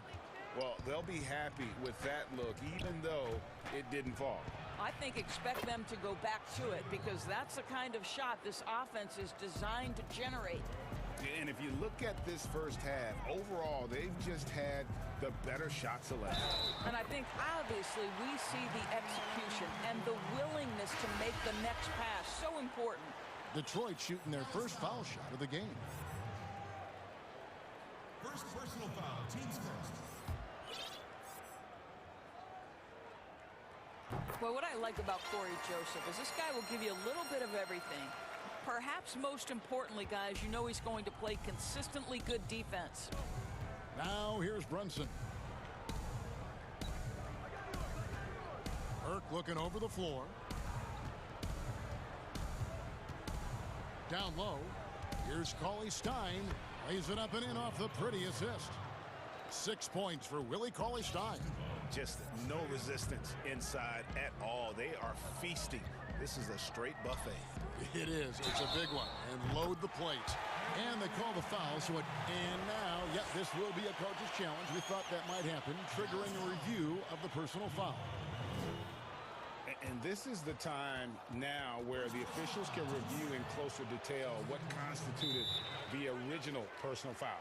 Getting a different angle can sometimes make it a lot easier to determine.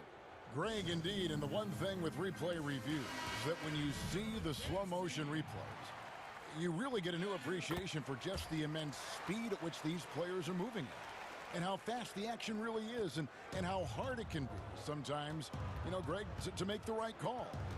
And so the word is in. They've decided that the call stands as it was made on the floor. And, you know, even if a coach still feels this wasn't the right call, you got to acknowledge the effort being put in to reviewing it. The double checking, and the game continues on. And here's Smith. Passes it to Bay. That's good. And it's Jackson with the assist that time. Bay's got himself on the board with 3 there. Pass to Hardaway. Back to Doncic. 46 seconds left now here in the second. And here they come. Here's Diallo. Doncic with the block. Doncic known for his out. Back, young sir. Pistons trail by 13. Diallo the pass to Stewart. Kicks it to Smith. And it's slammed in by Smith. You gotta love his aggressiveness to finish inside. Well, his leaping ability gives him a great advantage. Out to Hardaway. Back to Doncic. Pass to Porzingis. Here's Doncic. Covered by Smith. And that one drops for him. Well, you want to talk about Luka Doncic knows a thing or two about getting into the mid-range. And so we conclude the first half. Thanks, Dwayne. Not the night you want so far. What do you see happening out there? All right, thank you, David. And folks, don't go away. After the break, we'll see you right back here for this. It's the 2K Sports Halftime Show. Hey, welcome back to the NBA on 2K. Win or lose, Kenny, the Mavericks have been one of the more stable organizations. And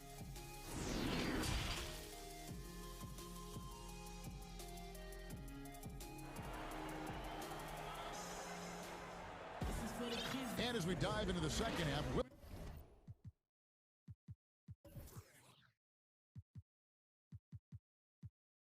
we'll find out if the next 2 quarters are any different from the first 2. So far, it has been a runaway. Porzingis having a dominant impact in this game. He's done a fantastic job of finding open space to operate within the first few quarters. One of the things every player is after is efficiency at the offensive end. And boy, this young guy has done just that. We got Jeremy Grant. Dennis Smith is out there with Jackson. And it's Bay in at the 4 slot. That's the 5 on the floor for the Pistons. Unwilling to let up even for a moment. That's his killer instinct, just fanning the flames. One thing I enjoy is watching players who don't pay attention to the score. You lock in. Now here's Richardson. Hardaway kicks to Kleba. Takes the 3. And it's Luka Doncic with the 3. Doncic has got 13 points. I love his shot selection today. He set the bar for the rest of the team. Smith against Doncic. Smith the pass to Bay. And they wasted no time getting those 3 points back. 9 points in the game so far. You know, Greg, when you were in New York, you were on a super team of sorts. Compare that to the super teams they're forming now in the NBA. Oh, we've always had super teams. And this misnomer that this is something that's just come about with this era is, to me, absurd. You've always had it. Whether the difference nowadays is I think the players have more say in where they go. And they can orchestrate how a team is constructed. But it's always existed. And the reality is this, you become a super team when you win a lot. Sure. And that's what really dictates how super your team is. Here's Smith following the score by Josh Richardson. There's the pass to Bay. From deep. Porzingis with the rebound. Porzingis has got 5 rebounds tonight. And physically, there's no doubt they've been the stronger team. A +10 rebound advantage tells you all you need to know. Here's Richardson, and another basket for Dallas. Timeout. Wow, 5 straight buckets coming out of half. They are rolling. Time called here. The Pistons decide to talk it over. And Greg, Josh Richardson's a terrific ball handler out on the wing who can create for others.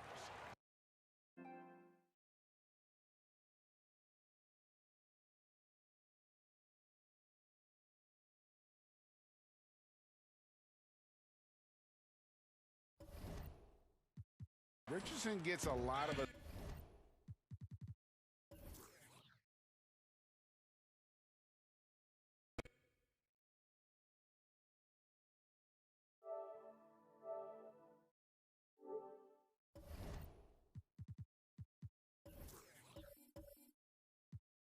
Assists per game at that wing position, not just looking to finish plays, but also to create for others. Very well-rounded threat on the offensive end, and that gives this team another dimension in terms of playmaking. Dallas leading by 15. The 3 for Doncic. And the dunk by Porzingis. How about the height and the length and the athleticism of Kristaps Porzingis? Barely has to jump to throw that down. Now here is Smith. He has 6. Passes it to Bay. Again, the miss by the Pistons. Dallas has gone 4 of 8 tonight from three-point land, shooting 50% on the 3 ball here. Richardson makes good on the step-back jumper. Richardson's got 10. And that set them apart today, guys. Their success with the mid-range. And it's Smith penetrating, and then Smith with the dunk. Wow, the amazing speed and athleticism of Mr. Dennis Smith Jr. No mercy on the attack. Here's Doncic. That one a tad offline to the right, but drops in for him. 15 points in the game. And nice job taking what the defenders gave him. These guys need a gut check right now. Well, simply stated, simply not enough effort, not enough attention to detail. They've gotten run over this evening. That's a finish he'll be bragging about for a while. As he should. Very impressive. How about that from your point guard, gentlemen? Playing big at the rim, okay. Now, here's Doncic. 15 points in the game. Shoots over Grant. Plumlee with the rebound. Very dangerous to leave a guy like that open. Lucky break there for the D. Jeremy Grant going to give a little lesson in how to finish off a drive. Whoa. Hardaway passes to Porzingis. Out to Doncic. 43 seconds left in the third. From the arc, Bay pulls it in. And they had some botched coverage that turned into no coverage. Smith in the post. Richardson covering. Nice shot by Smith. And not relying at all on the three-point shot. Stretching the defense a bit like they did in that first half. Hardaway goes in. Porzingis. That drops, and it comes off the assist from Hardaway. Hardaway has got 3 assists now in this one. An intentional foul committed, but for what purpose, Greg, I'm not sure. A scene of confusion right there. I can't imagine why he thought it was a good idea to foul there. Smith feeling it out a bit. with 4 seconds on the clock. And a lot of contact on that one, so he'll shoot 2 here. Well, Dennis Smith Jr. using the pump fake to his advantage. Gets defenders to bite on it. That is nicely done. Both good from the line that time.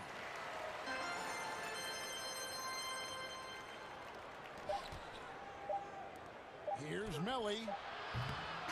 Off target with that shot. And as we end the third quarter, a double-digit deficit will make it tough to come back. Maverick. And we reach the fourth quarter in a game that may be already out of hand.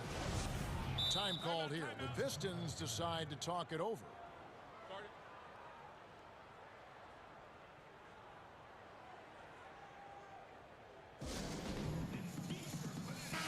He gets a chance now to catch up with the fourth member of our crew, Hall of Famer David Aldridge. Thanks, guys. I got a chance to hear Dwayne Casey talk to his team. He was not happy with their play. He told them, we're getting outworked out there. Simple as that. We got to dial up our effort. Kevin, we'll see if they have enough to get it done. Now a timeout called by Detroit.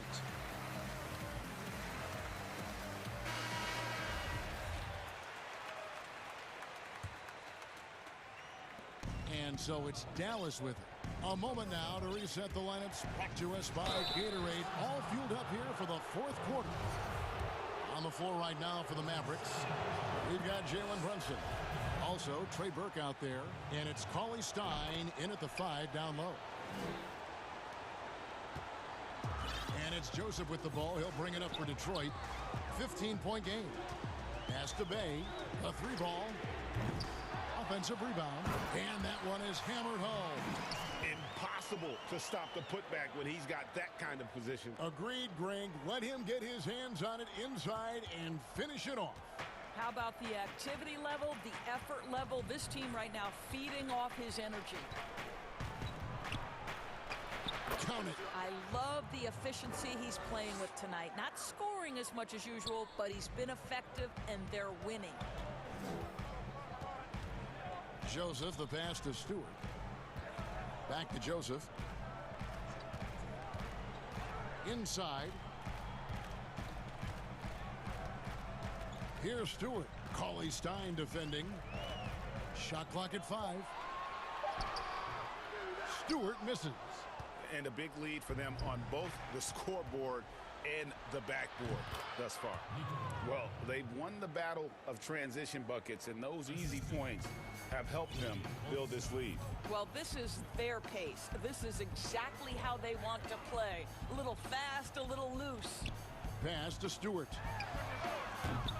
Hits it from 3-point range. Stewart's got 5 points now this quarter. And they have been relentless from deep. And you see the defense trying to react, but to no avail. Well, that's the whole point, isn't it? If you space the floor well enough, it's almost impossible for the defense to account for everyone. And the DJ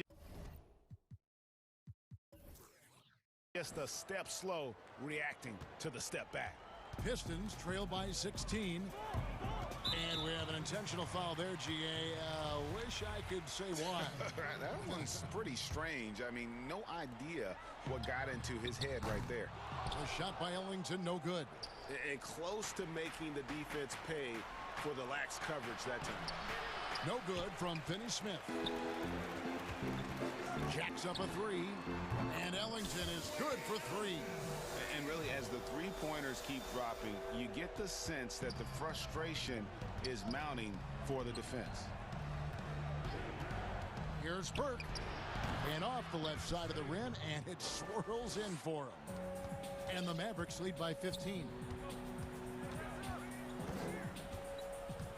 Joseph looking around. Bay passes to Stewart. No good on the shot, so the Mavericks will take it the other way. Cauley Stein kicks to Finney-Smith. And there's the pass to Brunson. To the middle. It's tipped, and he recovers it. Here's Burke. Rebounded by the Pistons. And here we go. Fast break. Ellington's got the ball. A slam dunk by Diallo. Great teamwork, punctuated by a strong finish. Going right to the rim, which is where you want transition opportunities to end. Here's Finney-Smith. Dishes to Cauley-Stein. Now here's Brunson. To the paint. Here's Burke. He kicks it to Cauley-Stein. And the shot goes in. And relentless in their approach, even with the game firmly in hand. This is a textbook example of playing the possession and not the score. This team is doing a great job continuing to execute. Dallas leading by 13. Here's Burke. Count the bucket, and he's got a free throw coming up as well. And tonight's battle is going to end with a very clear winner, leaving nothing to chance. Impressive win for Dallas. This was a very efficient offense tonight. And they found a way to get their shots to go down. A little luck didn't hurt. A lot of their 50-50 shots fell their way. And you know, when you look at the huge impact he had, just a monster game for Porzingis. What you love about his performance is that he is simply taking what the defense allows and then making the most of his opportunities. But they'll get another chance. Finney-Smith passes to Nelly. Trains the three-pointer. And the Mavericks lead by 19. Well, they knew it would be a hostile environment, and they rose to the challenge. And sometimes when everyone's rooting against you, it seems to bring the unit closer together. It certainly did tonight.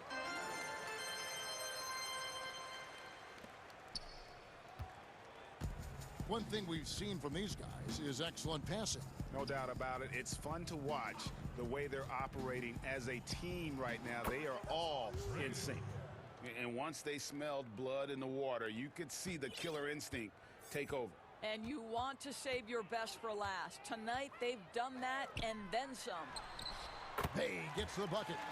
You can appreciate the fight now, but it isn't how they came into the game. No doubt. It felt like they were a little tight for much of the evening. Now they're in a better flow, but it may be too little too late. 7-second difference, shot and game clock. Brunson against Joseph. Here's Melly.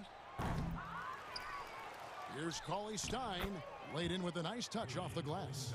And with his vertical reach, you expect Cauley-Stein to be a factor on the offensive glass. Here's Bay. Out of bounds. It'll be Mavericks ball. Well, when you're careless with the basketball, you can expect that to happen.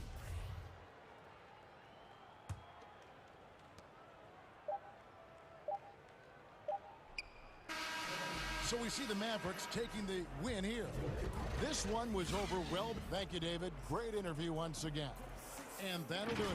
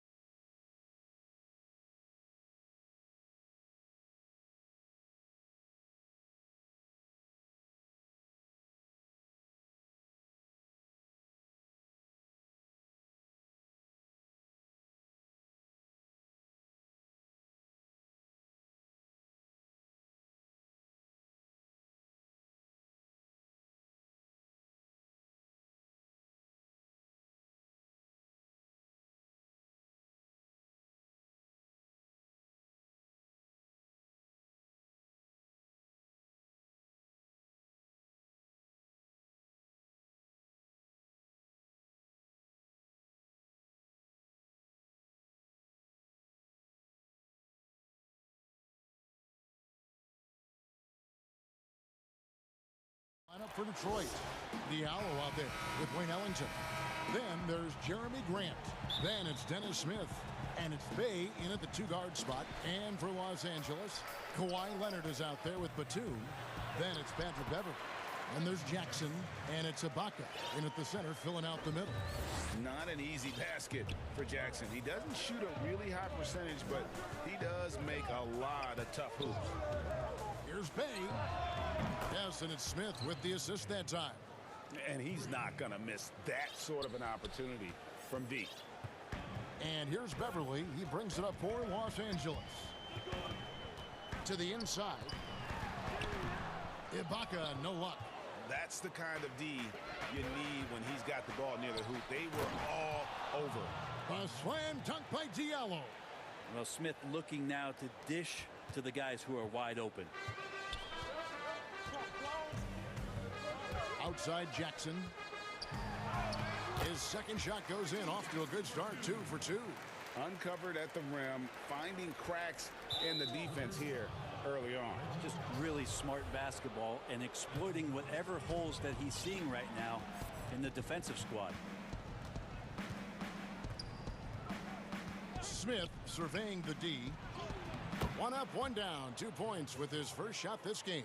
That's a pretty gritty play there by Dennis Smith Jr. And they double up Jackson.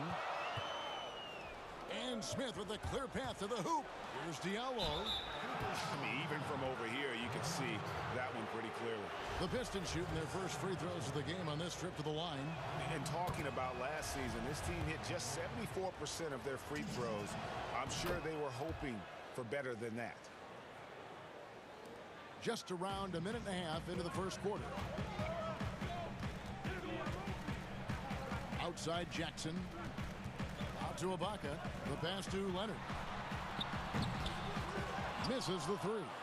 Well, even though he misses that one, the defense has got to talk about that. And that's a bad miscue, and you can't give up looks like that all game long. And he can do a lot more damage to the rim than that when he wants to. Oh, you're right. And with the lead they're enjoying, I'm surprised he didn't put a little something extra on that one. And a nice job here early of establishing an inside presence. Smith outside. Pass to Bay. Here's Grant. And it's good off the back of the rim and in. The ball movement on this run has been fantastic and is a big part of why they've been able to get these good looks. Jackson drives in. Ibaka, the pass to Jackson. Back to Ibaka. Passes to Batum. Here's Jackson. Lays it up and in on the nice reverse. Jackson's got 8 points. No doubt, Greg, you were known being a gritty, in-your-face defender. And when you think of the most hard-nosed point guards in the NBA today, who comes to mind? For me, I think Chris Paul, I go first because this guy, one, he's a phenomenal two-way player. He'll do whatever it takes to win, even if that means pushing the envelope a little bit. Pat Beverley is another guy, just a flat-out bulldog. Marcus Smart, I think, falls into that category. Again, it's not always about being the most talented, but if you bring an edge about you, that really permeates throughout your team. So those are some guys. Drew Holiday is another guy I throw into that mix as well. Yeah, they all lock in. You're right. Back to Batum, and the dunk by Batum. Well, when you get into a system, your first system in the league where you share the ball, Kawhi Leonard keeping his head up and finding the open man.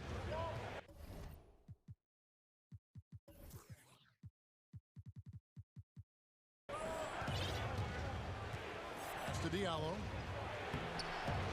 That shot off. Some solid defense from Ibaka. And here we go. Here's Leonard. Lays it up off the glass.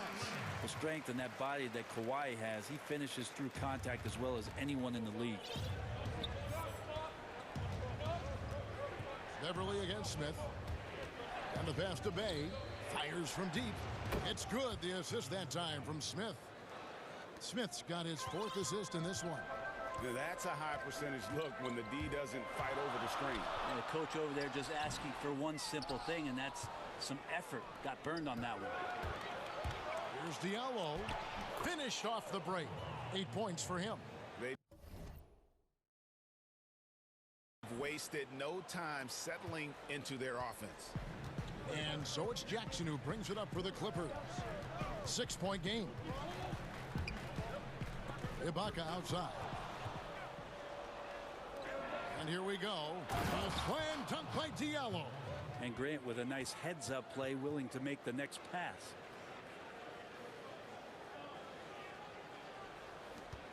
.30 seconds left to play in the first. Los Angeles has gone 0 of 2 from deep here. And stolen by Diallo. A slam dunk by Diallo. I like their focus coming in. Terrific execution so far. Well, if there were 4 or 5 boxes to check in terms of the game plan tonight, they might have checked 6. I mean, they're doing everything out there. And Ibaka kicks to Batum. Back to Ibaka. Shot to stop the run. Good as the jump shot falls. And for a big guy who came into the league fairly raw, Ibaka's jump shot now looks second nature. Excellent all-around performance so far, hence the big lead. Well, if I was baking up a lead, I'd add 2 ingredients. One would be playing smart. And so it's the Detroit Pistons with a 10-point lead. Some breathing room heading into the break. They're pounding the ball inside, and that's where they've gotten their best production tonight. And we'll be right back after this. And if you're just tuning in, we've got a wide margin on the scoreboard, but plenty of time left for a comeback. And before we move on, what do you guys think about what we've seen so far from Detroit? Well, they used the fast break to generate some easy buckets before the defense could get set. Yeah, they did a great job. Just the initial thrust of that attack, as soon as they got the ball, constantly in transition. On the floor for Detroit, we've got Wayne Ellington. Grant is out there with Diallo. Then it's Dennis Smith. And it's Bay in at the shooting guard position. Now, here is George. He's guarded close, and he makes that one. What a great body control there. George, tremendous athlete, takes the hit, and he makes that one count. Los Angeles shooting their first free throw of the game here. Yeah, and 79% from the line as a team a season ago. Pretty reliable in that regard. Pass to Bay from past the arc. It's good. The assist that time from Smith. Bay's got the lead up to 13 now for Detroit. Making the easy shots and the tough shots. He's on top of his game. George passes to Kennard. Back to George. And we've played through the first minute here in the second. Some solid defense from Grant.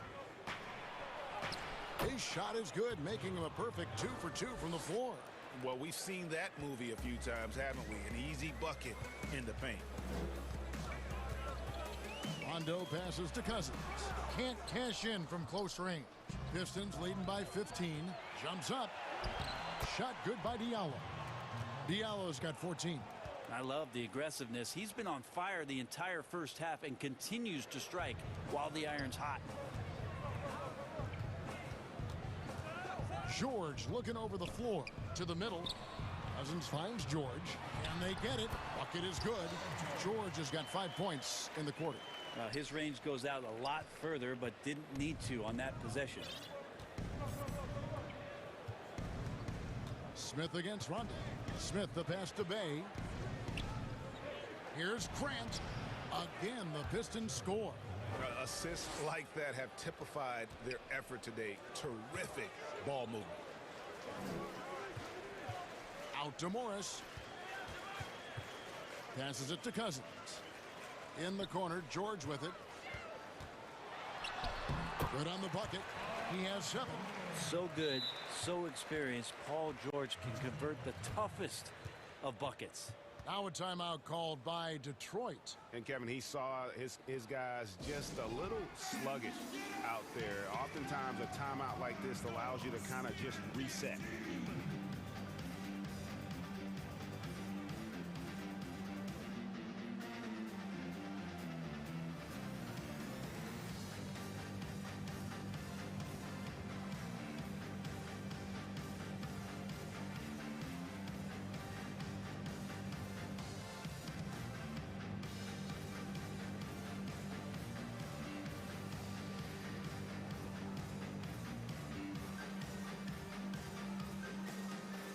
And it's a completely new group.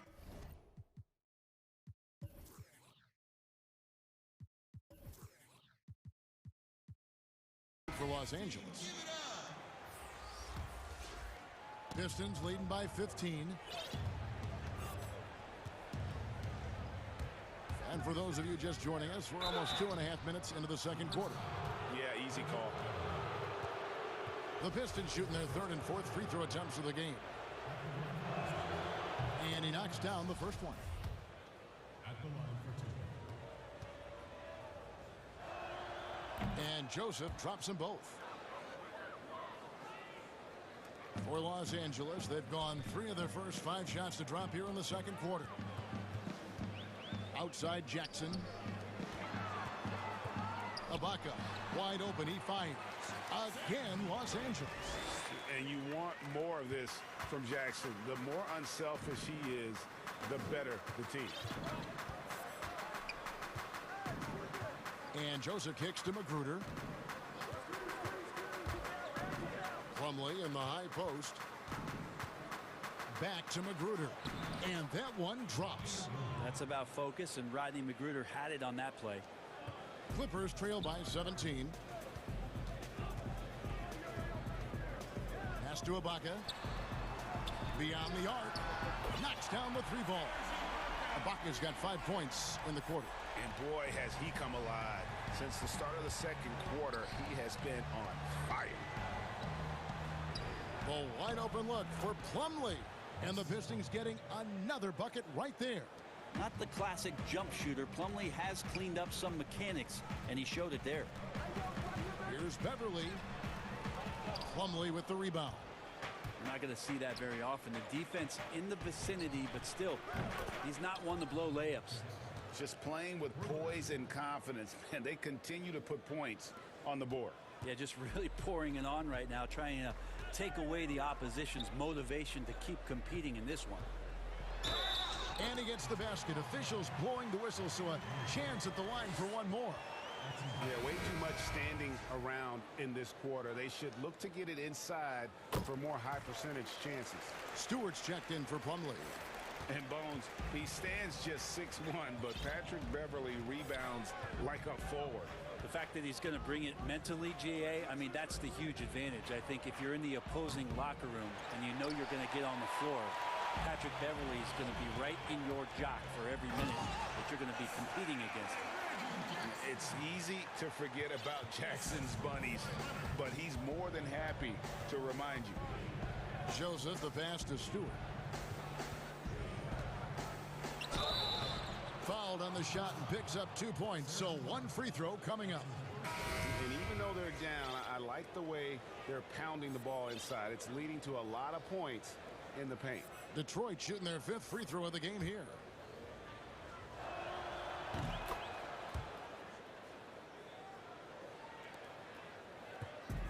And so it's Jackson who brings it up for the Clippers. Trailing by 17. And it's good, 2 points.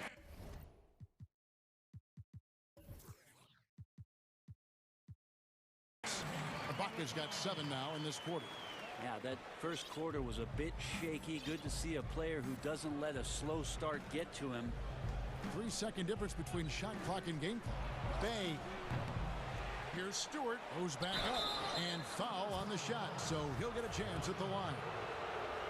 Nice work to get it inside and draw the contact. Pistons have been on target from the free throw line. They're 5 of 5 in that department. And they're really getting more points at the free throw line here in the second quarter. Jackson kicks to Ibaka. Outside Batum. Beverly for 3. That shot no good. And so is. And now, the 2K Sports Halftime Show. Detroit finds themselves ahead after 2 quarters. They are way out in front. And that.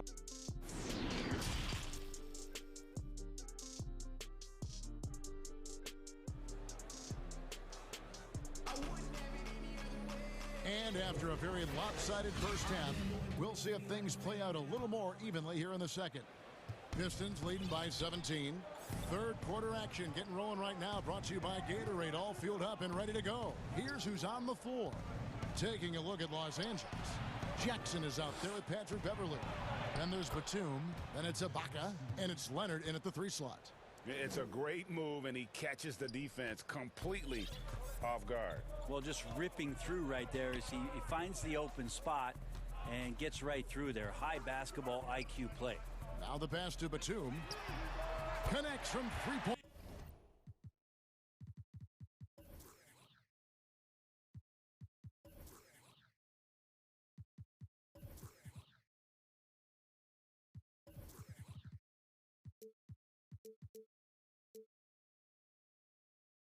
Batum's got 5. That's just a lapse right there. No matter what, somebody has to be there and get a hand up in the shooter's face. Here's Smith. Some solid defense there from Jackson. Clippers trail by 16. Here's Beverly. Off target at the rim. Detroit's gone 5 of 8 from 3-point land. 15 points and a deep ball for them tonight. Smith outside. It's not going to go for him. And it's the Clippers taking it the other way. And he's going to get whistled for that foul, G. That was intentional, but not exactly logical. How about pointless to foul there? I mean, I don't know where his head is, but it's not in the game. Time called here. The Pistons decide to talk it over. Detroit making a switch. Grant's checked in.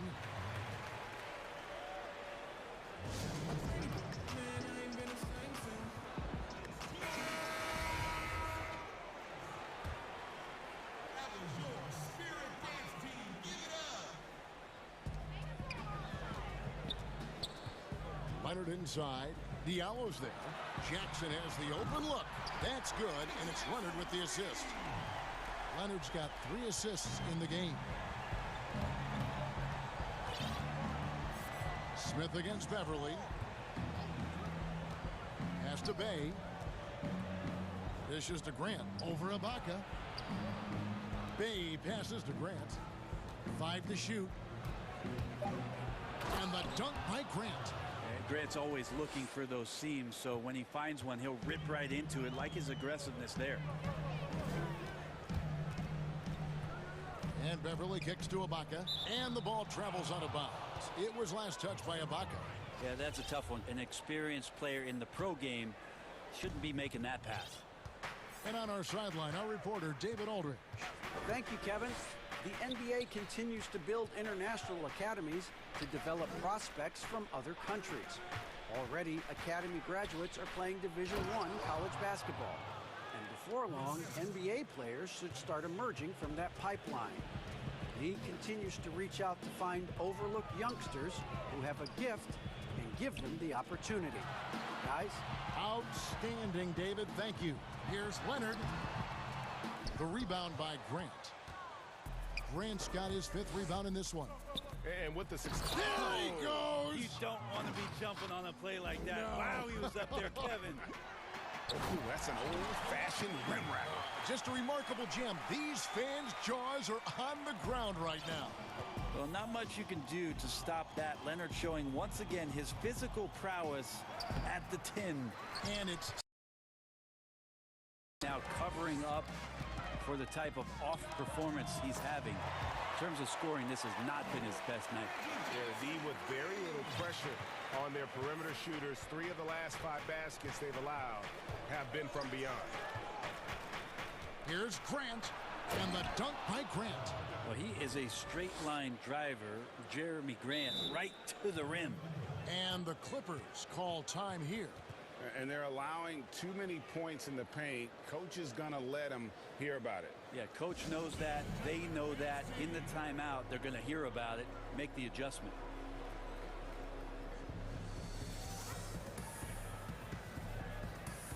For the Pistons, Josh Jackson's checked in for Diallo. Frank Jackson comes in for Wayne Ellington. And Corey Joseph subbed in for Dennis Smith. The drive by Rondo. Missed inside. And so it's Jackson who brings it up for the Detroit Pistons. Earlier in the game, they had a 19-point lead. Clippers trail by 16. Here's George, and it's George finishing it off. Sweet finish from Paul George there. I like to see him get up to the rim like that. Down low. Pass to Bay. Back to Jackson. And he gets the whistle for the 3-second call.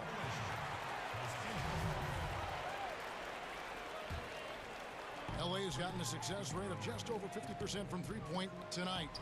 4 of 7 shooting. And Cousins gets it to go. And so far, going for more of an inside presence here in the second half, getting away from the three-point shot. Joseph dishes to Grant. And Grant slams it home.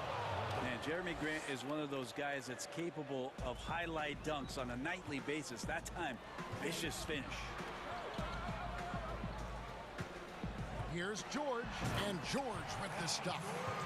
And didn't do anything fancy there, but didn't need to. Nope, his only concern right now is getting the points on the board, and I don't mean style points. Here's Grant, and the dunk by Grant. Well, Grant, one of those big guys that gets up off the ground like a guard. Love to see him throw it down. Los Angeles calls timeout. And coaches looking to seize every advantage, maximize every possession. Got to feel good as a coach if you make all those adjustments, pull the right strings. That's what they love to do. We've got 28 seconds left in the third quarter. Right side, George. He kicks to Morris. Stolen by Jackson. And now the fast break. Grant with the ball. And the rejection by Cousins. Back to Grant. 4 seconds left. And the dunk by Grant. Well, he's so active. You got to box Grant out. When the shot goes up, he'll get to the offensive glass, and he rises up off the floor pretty quick. And so is Detroit with a sizable lead as the quarter wraps up. They're ahead. And it's time to bring up the State Farm assist of the game. Just true artistry right there. I mean, great decision on where to go with the ball, and how about the perfect delivery. Yeah, those are the kind of plays that you want to put on a canvas. Just beautiful basketball. And as we head into the fourth, we'll see if there's a comeback in the works or if it's more of the same from the first 3 quarters. On the court for the Pistons, we've got Josh Jackson. He's out there with Jeremy Grant. Jackson is out there with Corey Joseph. And it's Bay in at the 2 spot. Los Angeles calls timeout.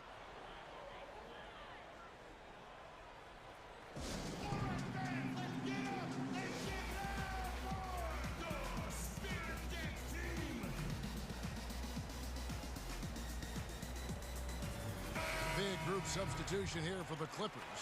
Nicholas Batum, he's checked in for Cousins. Leonard comes in for Luke Kennard. Reggie Jackson's checked in for George. And it's Patrick Beverly in for Rajon Rondo. And then for Detroit, Diallo, he's checked in for Josh Jackson. Ellington comes in for Frank Jackson. And it's Dennis Smith in for Joseph. Pass to Bay, the 3. And it's the Clippers with the rebound. As their comeback bid had better get started. I don't know, guys. It's going to take a pretty big run to get back in this one. Jackson passes to Leonard. Got a piece of it. And stolen by Diallo. Now Detroit moving it up. And then Smith with the dunk. Point guard who can get up and fly. Dennis Smith Jr. makes some reservations. Here's Jackson. Gets number 9 to fall. He's only taken 10 shots. Playing from behind right here. Not easy, but he is answering the bell. Yeah, doing anything he can right now to get his team to cut into this lead and give them a chance. Smith on the wing. The pass to Grant. Just 5 to shoot. And the dunk by Grant. Not a lot of panic that time from Jeremy Grant, even when he was under a bit of duress. Bails him out on that possession. Here's Leonard. That's good, and it's Jackson with the assist that time. Leonard's got 4 points now in the quarter. Second minute off the clock now in the fourth. Smith with a wide open look. Smith missing again. Well, there's more he could have done in this game for sure, but it hasn't kept them from pulling ahead. And now we've got the intentional foul. Really no idea why you're fouling in a situation like that. You know, maybe there's some bad blood between those two. Time called here. The Pistons decide to talk it over.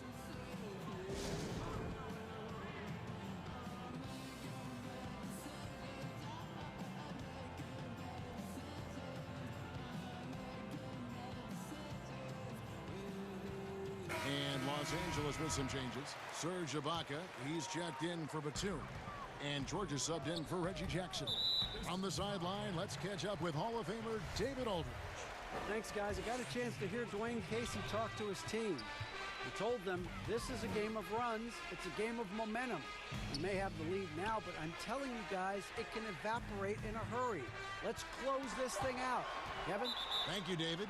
Out of bounds, Clippers ball as the Clippers keep possession. They swipe it. Diallo inside. Covered by Morris. Excellent on both ends of that play. Yeah, the steal was sharp, but the slam topped it off. And we say it time and time again, so I'll repeat it. Have to be careful with the ball, or this is what happens. Over in the corner, Beverly. High post to Ibaka. Gets a very good look and converts. Well, it's the golden age of point guards, and Patrick Beverly trying to show that he belongs amongst them. Great awareness on that play. Detroit leading by 14. Pass to Stewart. All alone. And he gets the friendly spin, and that one drops. 1:52 left in the fourth quarter of this one. George against Jackson. Ibaka for three. Rebounded by the Pistons. Stewart's got his fourth rebound with that last one here tonight. And the basket by Jackson. He's just stretching him out. The defense has got to do a better job of staying attached to him. I'm not sure what the defense collectively was thinking there. You got to know where he is at all times. And this is what they wanted. I mean, to announce their presence in this matchup with authority. Very decisive. It can definitely be considered a statement win for Detroit. You know, it's tough to put your finger on the deciding factor in this one, but I'd say that the shooting accuracy made the difference. Yeah, I think you're on point, Kevin. They got better looks, and that tends to lead to a better field goal percentage. And they go to the intentional foul. And you can see where they're coming from by fouling to stop the clock, but really they're just kidding themselves. Nicholas Batum, he's checked in for Serge Ibaka.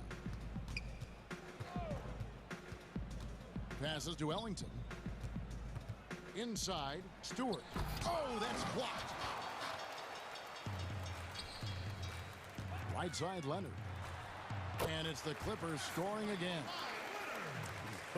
It's always great to get into a rhythm, but do it when it matters. Yeah, it's tough to mount a comeback like this and then fall oh so short. I'm sure that's weighing on them just a little bit. It's 3-on-3 on the fast break. Here's George, and it's George finishing it off. Well, you can depend on Paul George to shoulder some of this offensive load. There are times where this team can turn over the reins to him, and he capitalizes that time. And they came in determined to take this one. It's going to be a happy flight home. Yeah, when you step into an opposing team's arena and you can play with this type of composure, boy, that food tastes good on the way out of town. And this is in Morris's wheelhouse right here.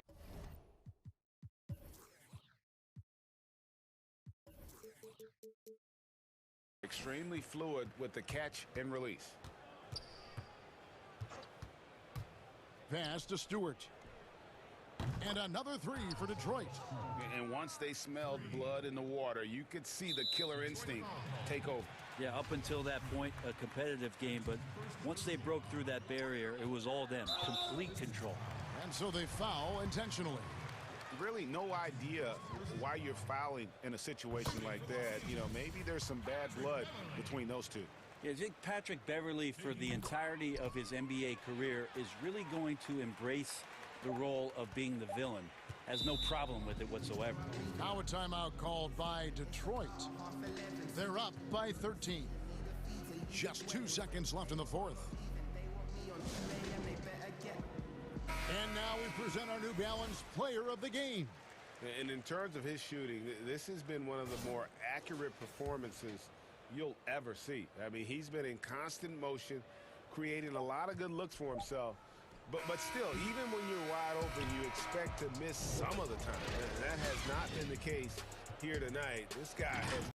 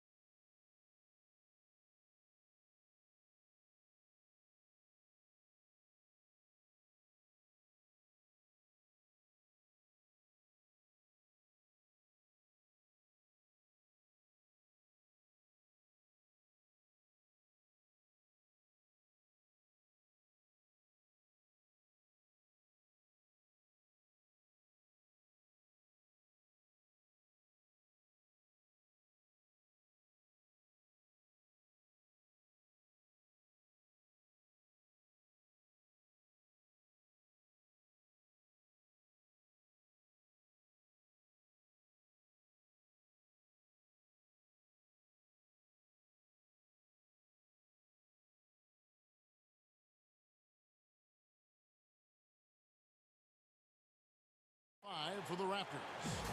We've got Anunoby. Boucher out there with Fred VanVleet. And it's Trent in at the shooting guard. And for Los Angeles, Paul George is out there with Patrick Beverley. Then there's Batum. Then there's Kawhi Leonard. And it's Coffey in at the four. Boucher's shot is off. This is the shot they wanted to get. Right guy, right spot, wrong result. Snatched away.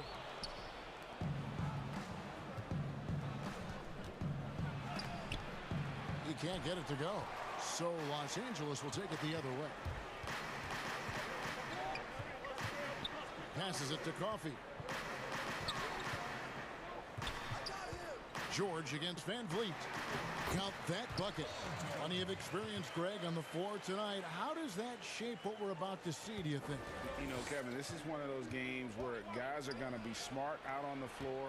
They're going to be in the right positions to make plays. And honestly, this could come down to who makes the bigger, tougher shots.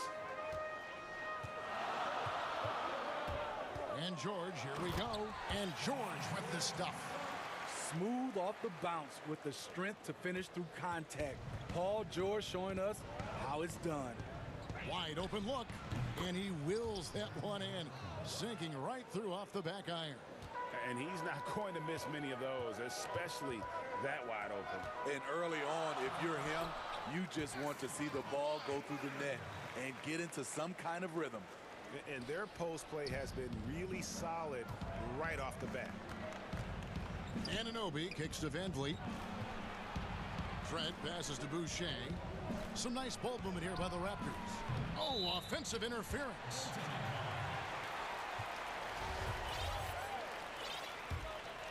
Clippers have gotten their first 3 shots to go in for them to start off this game. Beverly the pass to Batum. And George, here we go, from deep. A shot by Batum, no good. The Raptors have gone 2 for 4 from the field so far today. And here is Anunoby. Pass to Boucher. Leonard against Anunoby. Van Vliet left side. Just 3 to shoot. And again, Toronto with the triple. No hesitation from Fred Van Vliet. Assertive off the catch and shoot. Now here's Beverly. D right on him.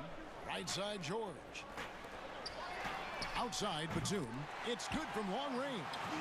Matching baskets from the perimeter, an earmark of today's game. Hey, players love competition, and the fans love it as well. Here's Watanabe. And it goes down 2 points. This tug-of-war game continues. And guys, that's lucky number 7 already in this game. Here's George. Uses the glass to finish the layup. George has got 6 points. Excellent concentration from Paul George, overwhelming the aggressive defense with his strength and determination. Watanabe passes to Van Vliet.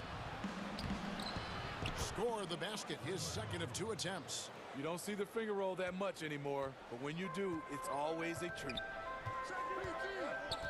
And George, here we go, tipped away. And it's out of bounds. They say it was last touched by Van Vliet. And here in the first quarter, with a little over 3.5 minutes played, it's good on the putback. 5 points in the game. The uncanny ability to time the tip in. He does this night in and night out.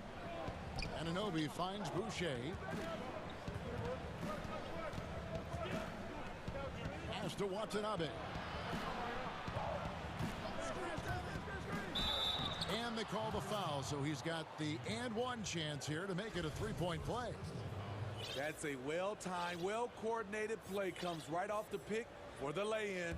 Toronto shooting their first foul shot of the game.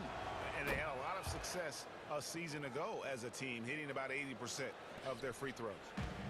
And here's George. He'll bring it up for the Los Angeles Clippers, trailing by 2.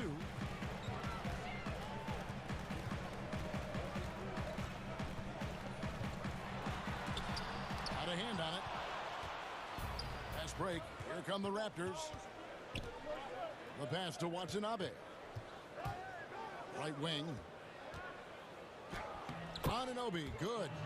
Much improved footwork, and he's already strong. Anunoby getting it done inside. LA has gone 1 of 3 from beyond the arc so far in the game. And that one's good. Beverly. So good at the rim. A slow defensive rotation leads to the easy lay. 7-second difference, shot and game clock. Passes it to Boucher. Good, and Van Vliet gets the assist. Boucher's got 6. He's heady, he's unselfish. All Van Vliet does is make winning plays.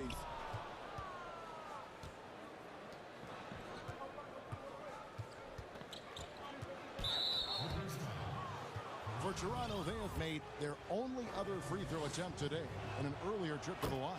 And the first one drops. Has always been a tremendous defender, in my opinion, and he knows he's going to knock down his free throws. But now Fred VanVleet has emerged as a terrific all-around scorer. He can pretty much do it all. Here's Kennard. Good D by Siakam. Woo, blown opportunity right there. Won't get many chances easier than that one. And so it's Toronto. Earlier tonight, we spoke with Paul George about how they've integrated. Everybody has a chip on their shoulder. Greg, that last point is key. This team plays lockdown defense. And that's a big part of their identity. Most teams talk about being well-balanced. This team lives it. And if you're just joining us, we've played through one quarter in this one. And from what we've seen so far from the Raptors, guys, your thoughts? Boy, their offense looks really good when everyone's in sync. Terrific first quarter. This is exactly what you want to see if you're a coach. Your team starting fast and playing with confidence. Setting the floor for the Raptors. Siakam is out there with Johnson. Then it's Rodney Hood. Then there's Lowry. And it's Flynn in at the one. And the shot is good. The Raptor lead has been cut down now to just 5 on the bucket from Jackson. The defense having to respect Jackson's outside game. That opened up things for him in the inside. Morris with the bucket. And they keep hammering away at him inside, forcing the ball into the paint. Pass to Johnson. Stolen by Jackson. Ibaka, the pass to Kennard. Shoots the three. And Serge Ibaka hits from deep. And this game is tied up now. Stretching the floor for Ibaka. This shot's become second nature. The drive by Lowry. Score the basket, his second of 2 attempts. And we'll see if they can finally hold on to a lead. It's been back and forth all night. Both teams putting forth their best efforts right now. This is the kind of game fans pay to see. Oh, how about the finesse there? Nice little gentle touch on the board. And you know, when you have that gentle touch, those tip-ins are easy to come by. Strong finish. Siakam with great balance, able to complete the play through contact. And there's the call on Kyle Lowry. That is his first foul of the game. We're now about 2 minutes into the second quarter. Morris dishes to Ibaka. Jackson down low, while recovering, and out of bounds as the Raptors gain possession.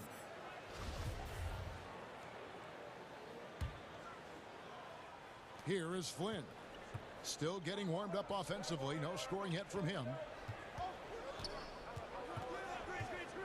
Lowry against Jackson. Here's Johnson. Oh, and the jam by Johnson. I love it. Excellent ball movement. Kyle Lowry knowing who to give it to and when. Jackson kicks to Morris, and it's Rondo in the corner. The shot's good. You know, you grew up with aspirations of someday getting into politics. Any current players who you could see maybe taking that same route? No doubt. There's several guys in today's game. You know, Harrison Barnes has the polish, and I know he's had some thoughts that maybe going in that direction. Teammates nicknamed Malcolm Brogdon the president for his stately demeanor and commitment to affecting change. I absolutely see him trying to have an impact socially moving forward. There's several guys, again, who not only have the voice, but the courage to speak out about things that matter most to them. Many sharp guys in the NBA. That was excellent contest, preventing him from making something that's usually automatic. A platoon.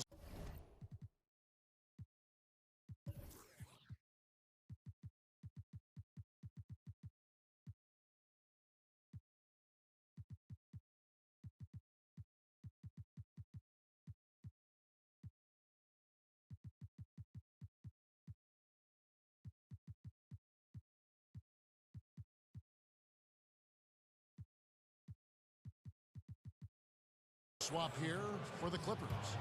Raptors leading by 5. Van Vliet passes to Siakam. Van Vliet kicks to Lowry.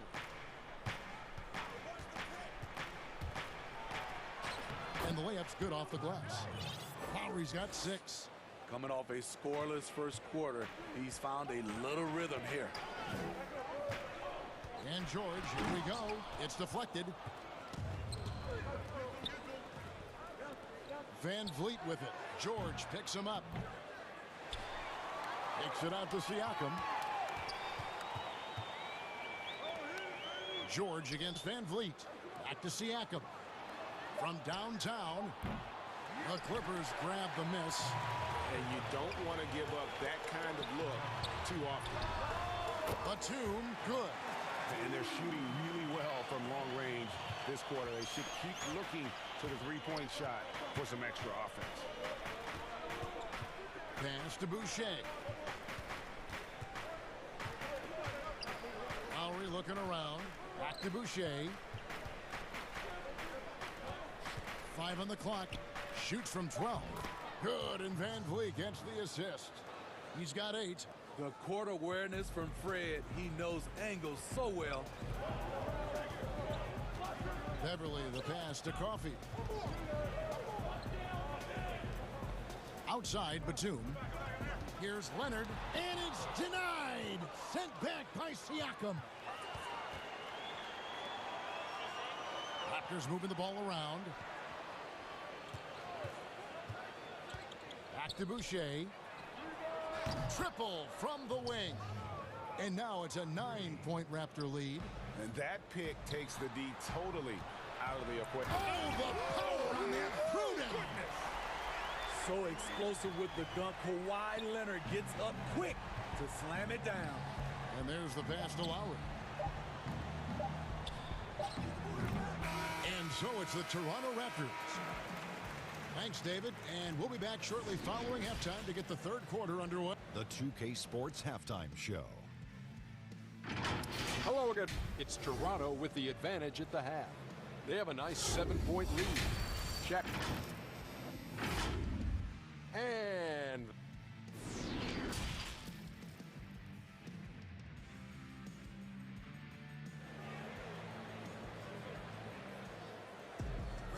And if you're just joining us in this one, first half is in the books. 1 half to go. Clippers trail by 7. And now let's check out the lineups courtesy of Gatorade, all fueled up and ready to go for the second half of basketball. Setting the floor for the Clippers. Patrick Beverly out there with Paul George. Then there's Batum. Then there's Kawhi Leonard. And it's Coffey in at the 4. Because of George's strong defensive instincts, he's able to consistently disrupt opponents. Here's Coffey. He's gotten some minutes, but nothing on the board yet. George against Anunoby. Shot is good, and the Toronto lead is cut down now to just 3 on the basket from George. And they're forcing the ball inside, and it's working like a charm. And the basket by Lowry. Lowry's got 8. Improving as a passer, Siakam showing a willingness to get it to open teammates. And Pascal Siakam can absolutely score in bunches. Put up 25 in a quarter last season, and when he gets going, look out.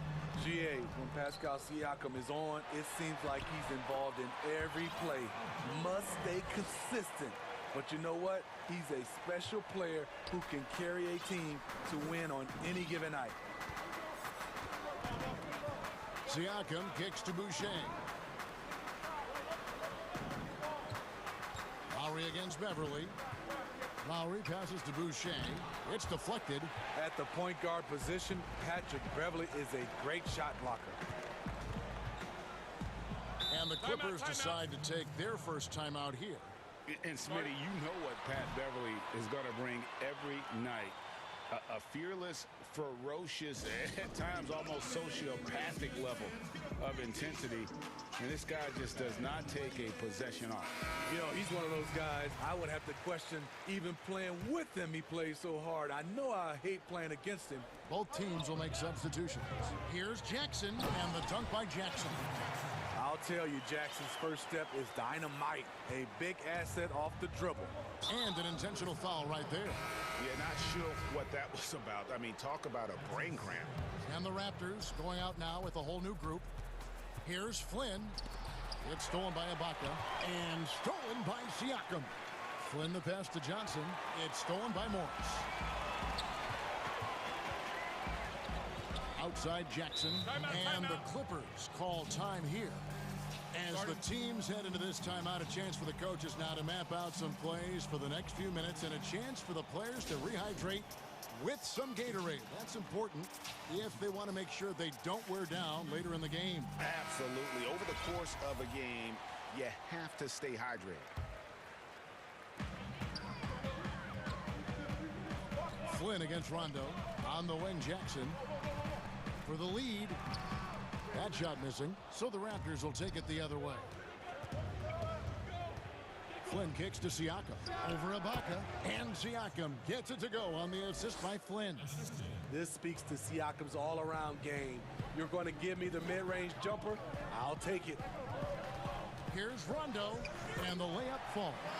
The plan of attack is obvious. Get the ball inside and go strong to the rim. Lowry passes to Flynn. Off the mark there with the three-point shot. Kennard kicks to Rondo. Jackson in the corner. Outside for Rondo. Count it. Rondo's got 6. Yeah, they're going to have a nice little run here. Toronto, they've gone 2 of 5 shooting here in the third quarter. Flynn the pass to Siakam. And a wide open look for Hood. His three-pointers off the mark. Now the Clippers with it. They're on a 12-4 run. And again, it's the Clippers from deep. Rondo can make that pull-up jumper if you give him enough room.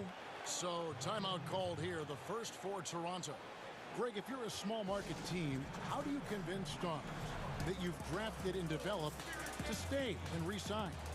It's a great question, Kevin. I actually think in a lot of ways it's easier today because you can be box office. You can be a superstar in a small market and have the name recognition because of the era we play in. And so I think the biggest way to keep them there is to build a championship caliber team around them. I think that is your saving grace. If you can prove to them that you can build a championship caliber team, I don't really think that there is a reason to want to leave. That's a solid blueprint. Watanabe, no good. Clippers leading by 4. Some firepower from this offense tonight. Yeah, they got a nice groove going right now offensively. And the strength of Rondo finishing through contact. Van Vliet kicks to Johnson. And the slam dunk by Johnson. Go into the rack with energy, and the D afraid to cut him off. Yeah, got to chalk that one up to some shaky defending. In a close game like this, everything has to be challenged, and everything has... And here we go with the coach's challenge. Not surprise in a competitive game like this. And he's disputing the personal foul call. And I think when it comes to some of the more difficult calls to make, personal fouls can be tough. The action is so fast that it's really tough to catch everything in real time. The wonders of technology, Greg. We've seen replay reviews so effectively, and involving the coaches by being able now to challenge like this is something a lot of people have been hoping for. And the announcement on the review is that the foul was called in error. So they have determined, Greg, to overrule the original call. And guys, this is what it's all about, getting the call right. And I think in this case, the video review showed that while it was a tough call to make on the floor, they got it right with the review. Los Angeles calls timeout. And coaches looking to seize every advantage, maximize every possession. Critical part of the game. You have to be flexible. You have to be able to adjust what you're doing.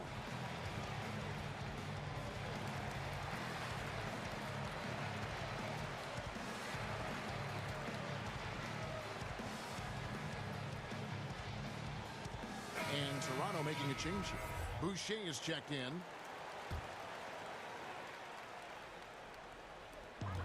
There's There's 31 seconds left in the third. Leonard finds Beverly. Here's George, and it's Paul George with the finish. Letting it all hang out when George takes flight. Just enjoy the show. Toronto calls timeout.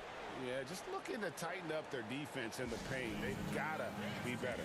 It's a matter of want to. Helping out, contesting shots. You have to want to make the effort. Anunoby, he's checked in for the Raptors. Raptors trail by 4. To the paint, here's Trent, and the dunk to finish it off. A beauty. Oh, an aggressive move and fantastic finish. Trying to send a message with that slam, I think. George against Anunoby. Now, here is George. He's guarded closely. Showing signs of being a high-level defender. Anunoby can guard multiple positions and challenge shots. Playing with high energy, outworking the defense up the floor. And I just love it when the fast... At the end of the third, the score is all even. Both teams absolutely filling it up. And after a quick break, we're going to come right back with the start of the fourth quarter. We've reached the fourth quarter, and what has been a very competitive game should be an exciting finish. So the Raptors 5 right now. We've got Fred VanVleet, Anunoby out there with Chris Boucher. And it's Watanabe in at the 4-man position. Shots good by Boucher. And guys, here in the fourth quarter, still a close game. Instant classic, fellas. This one could come right down to the last shot. Kicks to Beverly. In the corner, George with it.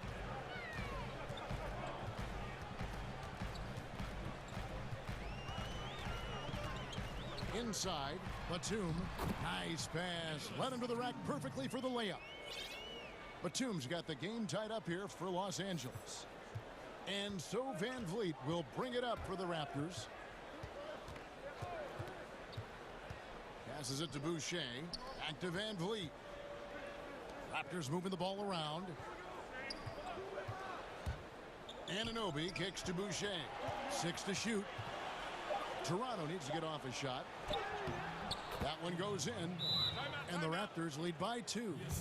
And can't do much else. The strength of Anunoby comes in handy on those challenging finishes. And the Clippers call time here.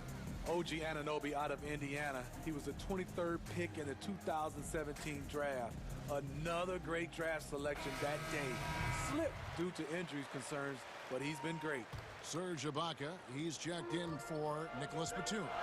Johnson, he's checked in for Toronto. Kyle Lowry comes in for Fred VanVleet. Okay, well, let's check in with David Aldridge, who's reporting from the sideline. Well, guys, over the break, I was able to listen to Tyronn Lue's huddle. His emphasis was for more effort on the defensive end. He said we have to do a better job of communicating and helping each other out. They're getting too many easy looks. Let's make it hard on them. Kevin, they're going to have to if they're going to slow down the hot shooting of their opponent. All right, thank you, David. And Smitty, with OG Anunoby, he has a very high ceiling with what he can become. Greg, OG Anunoby can impact the game on both sides of the ball, which is fantastic. He's a solid defender, and with the ball in his hands, he's very smart, making good decisions. This team is very excited to see his development. And the Clippers call time here.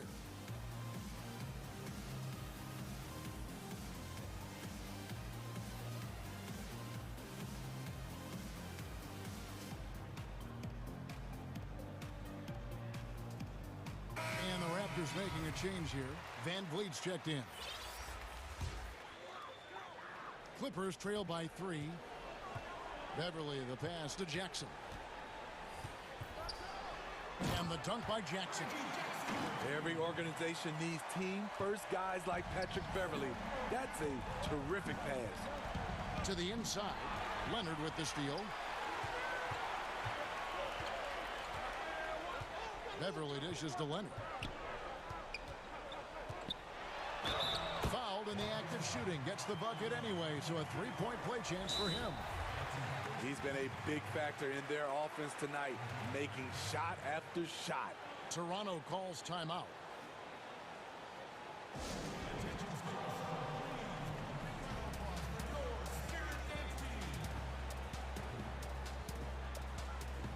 George is checked in for Los Angeles. And Toronto also making a switch.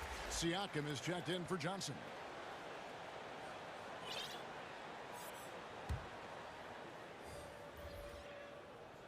The free throw good from Kawhi Leonard. You know, when you look at the MVP race each year, most of the candidates were drafted in the top 5, but somehow Kawhi lasted to number 15. Here's Boucher, and he uses the glass on the layup. Boucher's got 4 points now in the quarter. And the D not really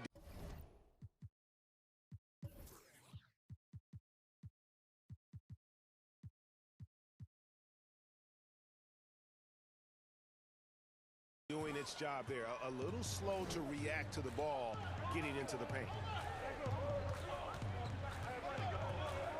George looking over the floor.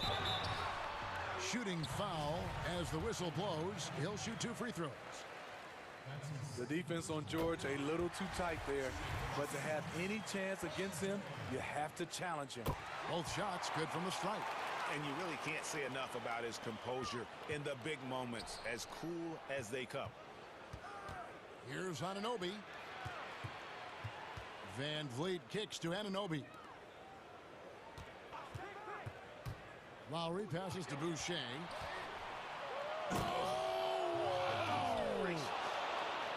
And talk about putting some extra on it. That dunk was way over the top. Close game or not, he's going to finish firm when he gets the space. Anunoby against George. Kicks it out to Leonard. It falls for the 6th time in 7 tries this contest. That's 86%. Crucial points. Kawhi stepping up to the plate when his team needs him the most. Van Vliet outside. Lowry against Beverly. That one good for 2. Lowry's got it all tied up now for the Raptors. The little fella with the big shot. Kyle Lowry never wants to shy away from the big moment. And George kicks to Leonard. 1:11 left to play here in the 4th. And he finishes nicely on the layup. Leonard's got 11 in the 2nd half. I mean, unbelievable. It's one thing to be talented, but Kawhi is clutch as well. Lowry drives in. Some nice ball movement here by the Raptors. Van Vliet wide open. Count it! Big-time basket at a big-time moment.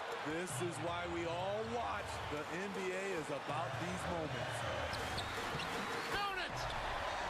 Big points as the stakes rise, so does George's impact on the game.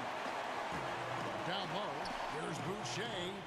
Yes! And he's had an excellent performance overall from the field. Outside, George. Outside, Batum. It's rebounded by Anunoby. And it's Van Vliet with the ball for the Toronto Raptors. Outside Lowry. Anunoby has the open look. It's good from beyond the arc. Well, credit them for maintaining that aggression, even being up this much. They don't want to leave no chance for a comeback.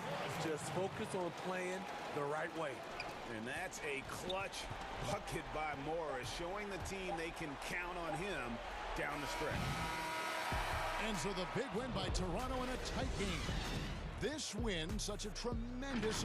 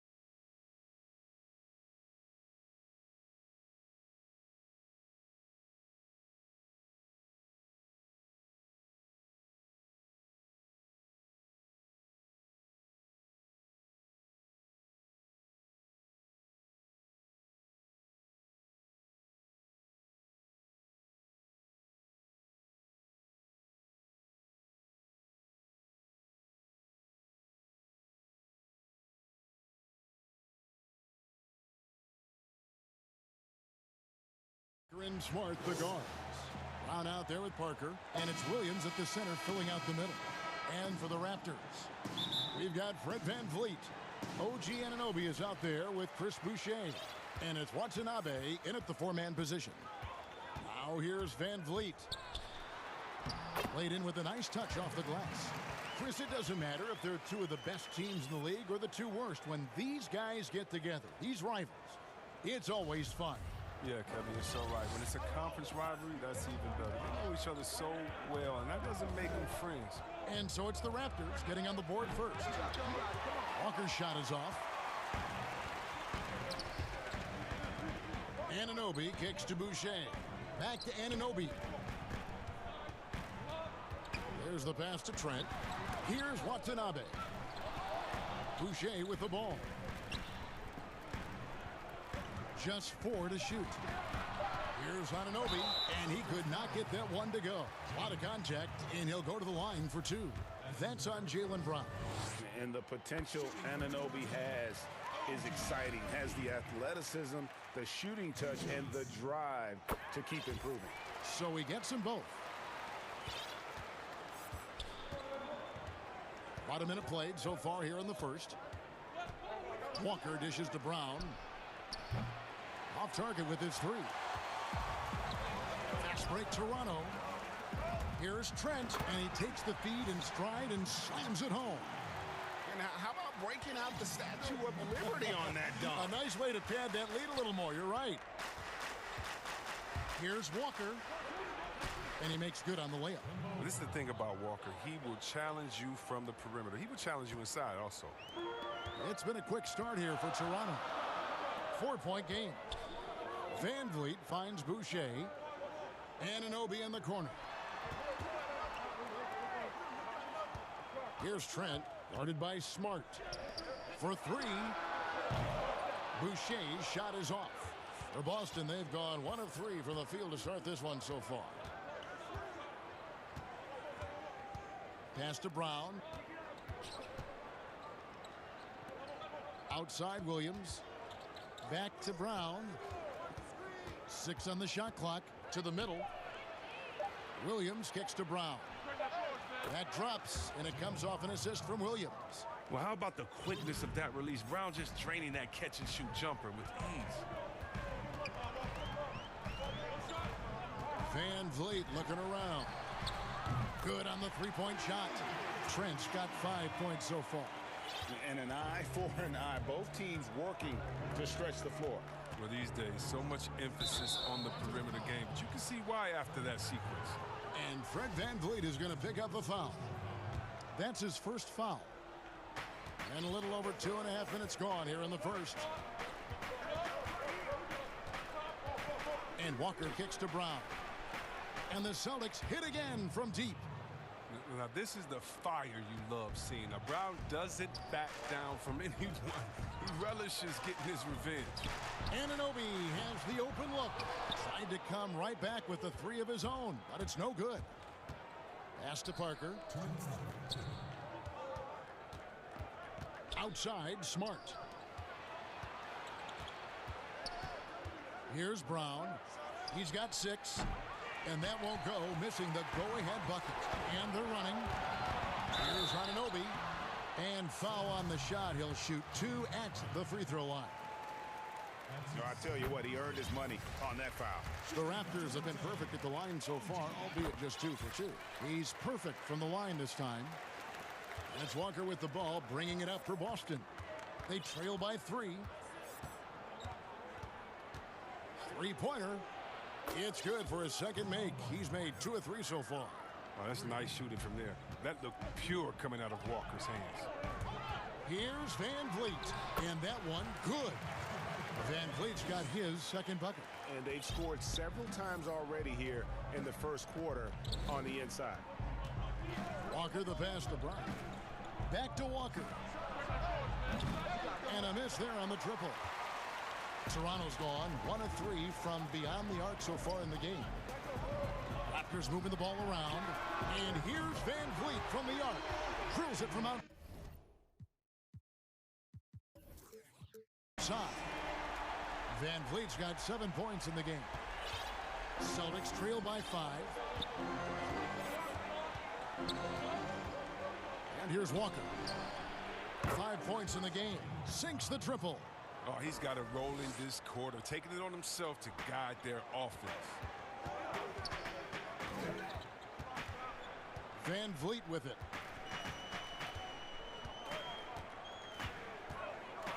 Pass to Trent. Launches it. No good. Now Boston takes it the other way. And a wide open look for Walker. Williams kicks to Walker. And it's good. Assisting on the play was Williams. Walker's got a pair of threes now in the first quarter for the Celtics. Trent passes to Boucher. And Anunoby in the corner. To the wing right side. For 3, Van Vliet. Watanabe passes to Van Vliet. Good on the triple. He's got 10. Punch, counter punch. Impressive offensive production early on.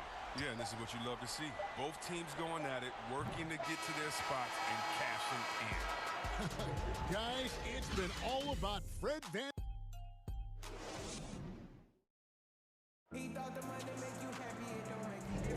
And it's been a pretty even game here after 1 quarter of play. What do you guys think about the Raptors here in this one? Impressive start.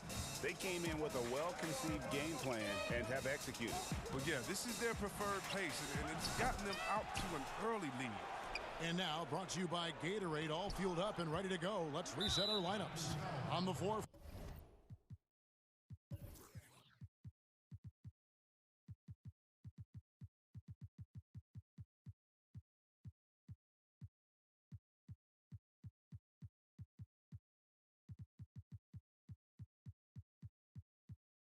For Boston.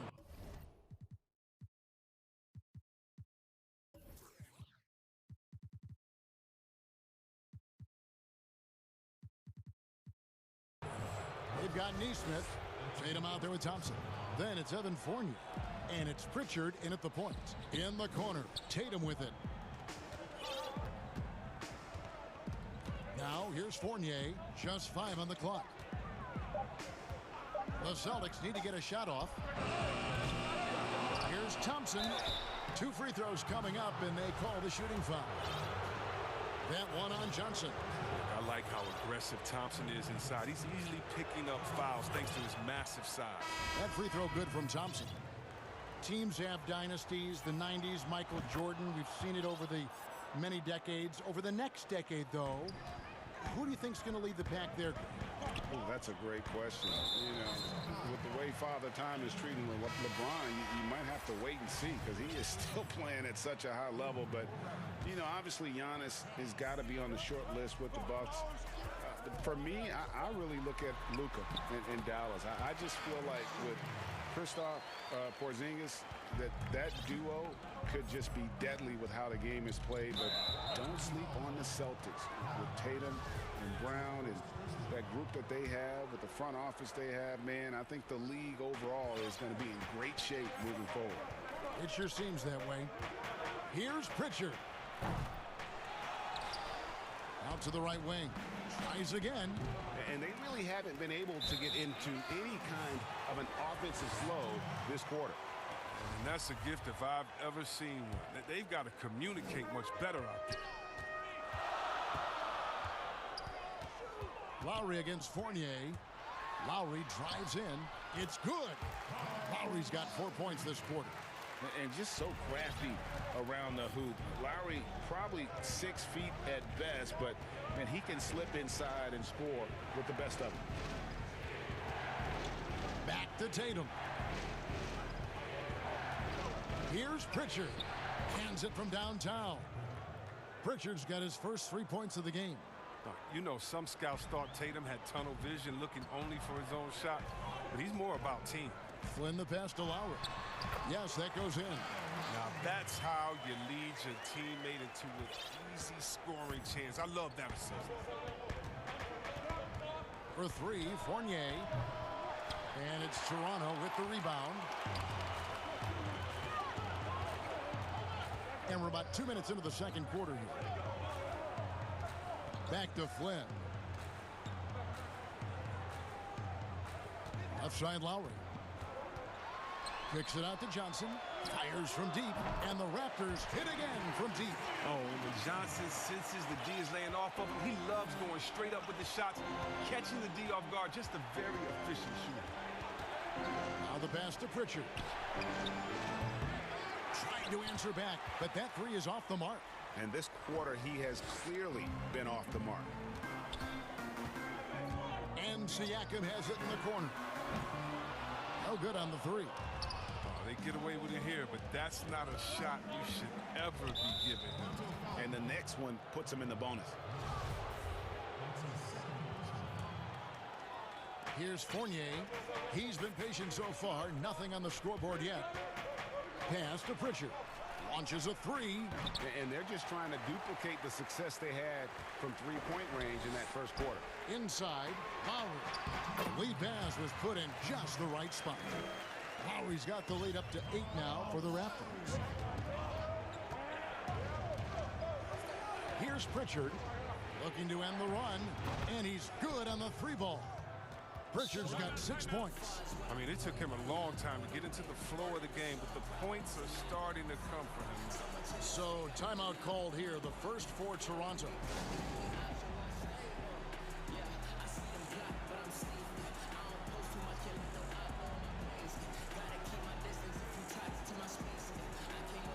And a whole new group out on the floor for the Celtics. Raptors leading by 5. Van Vliet kicks to Siakam. And the Raptors miss again.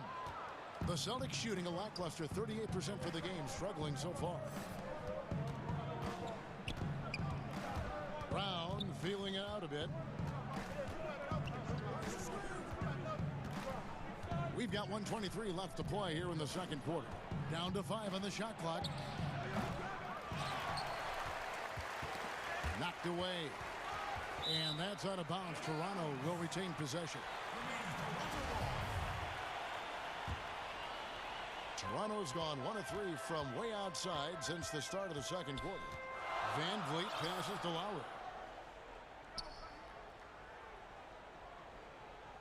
1:02 left in the second quarter. Boucher finds Siakam. Here's Anunoby. And again, no good by Toronto. And so it's Walker with it, who brings it up for the Boston Celtics. It's a 5-point game. And finished off by Williams. You can't leave guys open around Walker, I'll tell you that. He sees when the defense is overcommitted. It's Brown on the wing. From deep, Walker. Boucher with the rebound. Boucher's got his 4th rebound with that last one here tonight. Van Vliet with the bucket. Attack.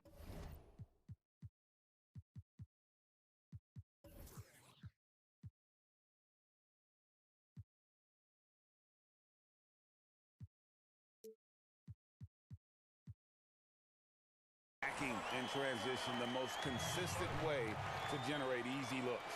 Yeah, you can tell they love to get out and run when the opportunity is there. And now the first timeout called here for Boston. And they just can't seem to get going offensively. Yeah, they might be pressing a little. I mean, forcing some things. This is a good opportunity to calm everyone down. He's got 9 points on 3-pointers in the first quarter, but still looking for his first 3 of the second. Celtics trail by 5. 3-on-3. From deep, Walker drills the three-pointer. Walker's got 11 points. When Walker gets out in transition, good luck. Running so quickly down the floor for these high-percentage chances. Lowry inside the line. And there are the Raptors with another bucket. There's Brown with the 3, and that would have counted, but his shot was off. And that's it for the first half of action. What's been a very close game here. Raptor. It's the 2K Sports Halftime Show. Hey again, everybody. Fred Van Vliet has been the story in this one. He had 12 points and 2. And that should...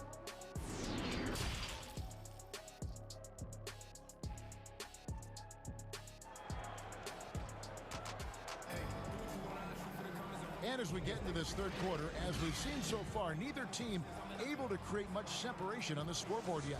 Fred Van Vliet really making a difference here. No problems fighting his way to the rim in this one. A lot of points in close. Yeah, slicing through the gaps in the defense. I mean, getting many of his buckets in the paint. Anunoby and Siakam in at the forward slots. Fred VanVleet out there with Lowry, and it's Boucher in at the 5 spot. So that's the 5 in the game for Toronto. Outside Lowry. Down low. Crafty move. Shots good by Boucher. They didn't have much of a problem getting the ball into the post that time. Outside, Walker. Pass to Brown.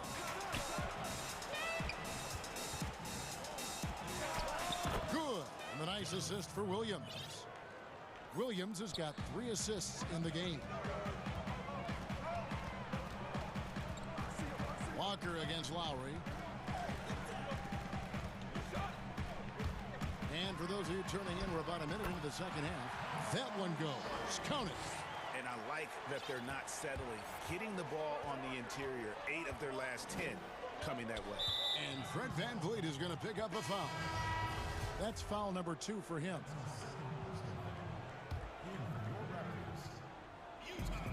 On the inbound. A shot off that time. And Toronto will go the other way with it. And he banks in the layup. And now a 5-point Raptor lead. Flattening the lottery odds, Greg. Do you think that's worked out as intended? You don't hear as many predictions about who's going to get the 1 pick or the 2nd pick. I think that's good for the players and the fans. You don't want anyone rooting for you to lose. No, absolutely not. Moving it around, 8 of their last 10 coming off assists. Celtics trail by 7. Walker taking his time here. And here's Brown outside. And another make to his scoring column. His 5th basket of the game. Now shooting 5 of 11. They're getting a lot of their points outside the paint. 3 of their last 5 baskets are from 3-point range. Here's Trent. Passes it to Boucher. Nice D from Williams. But only the first miss of the second half. They've come out here with authority. Here's Brown. And that'll be, folks, the coach's challenge has been initiated for a personal foul. Close game like this, and he thought it wasn't a good call. And this is the time now where the officials can review in closer detail what constituted the original personal foul. Getting a different angle can sometimes make it a lot easier to determine. Greg, indeed, and the one thing with replay review is that when you see the slow motion replay, you really get a new appreciation for just the immense speed at which these players are moving and how fast the action really is and how hard it can be sometimes, you know, Greg, to make the right call. And the announcement on the review is that the foul was called in error. So they have determined, Greg, to overrule the original call. And guys, this is what it's all about, getting the call right. And I think in this case, the video review showed that while it was a tough call to make on the floor, they got it right with the review. Time called here. The Celtics decide to talk it over. And the lack of rim protection, top of the list. Without question. They're giving up too many high percentage looks, a trend that they'd like to reverse. And the pass to Nesmith. Outside Tatum. This one for 3. Boucher with the rebound. Boucher's got 6 rebounds in the game. Watanabe, no good. And it's Thompson with the ball. He'll bring it up for Boston. They trail by 6. Tatum on the wing. Puts up a 3. Gets it to go from beyond the arc. They've given up a lot of 3-pointers here today. Toronto calls timeout. And team strategies closely guarded. One aspect of the game the fans aren't always privy to. Yeah, and sometimes it's the most subtle moves that make the biggest difference.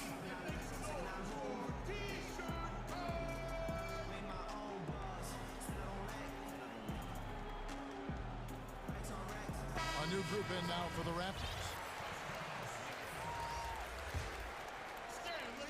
1:39 left in the third quarter of the game.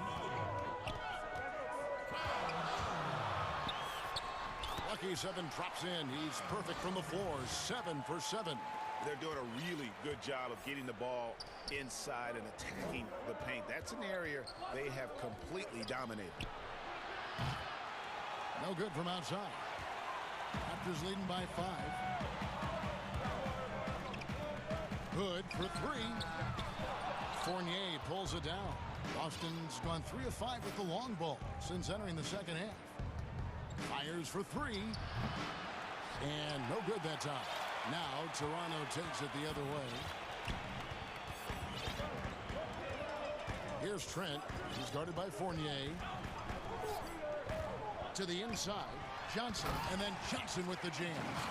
Oh, man, just sick. The leaping skills of Johnson. Really demonstrating exceptional athleticism on the dunk.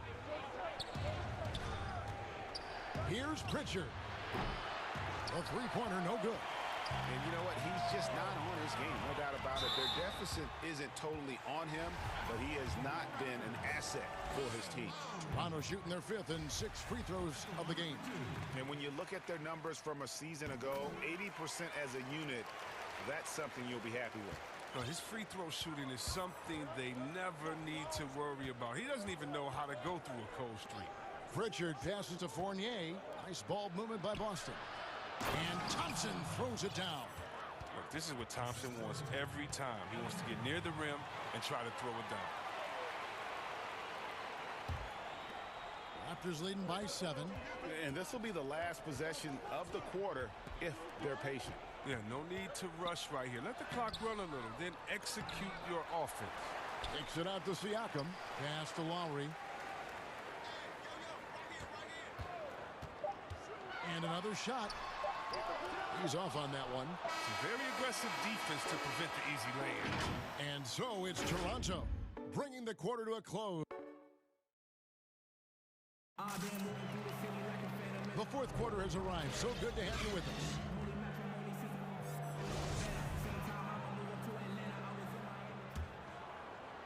The Raptors shooting 61%, showing all the indications of an offense that is locked in.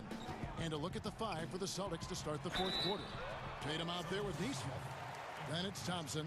Then it's Evan Fournier. And it's Pritchard in at the 1. Oh, that's just a solid play by Johnson, sensing the physical defense and going right up into him with the shot. No good on that one. Good on the second free throw. Now Fournier.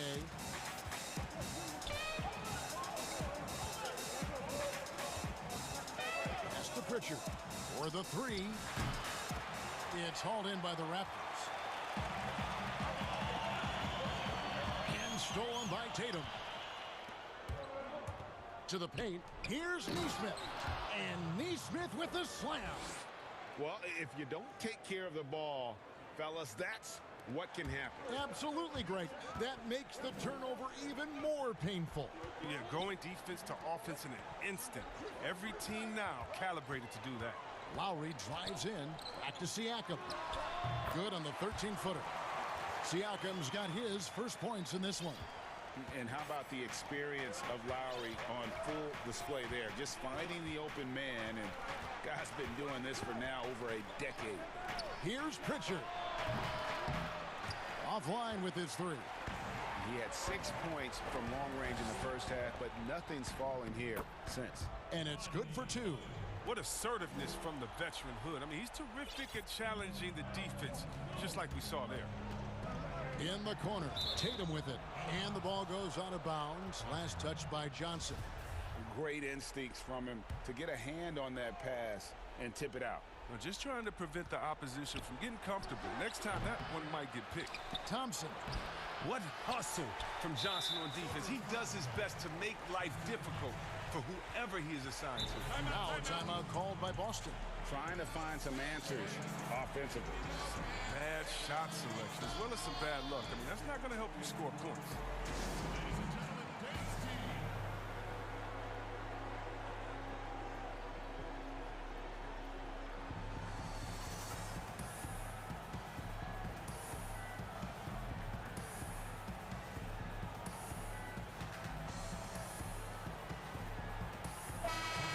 Let's catch up with our sideline reporter, David Aldridge. Hey, Okay, Kevin. Well, look, here's what Brad Stevens went over with his guys during the break. He was begging them to step it up. He said, we've got to make the move now, or we're going to be out of time and out of luck. Give it everything you've got out there. Kevin? Toronto calls timeout.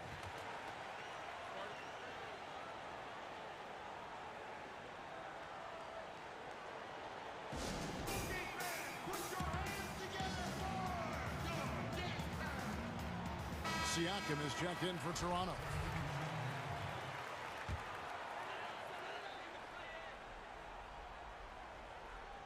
We're just over a minute and a half now into the fourth. Passes it to Van Vliet. Lowry against Walker. Williams with the block. The amazing thing about Williams, yeah, he can block shots inside, but he can also block shots out on the perimeter. His ability to play in space means he's more than just a rim protector. Doesn't care where you're shooting from. And here's Walker outside. Brown outside. The shot's good on the assist by Walker. Walker's got his 5th assist in this one. Walker against Lowry. Goes up and lays it nice and easy. And the Raptors lead by 9. And when they've gone to him, he has come through big time. You got to keep getting him touches. Walker against Van Vliet. Brown dishes to Walker. Brown outside. And Brown throws it down. The near 7-foot wingspan of Jaylen Brown. I mean, the hops. This is a guy who can dunk on anyone. Over to the wing. Three-pointer, Lowry. It's hauled in by Brown. And you could tell he thought that triple was going to fall. The pass to Parker. On the wing, Williams. Here's Van Vliet. And yes, it's good. Excellent pass there to cap that break with an uncontested basket. Celtics foul. Marcus Smart. We've got 1:55 left to play in the final quarter. Walker against Van Vliet. Brown kicks to Walker. That's tipped. Back to Brown. No good with the triple. Raptors leading by 10. And a little over 3.5 minutes in the books so far here in the fourth. Boucher finds Anunoby. Clock at 6. Lowry with the ball. Williams picks him up. The shot by Lowry, no good. Celtics trail by 10. Whoops, they pick off the pass. And now as the clock ticks down, this is going to end up as a solid victory here for the Raptors. The biggest factor tonight had to be their great shooting. They shot much better than the other team. Yeah, they were working hard on both sides of the floor, but that sky-high field goal percentage plus the pressure defense to force the other team into a lot of misses. Love the effort tonight. And one of the key components to this victory, if not the biggest, was the incredible performance for Fred Van Vliet.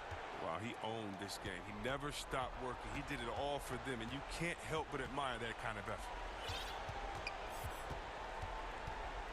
Outside, Walker. Brown against Anunoby. Brown, the pass to Parker. And it's going to be a 24-second shot clock violation. They turn it over.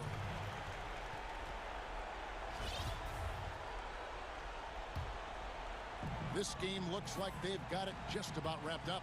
Yeah, just got to work that clock and take care of the ball. 2-second difference between shot clock and game clock. Walker against Lowry.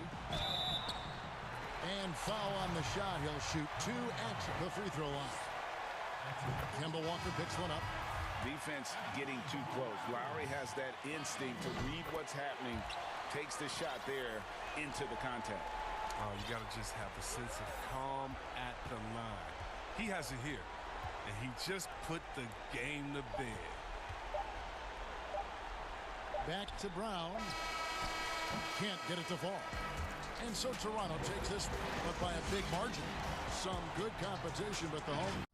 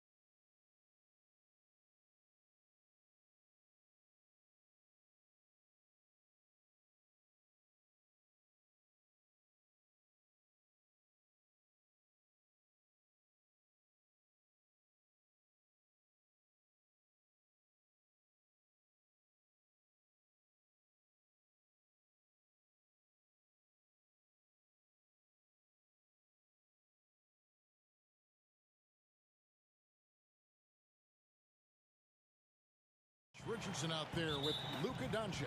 And it's Hardaway in at the 3. And for the Celtics, Neesmith is out there with Tatum. Then it's Williams. Then there's Smart. And it's Pritchard in at the 2 spot. Now here's Porzingis. Doncic kicks to Porzingis. Good. And the assist goes to Doncic. Really easy to understand why many are high on Porzingis. This guy is a terrific offensive player. Smart passes to Pritchard. And they come right back with their own three-pointer. The real come at us, and we're coming right back at you. A little back and forth from long range. I love it. That's a terrific answer there. Now here's Porzingis. Back to Richardson. The pass to Doncic. 6 to shoot. Uses the glass to finish the layup. Boy, a main weapon in Doncic's attack. He really excels at finding lanes and then taking advantage of them. Smart kicks to Tatum. And the Celtics hit again from deep. And he likes to get in a rhythm early. Nice triple. And Porzingis, here we go. Stolen by Smart. And Tatum with a clear path to the hoop. Count it, good. Talk about a great start. 3 of 3 from the field to get the game going. They're cooking with gas, folks. And he'll be shooting his first free throw of the game here.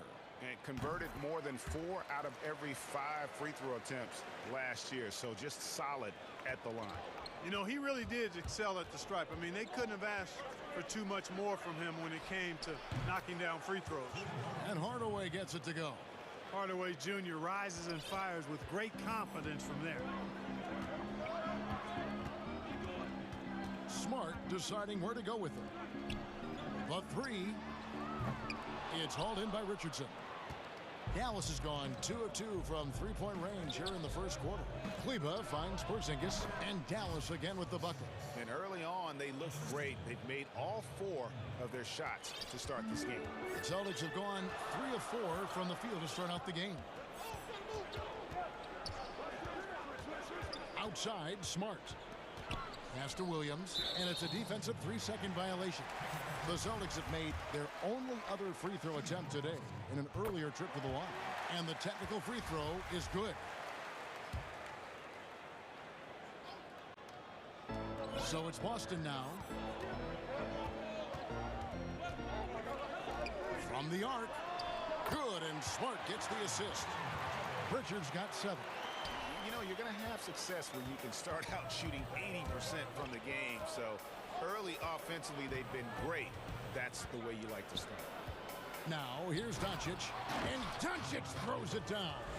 Boy, it's so impressive you see Doncic at his size handle the ball the way he does. As a defender, he can really put you on your heels. Richardson against Smart. He kicks it to Tatum. Down low. Here's Williams. Terrific assist, a nice finish. Solid play all around. You know, Greg, we know there's some power finishers in the NBA like Giannis Antetokounmpo, but he complains a lot that he needs to sell contact rather than muscle through it. How do you evaluate those kind of power finishers in the game?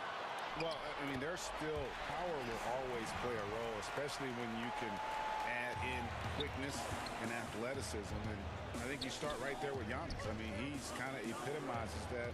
LeBron obviously is still in that category. And a guy like Kawhi Leonard, he can send you into the stanchion when he gets going downhill as well. Celtics leading by 5. Guys, we've seen some excellent offensive output. Yeah, great momentum for them offensively. Here's Pritchard, headed by Porzingis. Tatum wide open, he fires one. And it's off from three-point range. The Mavericks have gone 5 of 6 so far from the field to start out the game. Doncic, and the dunk by Doncic. Yeah, Josh Richardson is just not a scorer and defender, folks. He can pass it, too. Richardson against Smart. Outside Tatum. It's rebounded by Dallas. And you can see the defenders afraid to kind of get in his way a lot of times when he's on his way to the basket. But on that one. And yep, we thought we might see it. And the coach's challenge has been triggered on the personal foul call. And I think when it comes to some of the more difficult calls to make, personal fouls can be tough. The action is so fast that it's really tough to catch everything in real time. The wonders of technology, Greg. We've seen replay reviews so effectively, and involving the coaches by being able now to challenge like this is something a lot of people have been hoping for. And the announcement on the review is that the foul was called in error.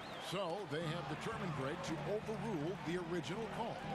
And guys, this is what it's all about, getting the call right. And I think in this case, the video review showed that while it was a tough call to make on the floor, they got it right with the review. Pritchard passes to Tatum. It's hauled in by Richardson. And he missed that one, but I've seen him drill shots from that distance in warm-up. Well, that looked to me, guys, like a heat check and was maybe a step out of his range. Sinks the three-pointer. Pritchard's got 10 points in the game. Perfect dime drop that time. Nice execution of the bounce pass. The three for Doncic. The shot, no good. And so it's the Boston Celtics in the driver's seat, up 8 points at the end of the quarter. They're pounding the ball inside, and that's where they've gotten their best production tonight. We'll get right back to the action when we return.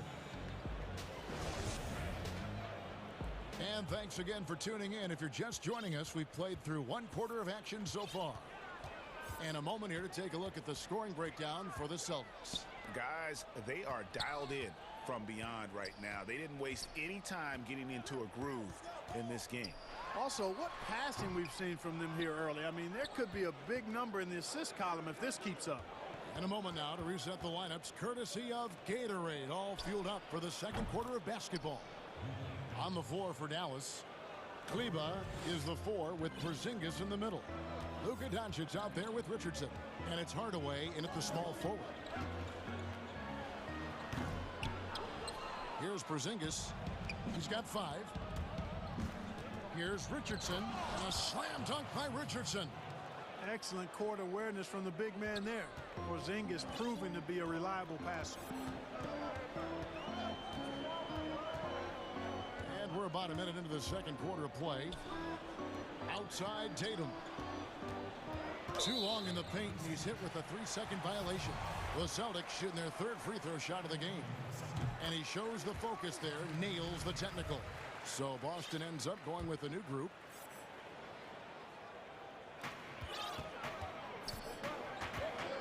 And here's Walker. Fires the 3. Kept alive. The kick out to Brown. Out of bounds. It'll be Mavericks ball.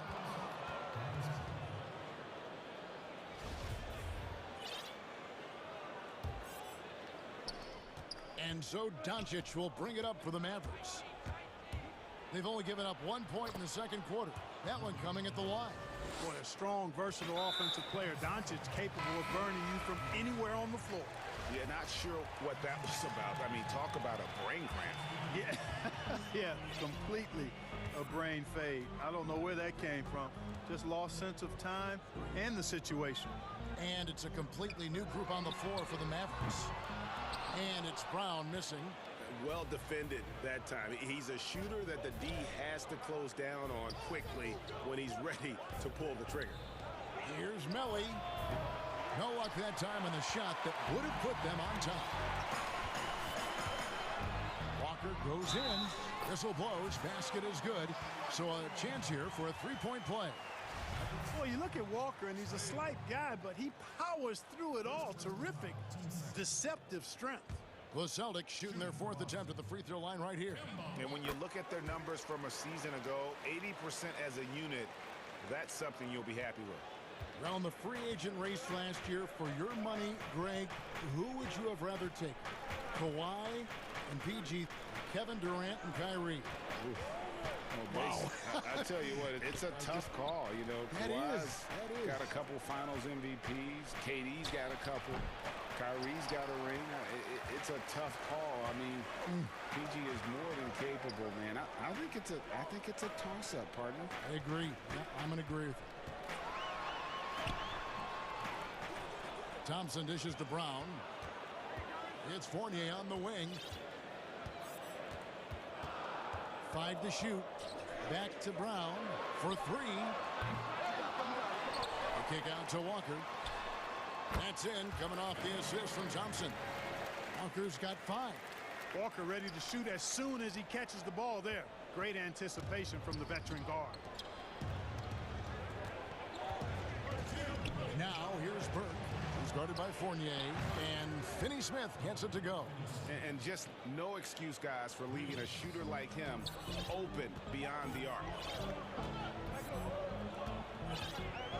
Now here's Walker. He's got 5. Brown outside. Celtics passing it around. Parker against Cauley-Stein. From deep, Walker. And Thompson kicks to Brown. That doesn't go either for Brown. Nothing seems to be going his way this quarter. To me, it appears he's starting to lose his composure a little bit. We'll see if he can regroup and get back into a better rhythm. Walker against Brunson. Brown wide open. He fires. Sinks it. What range from outside. Wow.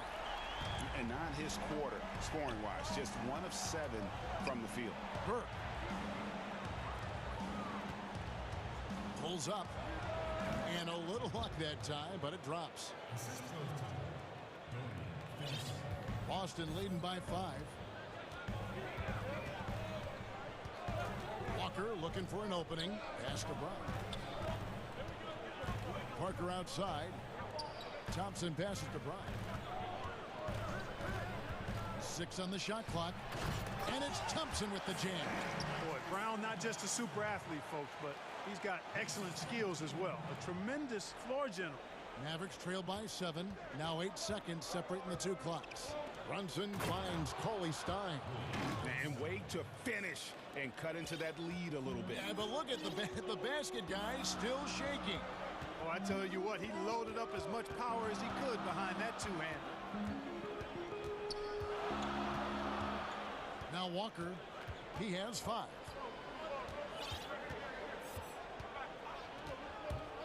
Boston needs to get off a shot. Brown outside. And again, Boston with the triple. Really good to see Brown drop in the perimeter jumper, showing off his terrific stroke from beyond the arc. And Dallas calls their first time out of the game. Every time out, a chance to review the lineups, matchups, or call a play. And I agree. I think there's going to be a new wrinkle in their game plan when they come out of this timeout.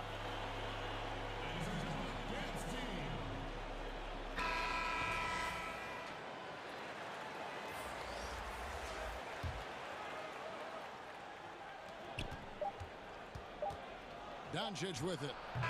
And the defensive prowess of Williams. And so we wrap up the first half. Celtics lead by 8. And now, the 2K Sports Halftime Show. Great out in front of the half is Boston. They have a solid 8-point lead. And that does it for our half.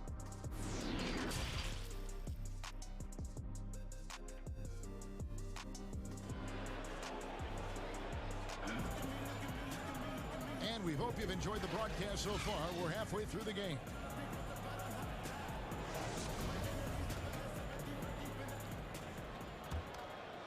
Celtics leading by 8. Tatum out there with Nesmith. Then there's Smart. Then it's Williams. And it's Pritchard in at the 2 guard. That's the group for Brad Stevens getting going here in the second half. Out of bounds, Dallas will take possession. And the Mavericks with possession here. Here's Doncic, the layup off target.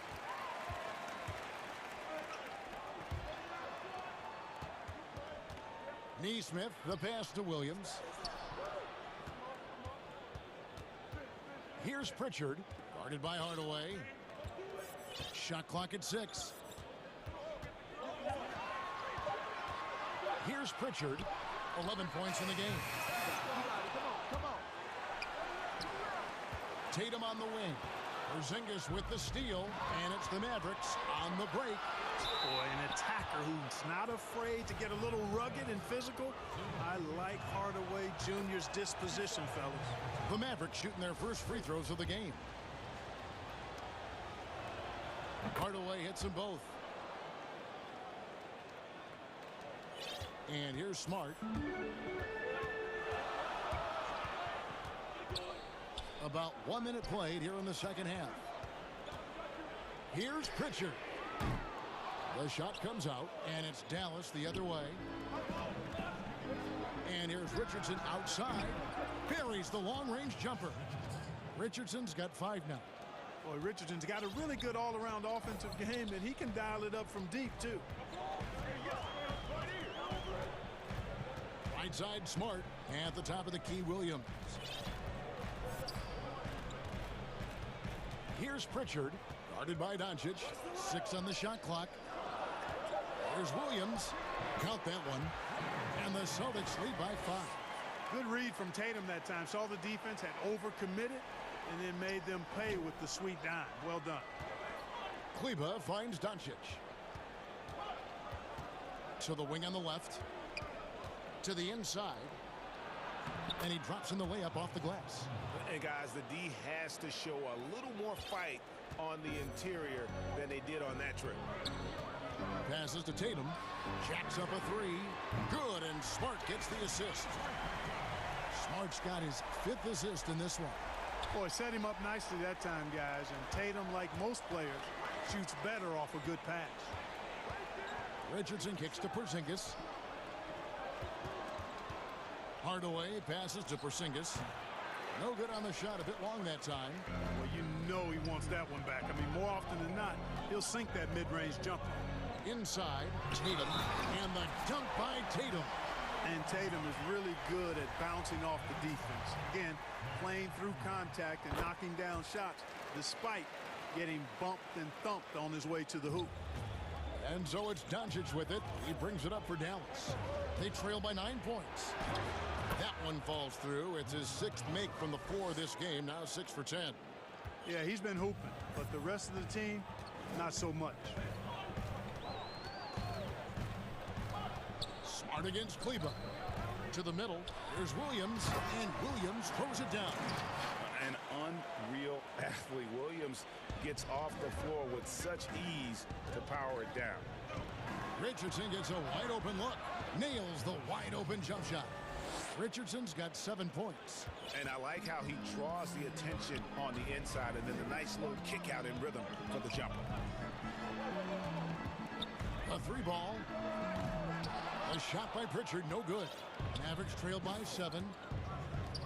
Doncic with it. Williams picks him up. Doncic with the bucket. You know what? It's really rare to see young players like Doncic have such offensive creativity in their game. Deadly from the mid-range. And now the first timeout called here for Boston. And he could tell his guys were dragging a little bit, calling timeout to kind of let them catch their breath.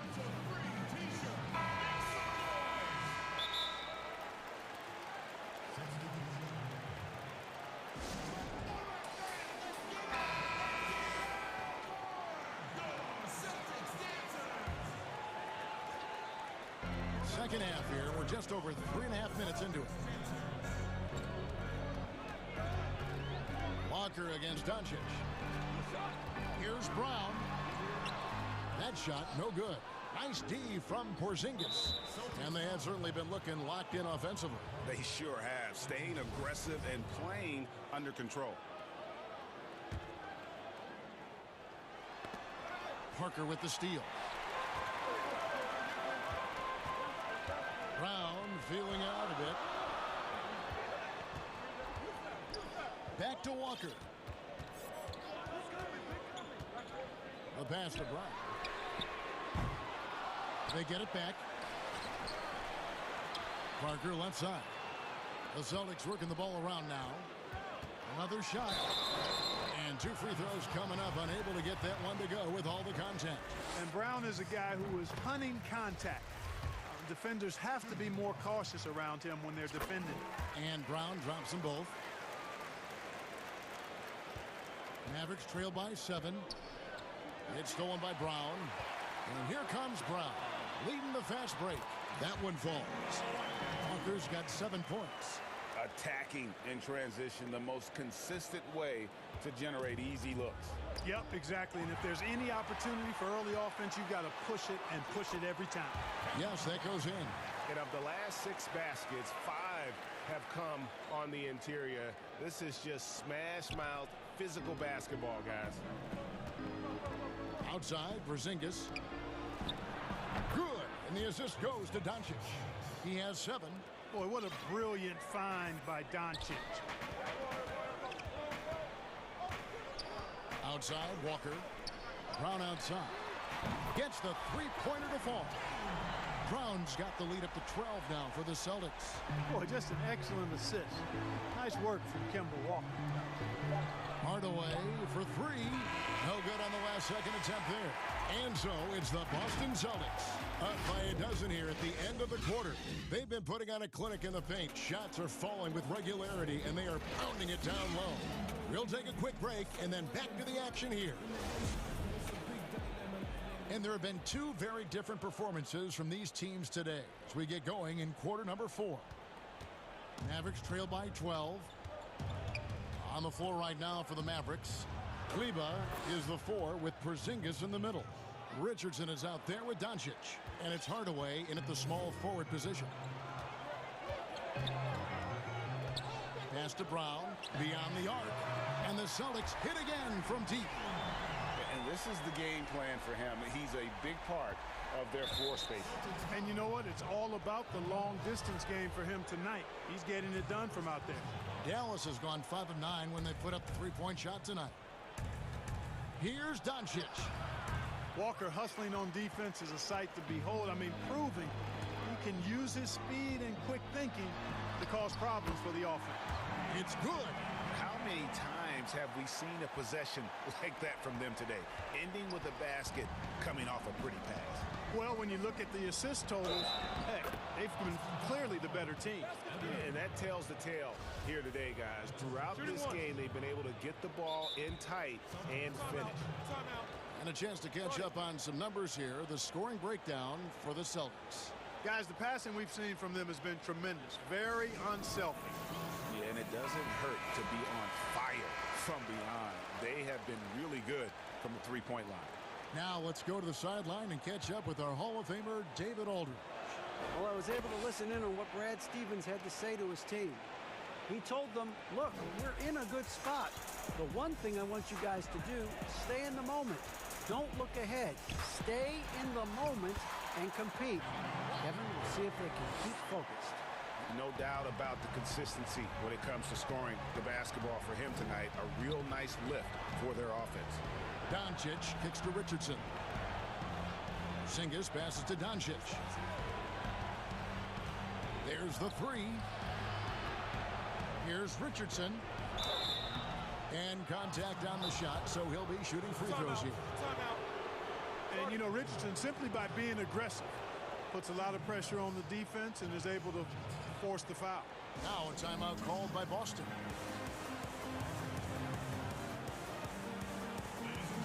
Boston making some changes.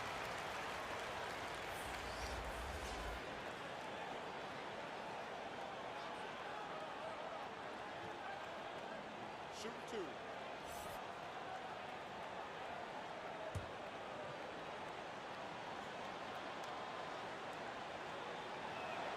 The first free throw is good.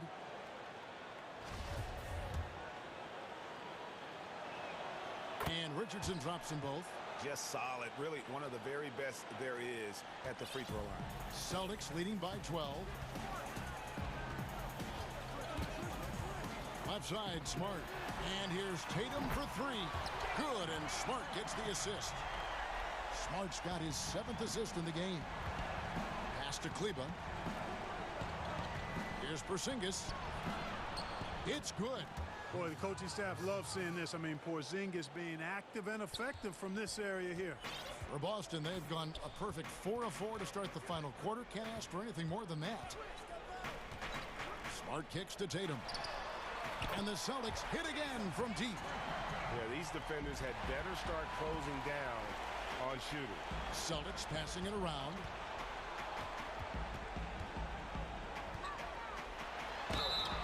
And that one clearly a foul. Gets the whistle, and 2 shots coming up. It's on Porzingis. He's driving inside. Tatum is either going to finish or get himself a trip to the line. Impeccable from the line since halftime. No misses yet. You can't do much better than that, guys. Tatum against Doncic. Outside, Porzingis.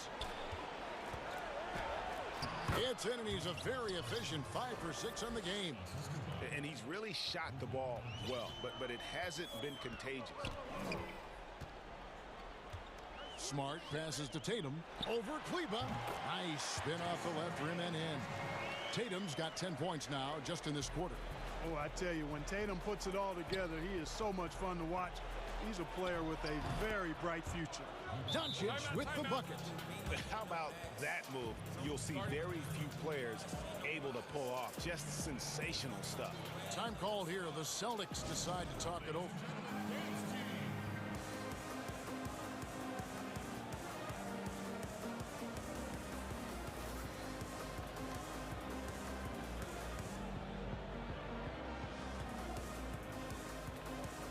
And now we present our New Balance player of the game, Jason Tatum.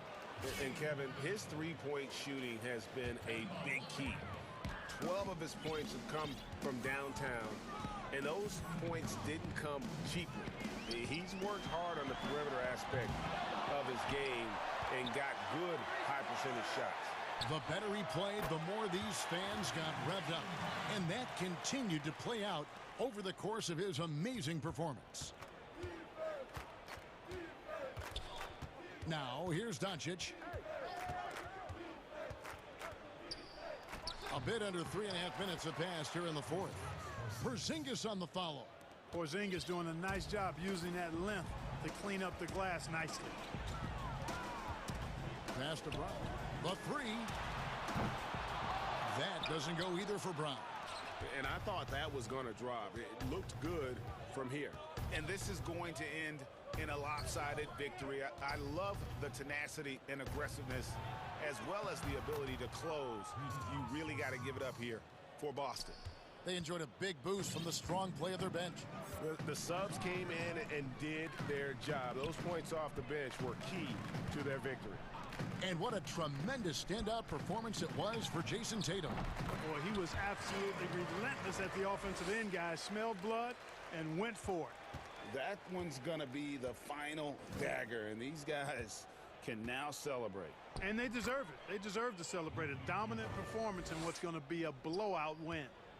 Look, it's always great to get into a rhythm, but do it when it matters. Now they're playing with urgency. They could have done it much earlier before the game was out of reach. Saw the opportunity to put this away and did not turn it down. And, you know, this run shows what kind of attitude this team has. I mean, the win is there. Go get it. There's the pass to Doncic. Just 5 to shoot. Par for the course for Luka Doncic. Just one of those games where he's got it on cruise control. They're making this a runaway.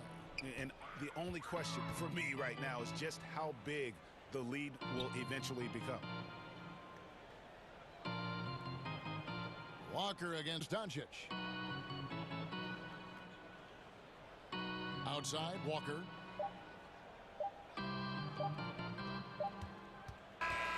And so it's Boston easily grabbing this one. And the outcome of this one was never in doubt.